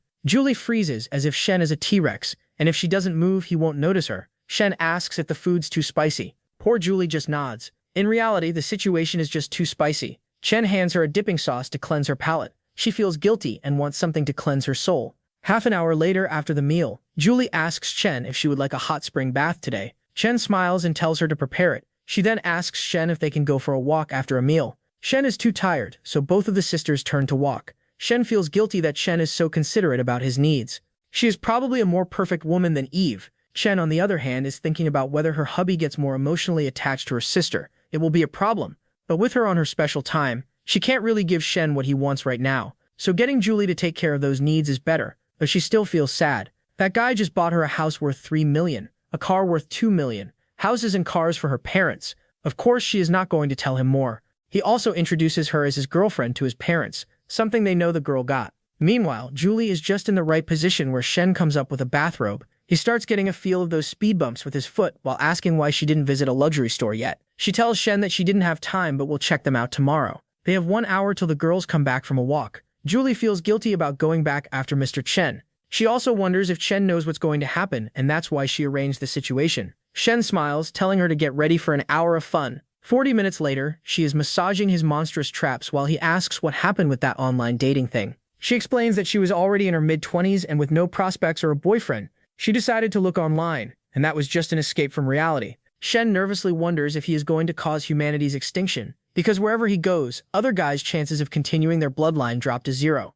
Lin divorced because of him, and now Julie has broken up with the other guy. Julie just laughs, wondering if she should take the offer. She pats him on the cheek and leaves. She comes face to face with Chen and wants to talk to her alone. They sit outside the garden. She apologizes about Shen, but Shen doesn't care. Sometimes she worries that she is not doing enough, and that's why she is glad that Julie picked up her slack. She also tells Julie that it's great to be able to stay by the side of someone they love. Julie is blown away by how understanding Shen is, or maybe she should learn from Shen. She understands and apologizes for bothering her. Shen also offers her a new gig. She can be their private driver and guide for the next 5 days. They'll get to map an unexplored area, and for the next 5 days she'll also be mapping another straight road down Shen's pants. Shen asks Julie if she is in or not. Julie decides to go check with the higher-ups and get back to her. While on her way back, she realizes how considerate Shen is and even vows to become like her. Meanwhile, Shen is lying with her hubby, telling him about the arrangement she just made with Julie. Shen's glad. He knows that Shen is arranging a cuddle buddy for him for the next few days because she is on her time.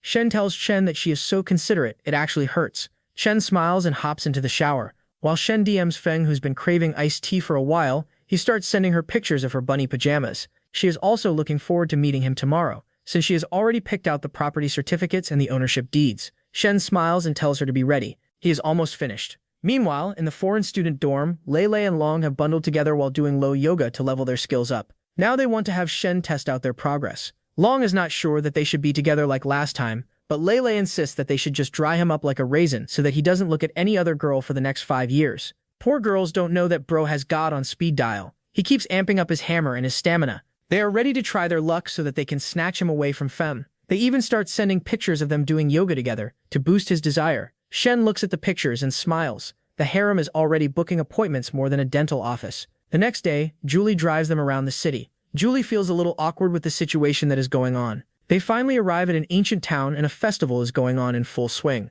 She offers to drive them to a local resort and restaurant. Shen asks her to order some beer as well, and Xinyu asks if she can try drinking a little. She has never tried it before. Shen doesn't answer. Half an hour later, they are finally having a barbecue in an open penthouse. Xinyu starts drinking slowly, as if that's enough to convince Shen that she is not a kid anymore. Shen turns in for the night. Everyone will be getting their own separate bedroom. She also tells Xinyu not to drink too much. Xinyu is already tipsy. She slowly gets up and staggers. Looks like instead of going to her room, she will be eating the pavement. That's when Shen stops her from falling as she starts swaying wildly. She wants Shen to help her to her bedroom. Shen leads her away while Julie wonders what the hell is going on. She finally lies on her back, telling her brother-in-law that she is sleepy. Shen tells her to go to sleep and be good, but she throws a tantrum, telling Shen not to treat her like a kid. She is already 18. Shen really doesn't want to go down the Diddy route, but she still crosses her arms around his neck and pulls him closer. Shen realizes that instead of making her legs swell, alcohol makes her legs spread. He tells her to stop talking and not make the situation any worse,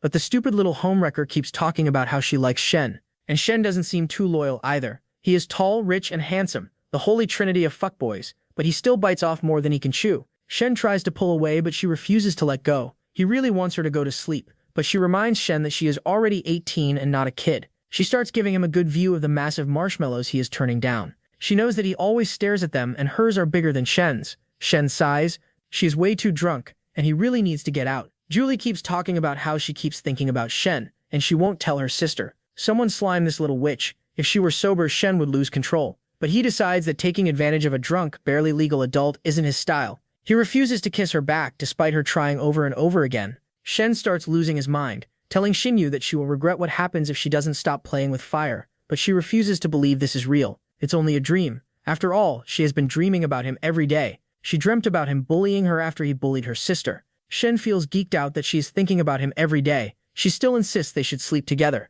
But Shen shows restraint for the first time in his life and turns to leave. He also tells Julie to wait for him in his room. Julie misunderstands and thinks that he is going for a three-way highway. She refuses to accept that, but Shen clears the air and tells her that he is alone. She finally comes in wearing her business dress that's about to get shredded. Meanwhile, in Lee's home, the fat balding uncle finally gets his divorce papers. The uncle can't believe that his wife is finally divorcing him. Even though he was a piece of garbage his entire life, she also wants the house, the car, all the savings, and even the kid. And if he doesn't comply, she's got spicy pictures of him being with other women. If those go to court, he will lose his job as well. The uncle curses because the house is worth 1.8 mil, the car is 200K, and the savings are 500K. She is trying to wipe him into a brokerage. He tries to call her up, but she has blocked him. Even her parents have blocked him. He sighs. If a fat guy with no riz does it, he immediately loses his life savings and gets divorced. But if our boy does it, he gets a harem, God's credit card, and a six-pack ab with a huge Thor's hammer. Like Justice and Fear, the little dude just signs his papers with a heavy heart, already thinking about moving into a motel. Meanwhile, Shen is talking about another flame of his. He goes over his entire roster of babes and also gets a call from the manager. The vice principal from the international department wants to meet with him. There hasn't been a response from the medical checkup project, and he keeps delaying. If they can secure a contract with the school, they can expand into other schools, so it's really crucial. Shen asks the manager if Zhu has helped with his son's issues, and maybe it is because of the school break, but communication has suddenly stopped. Maybe the principal is becoming greedy and trying to play him. Shen wonders if he should pull from the startup base. Looks like the principal really wants to bargain. He decides to reach out to another contact to help negotiate better terms. The next day, Xinyu finally wakes up and realizes that she acted really selfishly last night. Instead of feeling guilty, she is embarrassed. Shen knocks on her door and the waste of space tells her sister that she is up.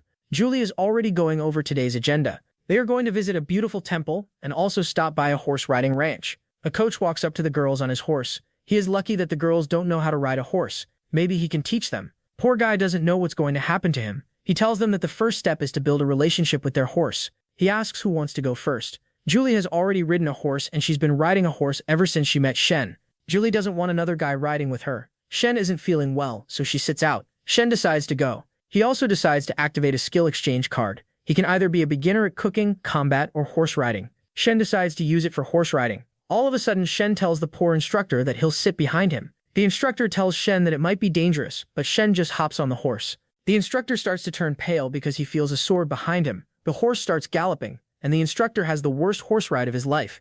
Everyone takes pictures, and 10 minutes later, the horse rider can't take it anymore. He quickly gets off and praises the Lord that he's not Shen's girlfriend. Julie asks if he's already ridden horses, and Shen smiles. She has ridden them as well. Doesn't she remember? Ethan asks Xinyu if she wants to give it a try. Hell no. It was too much to expect human decency from our boy. Xinyu is nervous about riding a horse, but Julie tells her not to worry. Just be gentle and obedient, and her brother-in-law will take care of the rest. Shen smiles and holds out his hand. The way he's looking, anyone would take that hand. Xinyu can be blamed for hopping on the horse and in front of Shen. Shen also notices that Xinyu is thicker than a bowl of oatmeal. He starts galloping hard, giving her instructions to keep her legs on tight. Xinyu feels her heart racing, while Shen feels his breadstick rising with an oven in front of it. The instructor, on the other hand, after being violated, looks at the sunset. He sighs as his brother tells him not to worry. Rich guys are blessed by the heavens. Shen has babes, money, and serious heat in his pants. The jockey didn't expect that Shen was messing around with his sister-in-law as well. 10 minutes later, Xinyu is more confident about her horse riding skills and accidentally bumps into Shen's sword. Shen decides to go faster, each bump bringing them closer as brother-in-law and sister-in-law. Shen just looks at them sadly. Back at the hotel, Julie asks if he needs a massage. Shen smiles and lies on his back, while Julie massages his back. Shen tells Julie that as the personal assistant he hired, she'll look over his house, cars, and assets. Menglu used to do that, but with a new gig as the personal instructor, it'll be too much for her. Julie asks what he got. He's got 1 villa, 2 cars, and a shop for now, but it'll expand. Julie voices her concern about being replaced once he gets a better assistant, but Shen doesn't roll like that. Sure, he's a degenerate who doesn't even spare his sister-in-law, but he would never dump a woman that's loyal to him. Julie decides to work for him, and she'll hand in her resignation shortly. All of a sudden, there's a knock on the door, and Shen motions for Julie to hide in the closet. Julie ducks and it's in Yui. She apologizes for drinking too much and doesn't remember what happened when he brought her to bed. Shen smiles. Nothing happened. Instead of being relieved, she's kind of disappointed and tries to ask a question, but Shen quickly deflects the topic into her skimpy dressing. She should have at least worn some battle-ready armor under her top. Julie realizes that she just stormed out of her room with her melons jiggling in the wind. She apologizes. It's not intentional. Sure, girl. Shen smiles. He's also forgetful, but she must try harder. Later, they're talking about her insecurity and her figure, and how Julie's also jealous of her assets. He also grabs her waist, checking for injuries from the earlier horse riding session. Things are heating up faster than the ramen bowl I have in my microwave, and Shen tells her if she's sure. All of a sudden, there's a knock on the door again. Julie freezes and decides to hide in the closet. Shen sighs, realizing that things are going to get messy. The moment Julie opens the closet, she looks at Julie. Julie motions for her to be quiet, and they both sit, each wondering what the other is doing over here. Turns out our main girl, Chen, is here, looking like an absolute delight. She wishes her hubby happy birthday. She's the first one to say it, but his phone is going off like a nuclear reactor with all the DMs he's getting from his girls wishing him a happy birthday. Shen smiles, and Shen promises him a gift when they get back, and he'll be the first one to unwrap it. She also wants to be the first one to service his hog in his 22nd year. Shen decides that they should try it tomorrow, but Shen really wants to do it right here and right now. She leans in and both Xinyu and Julie freeze, blushing like 2 idiots in a pod. They realize that Shen had mad gain like that. It's like one sister training the other two. Xinyu peeks through the closet door, and Julie joins her. They look at Shen enjoying her hot dog with extra ranch and mayonnaise. 45 minutes later, she's finally done and ready to hit the bed. Shen nervously tells the other two to come out. He can't believe their sister-in-law was peeping. Somebody better grab a mop to clean up that closet. Juyu asks the secretary to make sure that her sister doesn't know, but her lips are sealed. She asks Shen if he still wants the massage, but he doesn't. She leaves and Juyu's affinity meter bumps up to 72. Shen wonders if all he needs to do is breathe to increase her affinity at this point. The next day, Shen is enjoying a bowl of noodles. They're ready to grab souvenirs for everyone back home. Xinyu is dodging her sister's gaze, while Julie is back to her routine, asking Shen how many gifts she needs to prepare. Shen realizes that he has a whole squad of baddies waiting for him back home. He lost track of everyone besides Chen and Xinyu. He tells Julie to prepare 8 sets, each with a budget of 20,000 per person. Julie didn't expect our boy to have the Avengers of sidekicks by his side. He also remembers his little secretary back home and tells her to get 10 souvenirs with 500 yen each for the company. They finally return and Shen's sister is there to pick them up. Shen looks at the family get-together and leaves. Meanwhile, Menglu also strides into the airport in a schoolgirl uniform. She leans closer, acting extra thirsty. She also wore this ponytail to get his engine roaring. Shen smiles, asking if she's a 30-year-old who identifies as a schoolgirl. Menglu grumbles that she's only 26. She also tells Shen about all the improvements they've had at the school and at the company. Shen is glad that improvements are seen.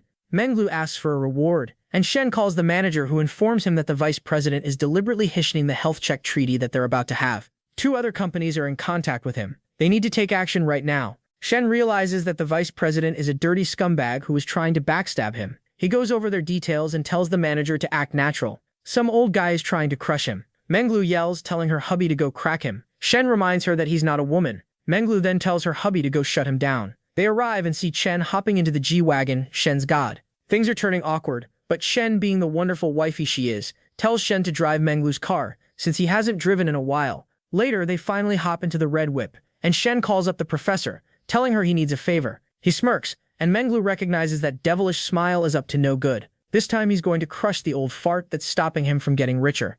Meanwhile, there's a conference going on in the school, and the principal of the main campus is addressing everyone. She immediately gets up, and the other teachers ask what's going on. She really needs to take the call. She takes the call and realizes what's going on. She talks lightly on the phone for everyone to hear that the 10 million he spent on the school as the startup base is really helping entrepreneurs. Everyone takes notice of his generosity and how he's a student of the campus.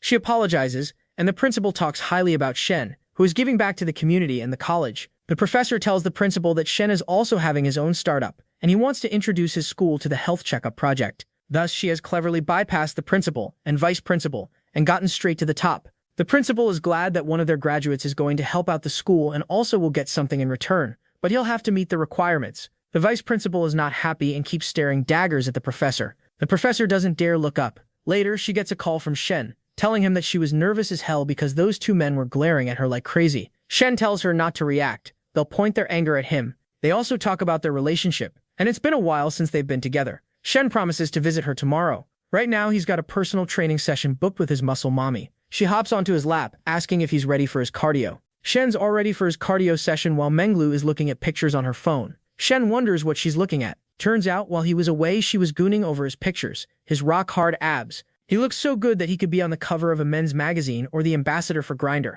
Shen starts teasing her for liking a picture when she's got the real deal in her arms. He also notices her trembling like a 20-year-old washing machine. He reaches for those plump peaches, and Menglu tells him to be careful. She is about to cast water magic all over him. Things are spicing up. The next morning, she's got a fresh tree of breakfast ready for him. But our boy is just happy looking at the sea in front of him. He hops out of the shower and remembers how, by the end of his little training session, Menglu couldn't take it anymore. Menglu nervously says that she's got a good foundation and could hop back. Shen understands not many can go toe-to-toe with a Viltrumite. He then tells her to pick a house for 3 million yen. That's enough to send her into a fantastic mood.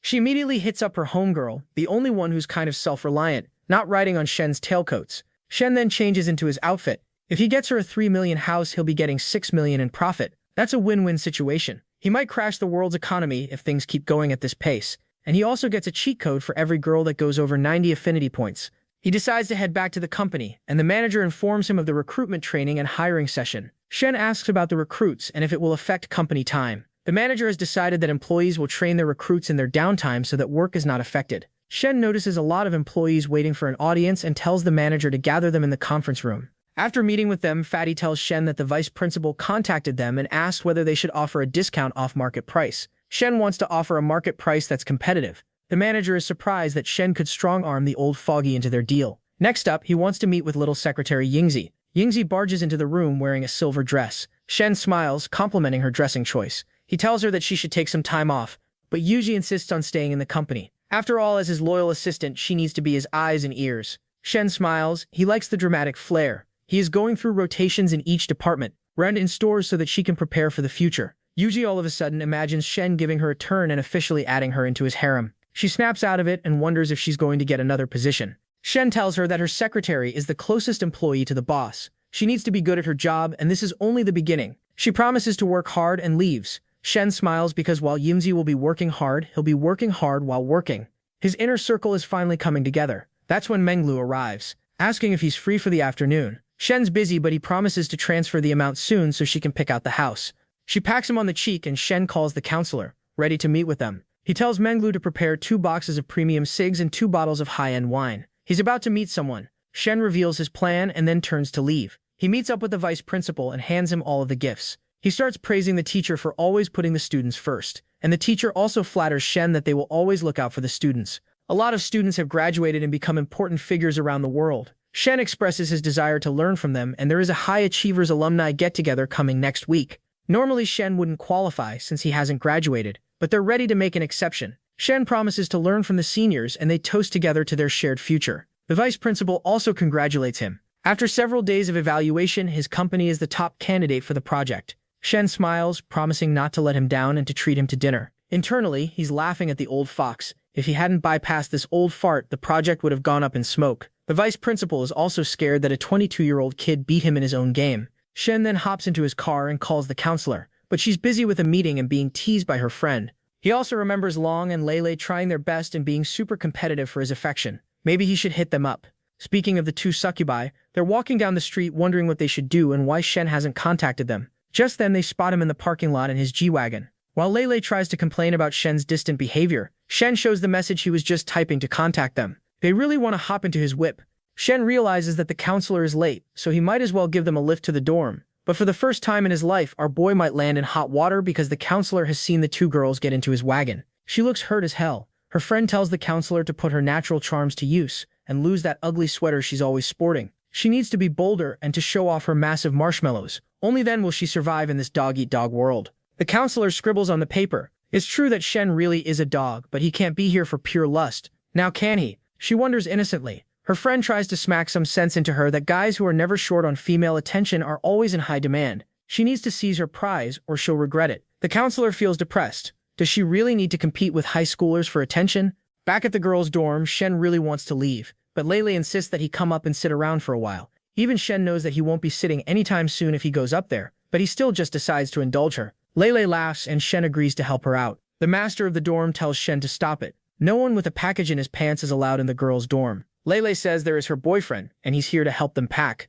She gives them an understanding smile and tells them to come back soon. They arrive in their dorm and Shen notices a cupboard threatening to spill. Long quickly she is telling him to stay away. He shouldn't be snooping around. Their drawers write that Lele says that he needs to see. He opens the door and sees scraps of fabric lying around. Those scraps are what Lele Long bought to grab his attention. He asks if they are being bold on purpose. While Long shies away, Lele insists that they have matching sets and they'll be the twin dragons that tame his serpent. She closes the curtain and gets ready to show him all the yoga she's done. Shen has 45 minutes until the counselor's free. He might as well. The noises are enough to make the older woman blush. Later, a boy finally returns after conquering 2 dungeons in the same time. The girls are just glad that they survived thanks to the yoga they've been doing for the past 2 weeks. Lele wants to keep going so that they can take him down single-handedly. Poor girls don't know that while they are grinding to level up their experience, our boy is handed hacks by God himself. Long thinks that Shen doesn't like to be dominated, but Lele brings out handcuffs. She's ready for a freak-off next time they meet. The old lady looks at Shen and smiles.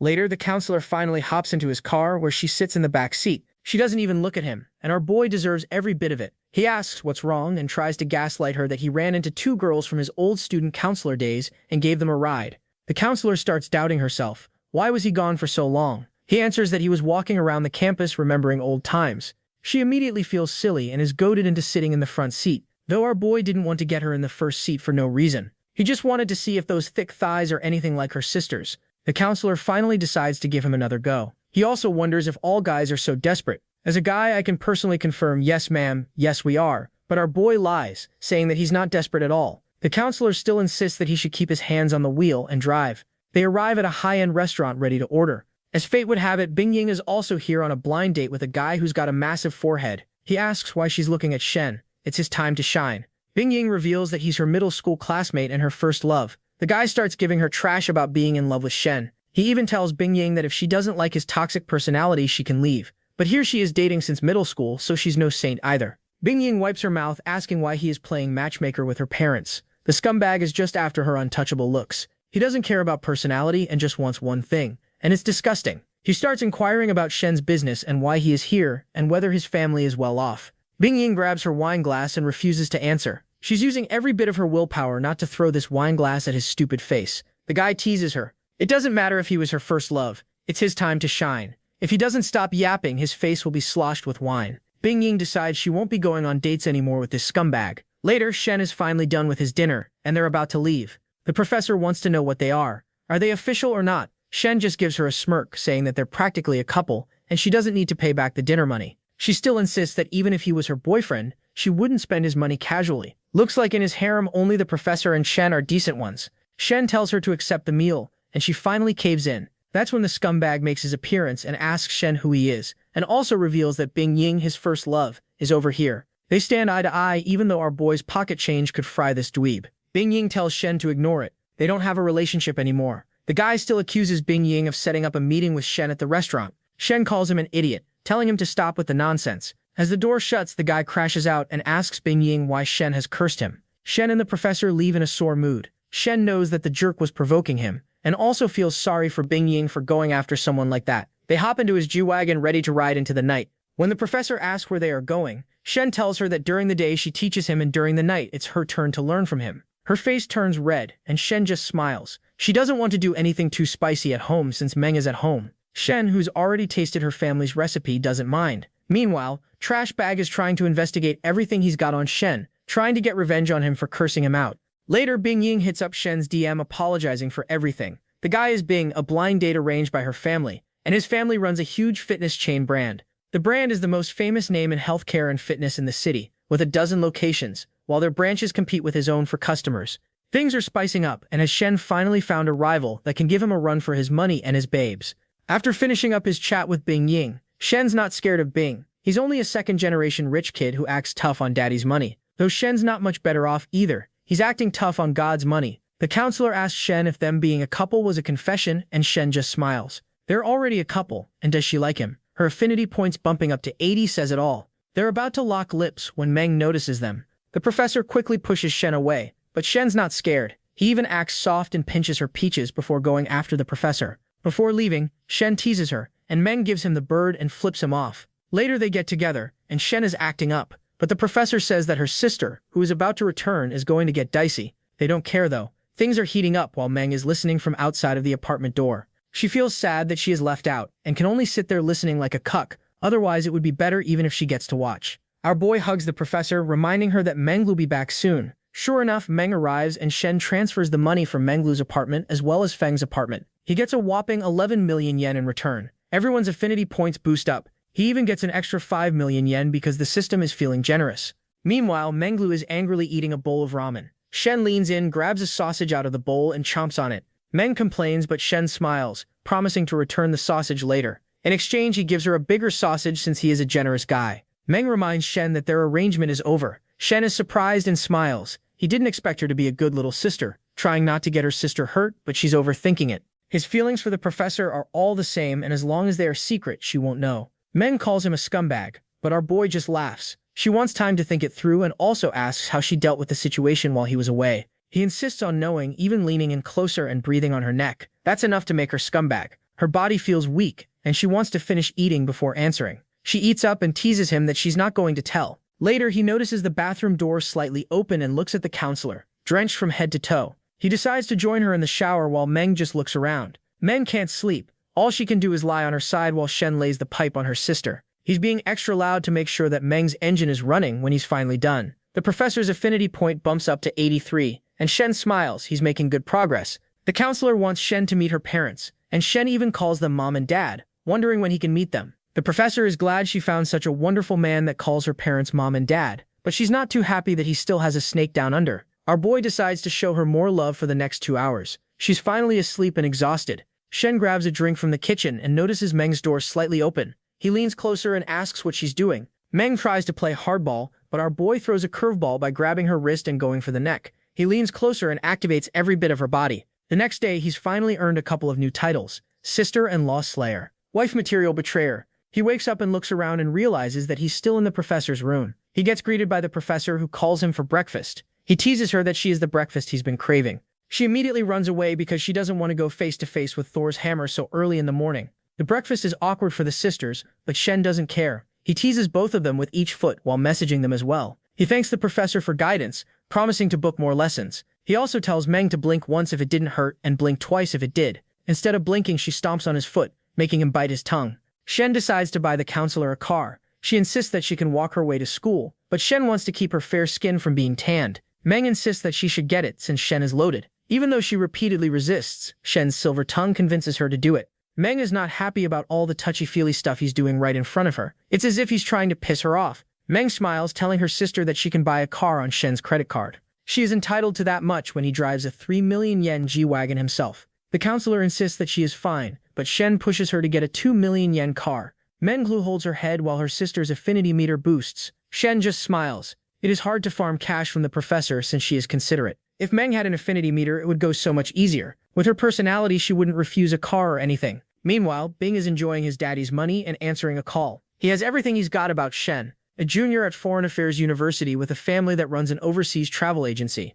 Now he has a health management company himself. Menglu is surprised that that dude is in the same industry as him. He goes over all the innovative ways he can take down Shen. He remembers the old owner of the company. His father was supposed to take over that company, but someone cut that deal halfway and bought it. Shen has no idea that he has found his biggest hater. Meanwhile, one of the geeks at his university just leaked the information to his gunner about Shen. Since his cousin works for Bing's family, they couldn't refuse. The geek feels bad about being a snitch. He decides to give Shen a heads up. After all, Shen is a self-made man and a first-generation entrepreneur. Completely different from Bing, who is using daddy's money to get ahead in life. They talk about Shen and his success. His cousin doesn't think that Shen will go far since he is in foreign affairs and business is a different world. But Shen has a whole team of super chicks on his side. His cousin tells the geek to go warn Shen if he is close to him. Bing is rotten to the core. His father put him in charge of a couple of fitness examination centers. But that bastard started examining the wrong type of clients and got massive harassment complaints. He even harassed a manager's wife, and one manager beat him half to death. That's why he doesn't get handsy anymore. The geek tells Shen everything and apologizes for leaking the information. Also, Bing is about to buy a one-way ticket to Paintown by going after Shen, because his company manager is the same guy who beat him up a while back. Shen also asks the geek why Bing Ying is going for Bing. Her family was one of the richest ones around. The geek explains that her father was sentenced to prison and is busy servicing Didi. Why live there? Now her family is broke as beans. Her mother has a couple of yoga studios that are not doing well, so Bing is willing to buy them out. If Bing Ying agrees to be his girlfriend, Bro's risk is so bad that he has to threaten a family with bankruptcy to get a girlfriend. Shen understands the situation. If Bing Ying's mother knows what's going to happen, if Bing gets what he wants, no way is he going to buy those shabby yoga studios later. He's also going to go after Shen soon. Based on the investigations, Shen decides to move first, calling his manager and asking if he wants revenge on Bing. Bing wonders if they're going to break his kneecaps or something. Shen tells him no need. There are legal ways to get what they want. They go over their plan. The manager agrees, though he's a little skeptical about Shen helping him out. Shen then tells the old geek to get the internet trolls they have on payroll ready. Meanwhile, Meng and her sister are looking like a pair of sweet treats. They start walking around and Meng feels left out, but she also gets a firm pinch on her cheeks. Later, they go to a BMW studio, but the counselor doesn't want something so expensive. They then go to Lamborghini, but she still doesn't want one.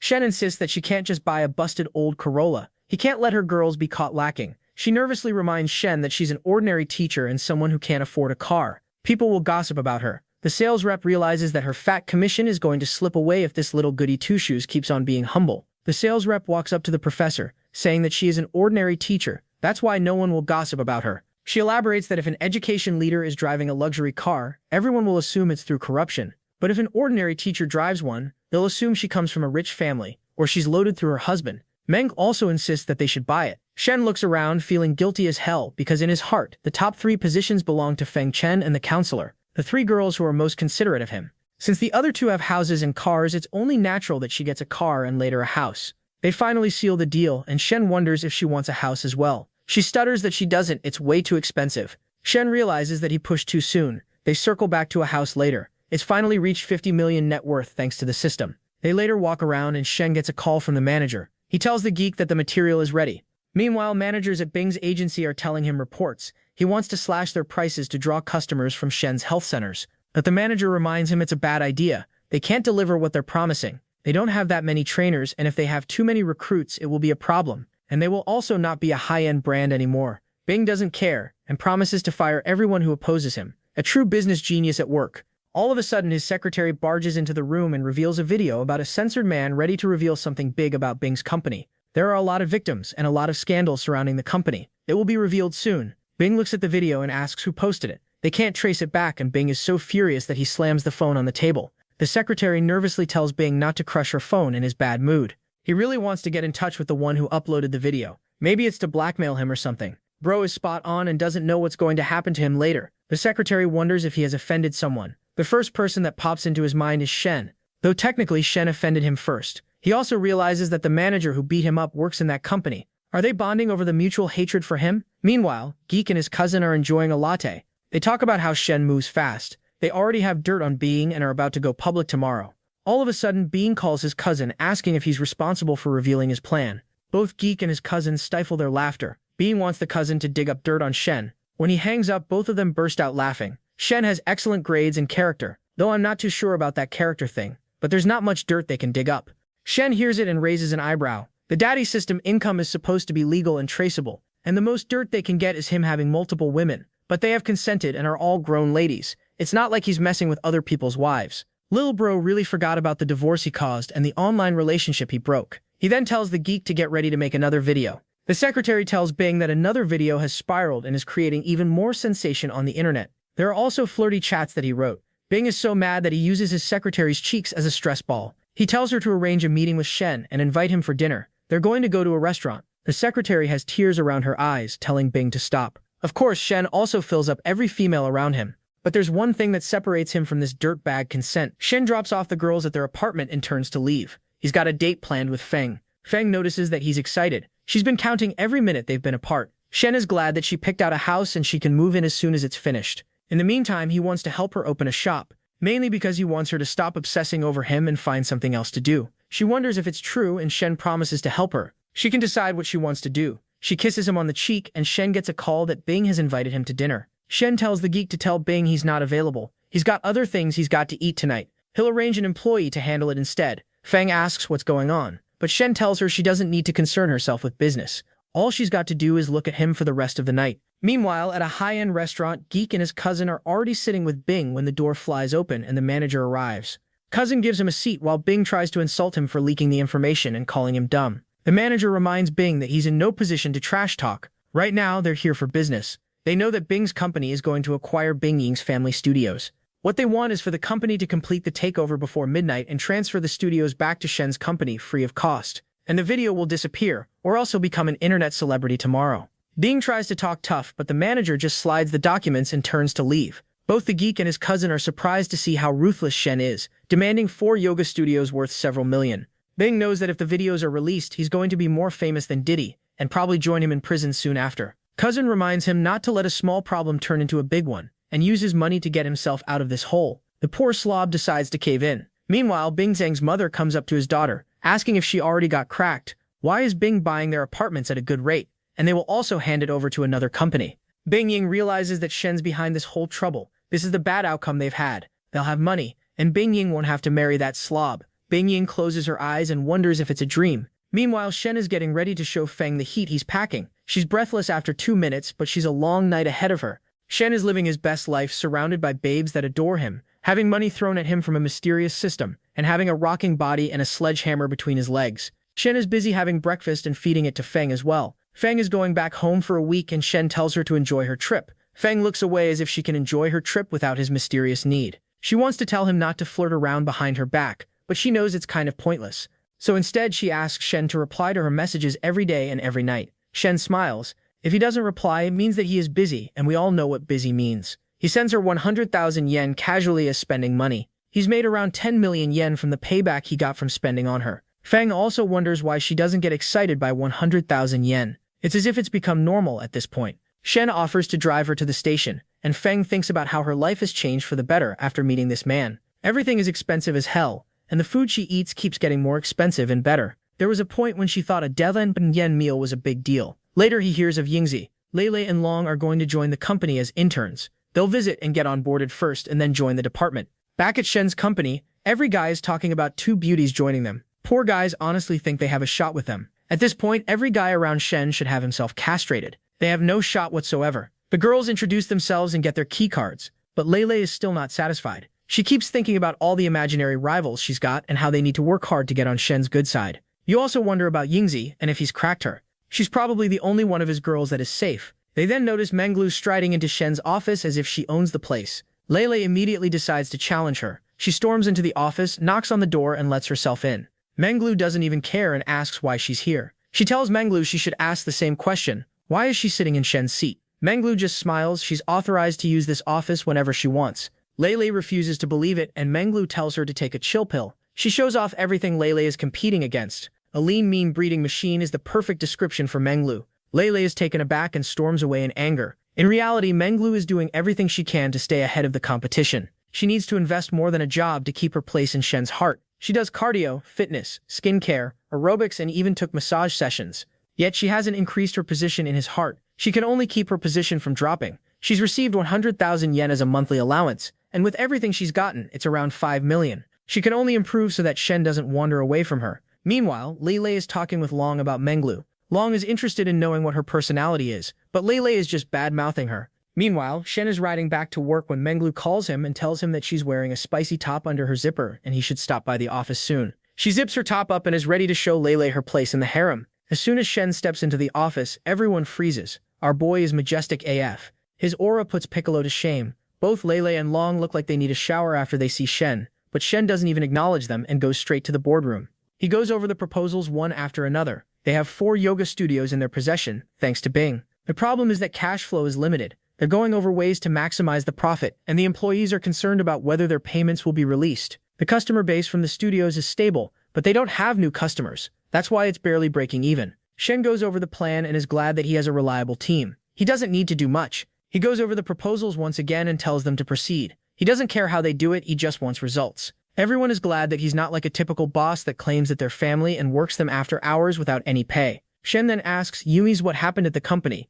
Yui's reveals that first up, everyone is gossiping about him being a womanizer and suffering from wood dysfunction syndrome. Shen raises an eyebrow and tells Yui's to clear his good name. Yui's knows from everything she's heard from the other end of the door that based on his stamina, Johnny Sins should be taking lessons from our boy. The second thing is that Lele went into Menglu's office. Shen realizes that things are getting unpleasant and he'll need to take care of them. As soon as he steps into the office, Menglu is acting really friendly. She takes off his coat, puts it aside, and gets ready to give him a massage. Shen wonders why. She quickly closes the blinds and deliberately looks at Lele before closing them to provoke her. Lele gets up in a fit of rage, ready to give them a piece of her mind. Meanwhile, Menglu has her rightful position on Shen's lap with her shirt all the way down. Lele barges into the room and asks what the hell is going on. Shen holds his head in frustration, wondering if they are middle schoolers fighting over a teddy bear. Menglu deliberately brings up the sports car he bought. This makes Lele lose her confidence, but she tries to fight back by asking Shen what the minimum age is for a driving license. Can she get one since she is 22?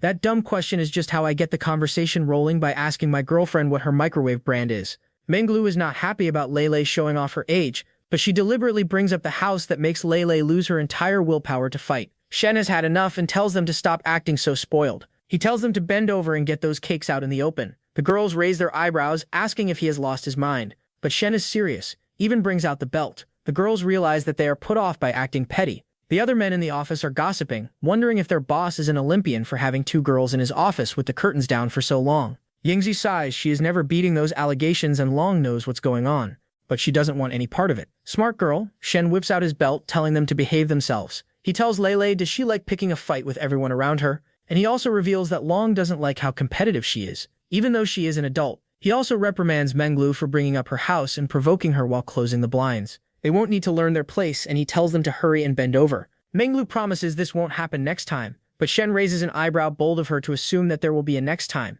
He tells them that they are both getting 3 lashes each. Menglu is the first one to comply. Lele also bends over, and with a view like that, I would offer my soul and my arts degree to have the heavens grant me Shen's system and karma. Shen tells them never to let this happen again, but he can't bring himself to hit them. He also doesn't want Menglu to join Lele's little group. He asks Menglu to tell him what she did wrong. She says that she shouldn't have been jealous and should have treated the younger one more kindly and shouldn't have shown off her assets. Next up is Lele. She shouldn't have looked for a fight. Shen gently swats their bottom, and they are surprised that he didn't use the belt and just swatted them lightly. Shen tells them that he can't hit a woman that's below the belt for him, but they won't get to spend time with him for the next couple of nights. There's a bigger punishment than they anticipated, but Shen won't change his mind. As soon as they leave, he's got his new side quest lined up. Lin asks him to come to her place to celebrate. Meanwhile, Fat Uncle is complaining about Lin being ruthless for taking the house and the car and leaving her ex-husband only 20,000 yen. He's basically broke. Fat Uncle sees Shen stride into the elevator. He pretends not to recognize Shen and asks what floor he's going to.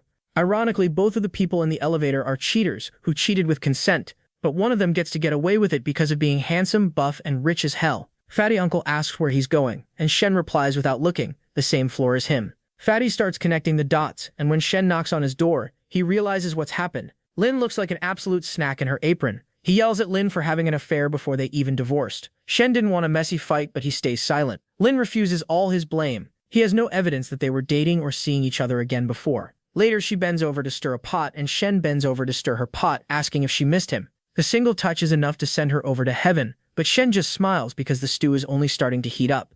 By the way things are headed, it looks like Shen will be having dessert before the main course. He starts unwrapping Miss Lin like a sweet treat, asking if she comes here often. That cheesy pickup line can only work because it's Shen who's saying it. He locks lips and has a taste of those gaudily marshmallows. He even suggests that she take a break from cooking, because he worries about her health. Meanwhile, old Unsher is rethinking his life choices and wondering why he gets to be the villain and cuck of the story, while Shen, who does the same, gets to crack Lin. Speaking of cracking, Lin's getting her dungeons explored while looking at the skyline. Finally, she's had enough of these sausage and mouse cheats. A couple of minutes later, she brings him a bowl of nutritious broth to get the king's engine running. As he takes the broth, he's glad that Miss Lin is about to get to 80 affinity points. Once she gets to 90, he'll get an epic skill card. For all the girls in his harem's sake, I hope it's not another Woodis increases spell. He just wants to spend money on her to get a massive cashback. He asks Miss Lin if she wants anything. She's already got a house, a car, and a bit of savings, thanks to the power move she pulled on her ex-husband. Shen still wants to buy her a car, even offers to pick one that is about 2 million yen.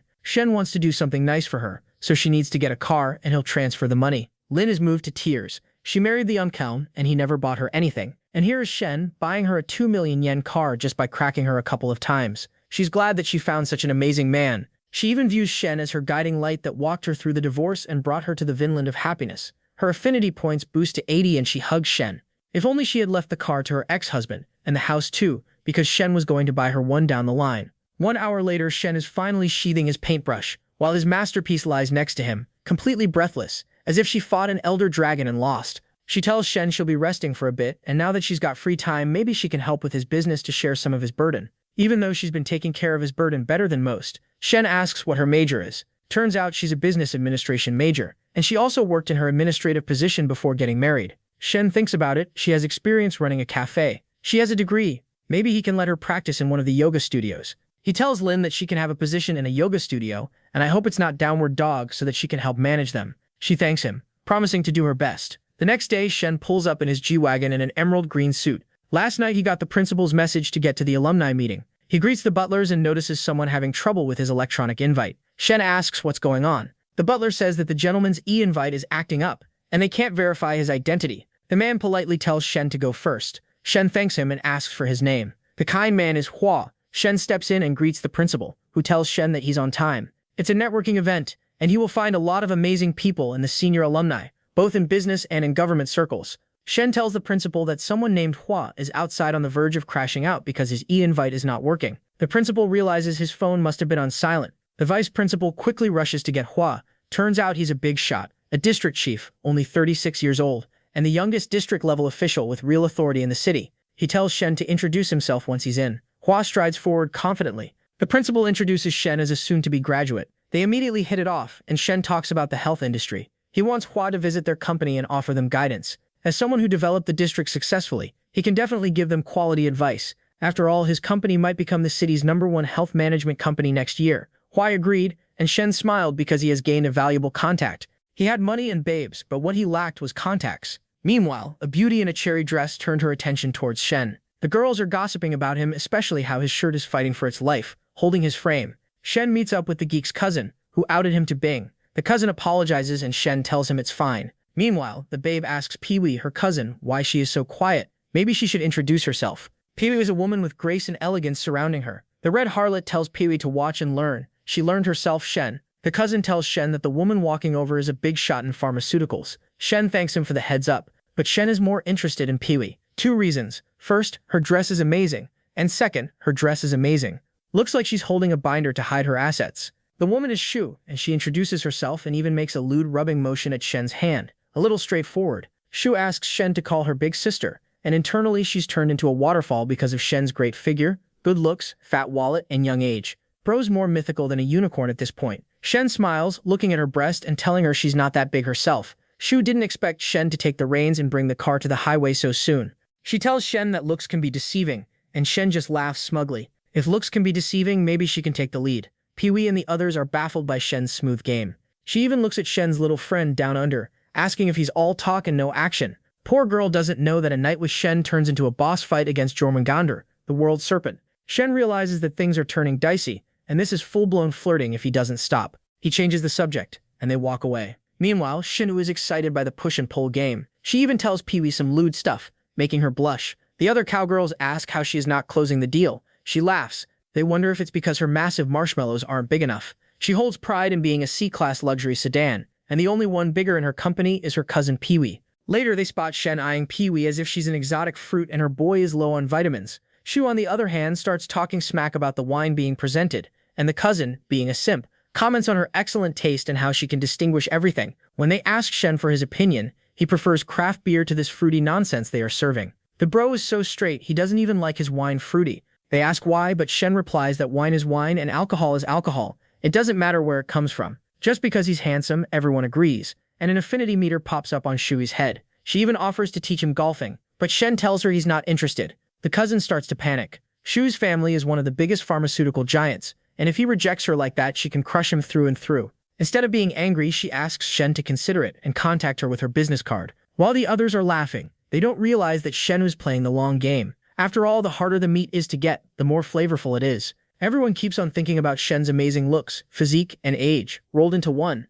After the banquet, Pee-wee is riding home and talking to Bing Ying. They talk about the event, and Bing Ying feels a burden in her heart. She used to be in the same category as Pee-wee and the others. Pee-wee then asks Bing Ying about Shen. He was looking at her non-stop. Bing Ying knows that the type of girl he keeps around is high class, so of course she would catch his attention. But relationships aren't ordinary with Shen. Pee-wee thinks that he was a pervert for looking at her assets non-stop and losing interest in her cousins after he thought that they were too small. Bing Ying starts blushing, remembering back then when Shen was infatuated with those marshmallows. He even played with hers when they were coming in for more than half an hour. She tells Pee-wee to steer clear of that trouble, but Pee-wee is already starstruck. She also starts hallucinating about Shen being all around her. She's forced to wonder if she likes him or if it's just a summertime crush.